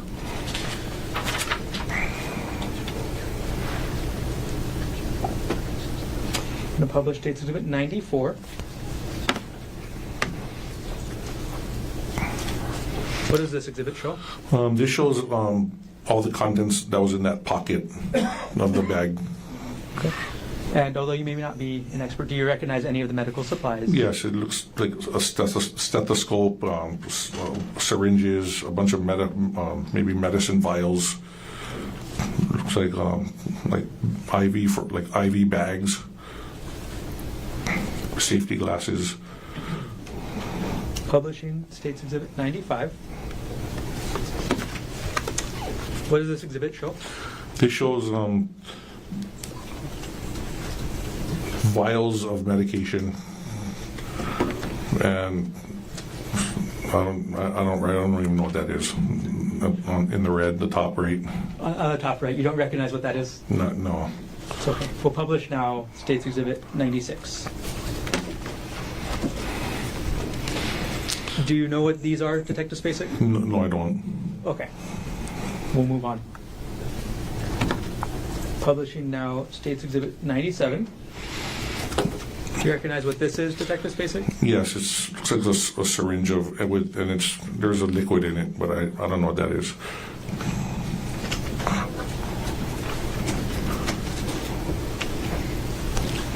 Publishing now State's Exhibit 98.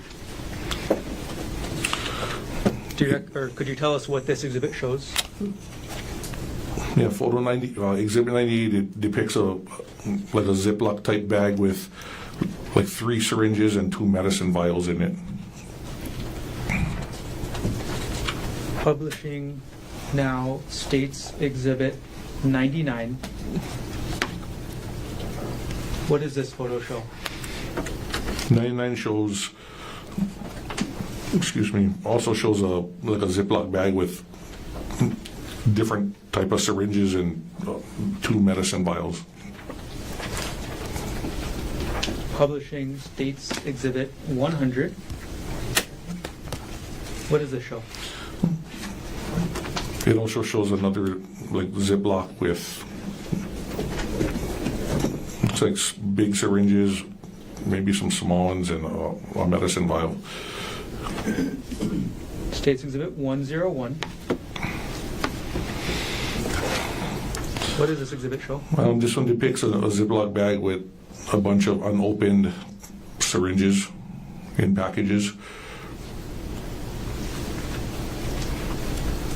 All right, and publishing State's Exhibit, we're almost at detective. State's Exhibit 102. What does this photo show? This photo shows the very back pocket. Like if you was wearing the bag closest to your body, that's the contents of that back pocket. And publishing State's Exhibit 103. And this photo depicts, looks like a charging cord, the lactase tablet packets. I don't know if that's a mask. Looks like some iron metallic hooks maybe to hang IVs. I'm not sure. And his work ID maybe. Okay. I'm sorry, what exhibit number was that? Exhibit 103. And then the green, I'm not sure if that's needles or I'm not sure. Okay. Got it. All right, I'm going to take the exhibit down.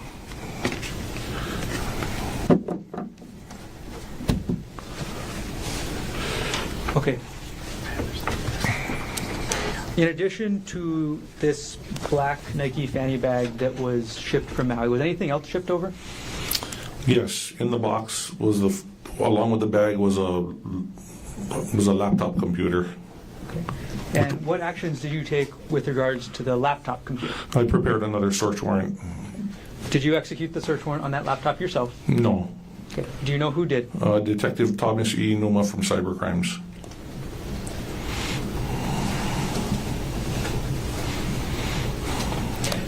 All right, I'm going to collect those exhibits I just handed you, Detective.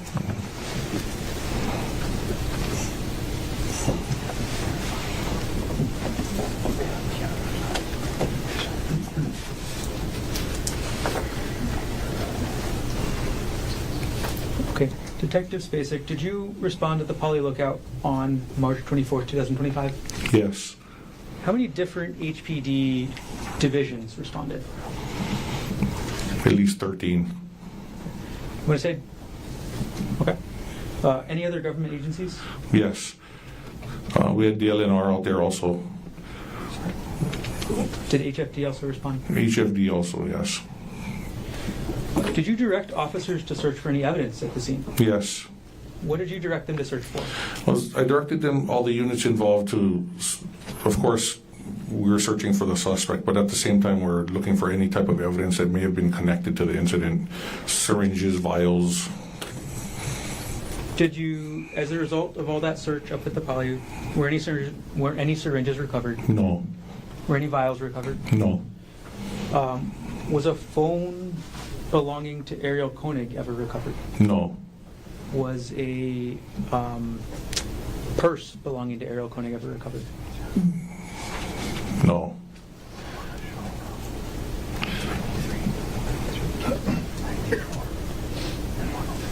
When defendant was arrested, were any syringes found on his person? No.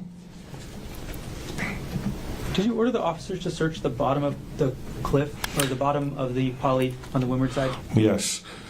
But we were unable to do so because just the area where it's situated, in order for anybody to go down there, they'd either have to rappel, which was way too high, or just be inserted by helicopter or hike in. But if we was to hike in, it would probably take several hours to even get in there. You'd have to cut a path. It would have been hard. Is there any trails that you're aware of that go to the bottom of that cliff? No.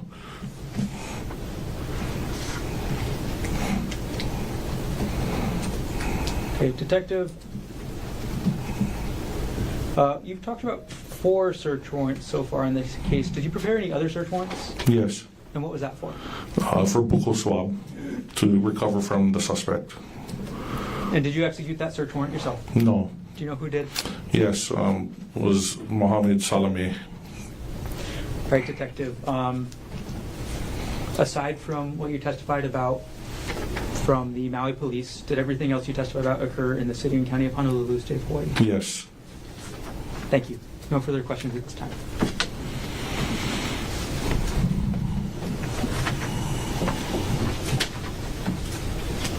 Cross-examination.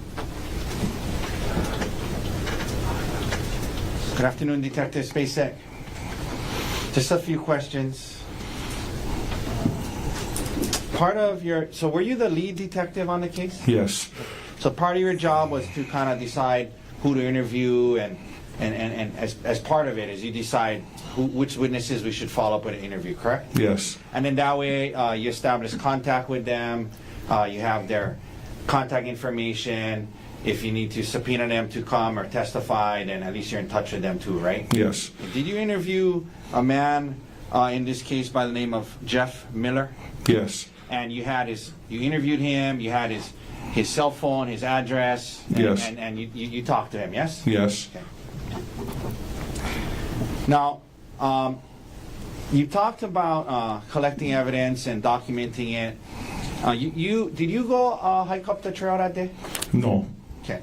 But you sent evidence specialists to go up there and take some photos of the rock, right? Yes. And she took photos of the rock, right? Yes. Were you aware as the lead detective that another officer had moved the rock around before she photographed it? I was aware that it wasn't in the place that it should have been when she photoed it. You were aware that it was not in the place that it should have been when she photographed it, right? Well, I was aware that where she photoed it, it wasn't where supposedly it originally was. Okay. Did you document that in your report in any way, sir? No.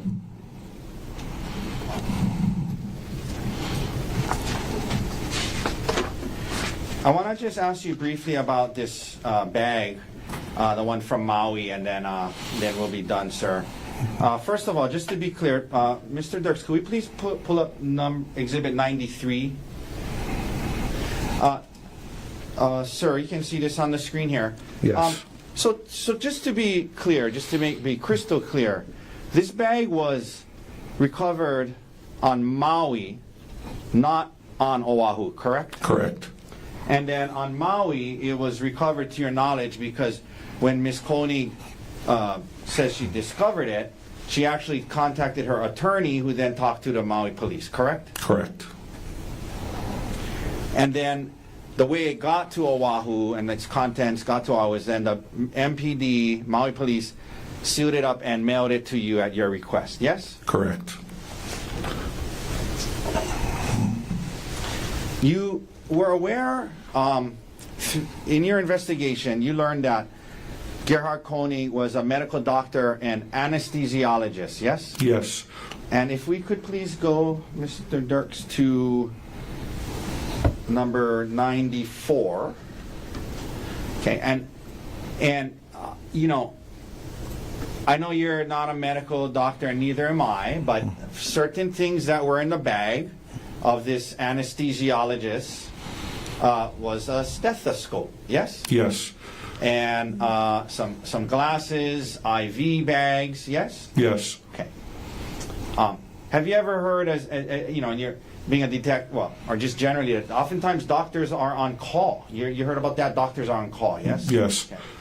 And so he has these medical supplies in this bag, and it gets sent over to you, yes? Yes. Now, could we go to 103, please, Mr. Dirks? Okay. And here, and this was in the bag as well, right? Correct. And in the bag, there was his workplace identification badge with all this stuff, right? Yes. Okay. And I would imagine, as a detective, one of the things you deducted is that this was likely a work bag for him as an anesthesiologist, yes? Yes. Okay, we can take that down. Now, sir, after the discovery of this bag and its contents, you understood or learned that Gerhardt worked at Maui Memorial Hospital for a group called TMG or something like that, yes? Yes. And who is, well, let me ask it to you this way. Dean Terakawa who is Dean Terakawa in relation to this case? He's a detective who also assisted with the case.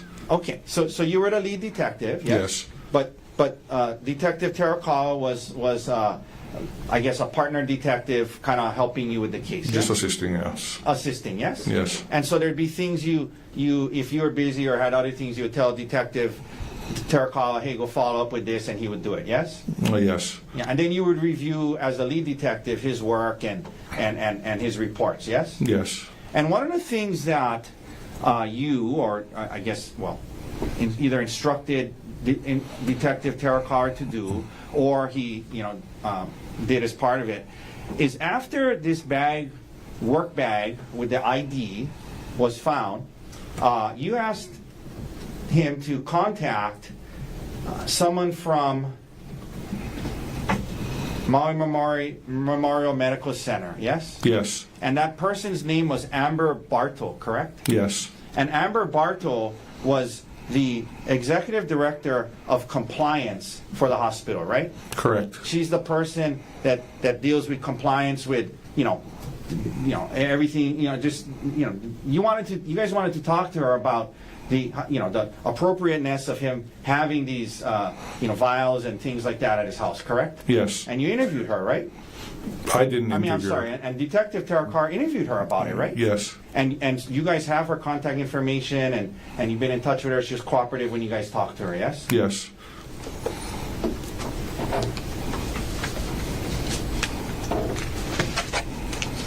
One second, Detective.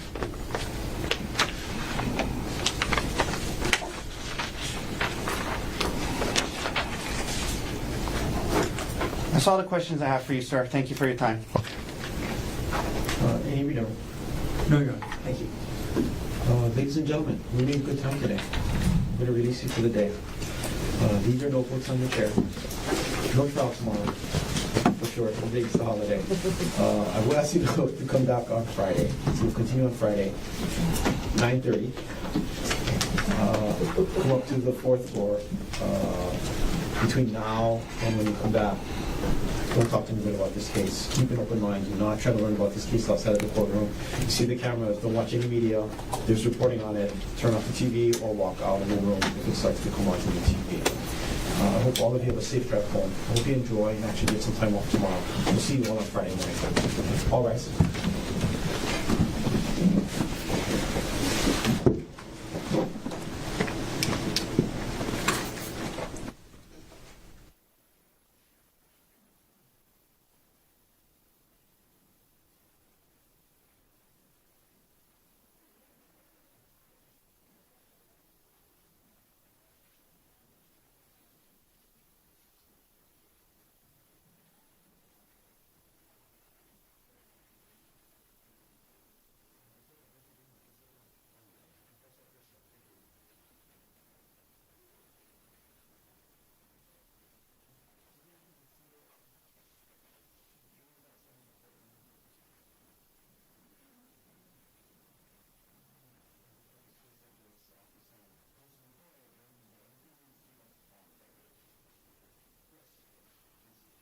The concern with the way that examination of Detective Spacek just ended.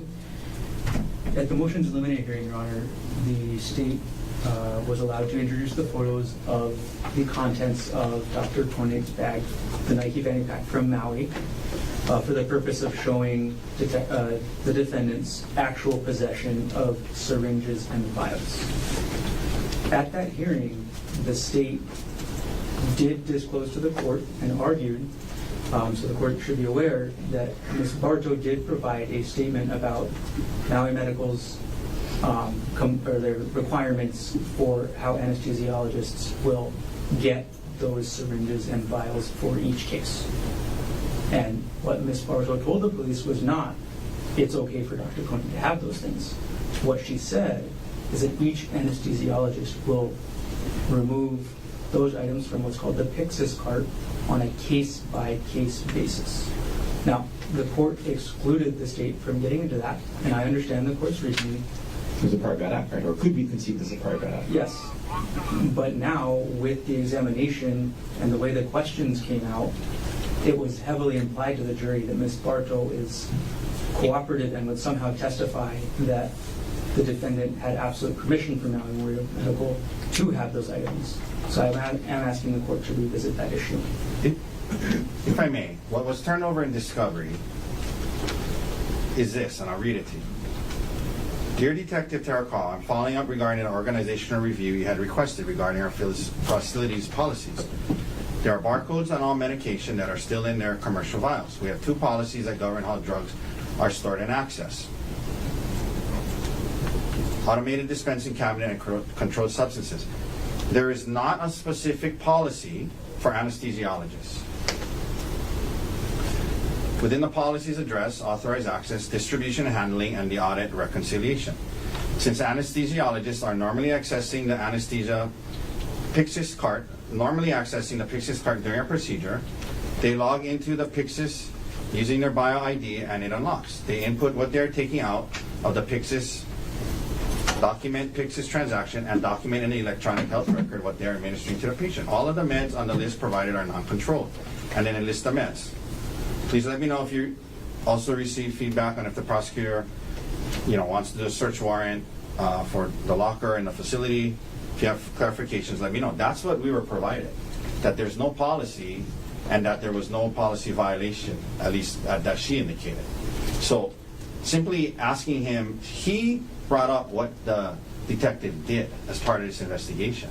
So I'm just following up on who else he interviewed, such as Jeff Miller and Amber Bartow. So, and he could have objected if he thought it was a problem, and he didn't. So that's all I asked is if he interviewed her, she was the compliance person, if he interviewed her. That doesn't now open the door to prior bad acts or anything like that. Anything else you want to add, Mr. Gordon? I think the word using the phrase "opening the door" is not correct. Opening the door is involved with the entrance of evidence that's inadmissible.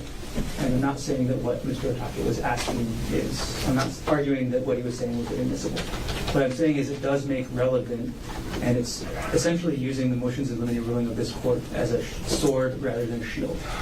So that's the issue that's here. No, I understand the argument, because the impression is left that Ms. Bartow believed that this was complying with hospital policy. I never asked that.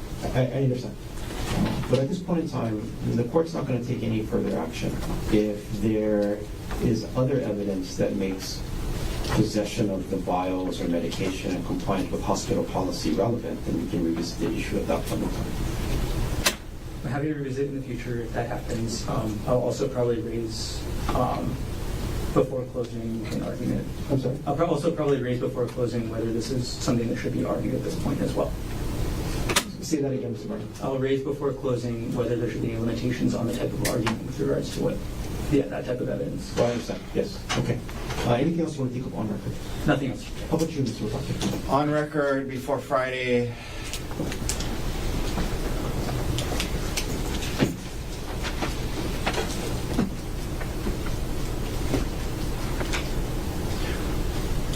Well, yes, actually. And I was going to do it Friday, but it might be worth doing now. Sure. As the court is well aware, one of the main discovery rules is that we need to be provided with any statements of the defendant. We need to be provided with that prior to trial. I believe that Emil Konig will be testifying potentially on Friday. We have been provided with one recorded, we've been provided one recorded statement of an interview that was done by a Maui officer or detective of Emil Konig, in which he says certain things about what his father said to him, statements of the defendant. There were subsequent investigator report forms that were given to us later, but that dealt with other issues like, bank accounts and things like that. It is extremely important that Emil Konig not be allowed to say anything else about what Dr. Konig, his dad, the defendant, said to him, because that's a statement by the defendant. So I just point that out, and I think if there's other things that he has said to the prosecutors that they plan to get into that hasn't been turned over to us, that's a problem. And if to assist the court with that, I don't know if the court wants his recorded statement or not. I think he should be informed that that's what he needs to limit it to, and be given. He should have an opportunity to read it, because if there's other statements he's going to say that was said to him, they have not been turned over to us. So that would be a big discovery violation and a big problem. And so I raise that now. So hopefully the state can advise him of that he can't go beyond the statements that have been provided in his recorded statement. Mr. Garner, anything else you want to add? Yes, Emil did provide a recorded statement to the Maui police. He also told several other people what he heard the defendant say that day, and Emil's characterizations of that conversation regarding that have been turned over to the defense. So the other places those are from is from Peter Mast, Judith Mast, and Jessica Patella-Ray. So Emil's statements about what the defendant told him come from those 4 sources. So the state also may ask, Emil was also asked, did the defendant, or did he tell you anything else? And Emil said no. So it is also fair game in the state's fine to ask, you weren't told this, you weren't told that. But that's the universe that we're working in, is primarily Emil's statements, and then there's some additional details provided in the other 3 statements as well. So if I can clarify this, and this is where I have some concerns. So there was a recorded statement that he gave to the Maui detective in which he said Gerhardt said certain things to him. And that's what was turned over as far as his statements about what the defendant said. Okay. Subsequently, or as they interviewed Ms. Konig's parents, Judy and Peter Mass. In those interviews, they double hearsay say, oh, Emil told us this. Emil told us that his dad said this. But that wasn't Emil saying that his dad said this. Those are other people saying double hearsay what Emil's said his dad said. So that's different. That's not him saying it. So he should be limited to what the statements he gave to the detective that was turned over to us about what his father said. That's what the scope is as far as what he's told the detectives his father said. That's what was turned over to us. There was nothing else from him. Double hearsay from others saying, this and that is different, and that wasn't turned over to us. If the prosecutors have talked to him about it since then, and he's told them more than what's in his recorded statement, then they should have informed us of that prior to the trial, which they did not. Okay. Emil has not informed the state of any additional statements beyond what I discussed already. So, and that's what I'm talking about. Anything beyond what he told the detectives. Hold on. Anything beyond what he said to the detective in the detective interview, law enforcement interview, if he subsequently told the prosecutors more than that, they should have disclosed that to us. That, on this date we interviewed him and he said the defendant also said this, this, and this, which apparently has happened and was not disclosed. We're making him out of more, though. No, we're not. This is critically important. Okay. The defendant's statements to Emil Konig were disclosed in these 4 different interviews that I've referenced. Okay. He has not gone further than what has been disclosed in those statements. Okay. He gave one recorded statement. And what I'm apparently hearing is there's been subsequent interviews of Emil with the prosecutors where he told them more than what's in his detective interview. And we have not received any subsequent follow-up report from prosecutors, investigators saying during this interview on December 10th, he told us, these other things. The question is Emil going to testify to anything that has already been, anything beyond what's already been turned over in discovery? That's the real issue. And I do not believe that. Anything beyond, but that, okay, so this is where, so the rule requires that any statements of the defendant that they know of, they need to turn over. That's the rule. Okay. They gave us the transcript of his recorded interview with the detective, where certain things were said. Okay. That's if he has subsequently said other things to them directly, they should have turned that over to us. Now, double hearsay, Ari's parents saying, oh, he told us that Gerhardt said this, is double hearsay. It's not directly from him. If they followed up with him on that, and then he told them again on, November 10th, December 10th, in phone calls with the prosecutors, that he said that he said more than what was in the detective interview, they should have told us that. That should have been produced. If it's anything new, I agree. And here's the rule. It's new because if it's directly from him, it's new. It was never directly from him. It was always double hearsay. This is what the rule requires. Any written or recorded statements and the substance of any oral statements made by the defendant needs to be turned over as part of disclosure by the prosecution. Anything beyond that, the court already ruled, granting defendant's motion in limine, it's paragraph number 9 that actually cites that rule, will prohibit the prosecuting attorney from using during trial any undisclosed statements, written or oral, beyond that of Rule 16b(1)(2), which I just cited. And we're going to follow that, right? So what needs to be turned over is any written or recorded statements of Dr. Konig, as well as the substance of any other oral statements that he might have made.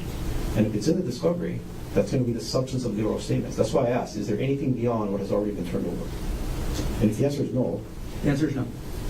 And if there is anything else beyond the substance, then that's going to get precluded by the court's motion in limine. The court wants to review the transcripts I've been discussing where states 172, 174, 176, 178. Wait, I'm sorry, 172, 174, 176? 178. Do I really need to do that? No, I'm just pointing them out if we need to reference them later. Okay. There were 2 transcripts of Ms. Patellery. I can't remember which one Emil's statement about what the defendant said is in. So, anyway. Okay. Anything else you were concerned about, Mr. Otake? Nothing further on that. Emil should be advised that he can't go beyond what's in there. Do you want Mr. If there's a concern, do you want Mr. Garner to lead? You can think about that. Well, I just want him to be advised that he can't just blurt out things that he's never told anyone yet about it. Well, I'm not saying I don't want Mr. Garner to lead, but I want Emil to just be advised that the scope of his testimony is limited to now what Mr. Garner has indicated. That's all. Yeah, the order has granted defendant's request, prohibiting the state from using any undisclosed statements of the defendant. We're gonna follow that. No, I understand, and I just want him to know that. That's all. Okay. Thank you. Then, counsel, thank you. We'll adjourn for the day. Is there anything else we need to think of off record before I let you go? I'll just Off record, that is. scheduling off record. Yeah, we can do that up at the bench. Okay,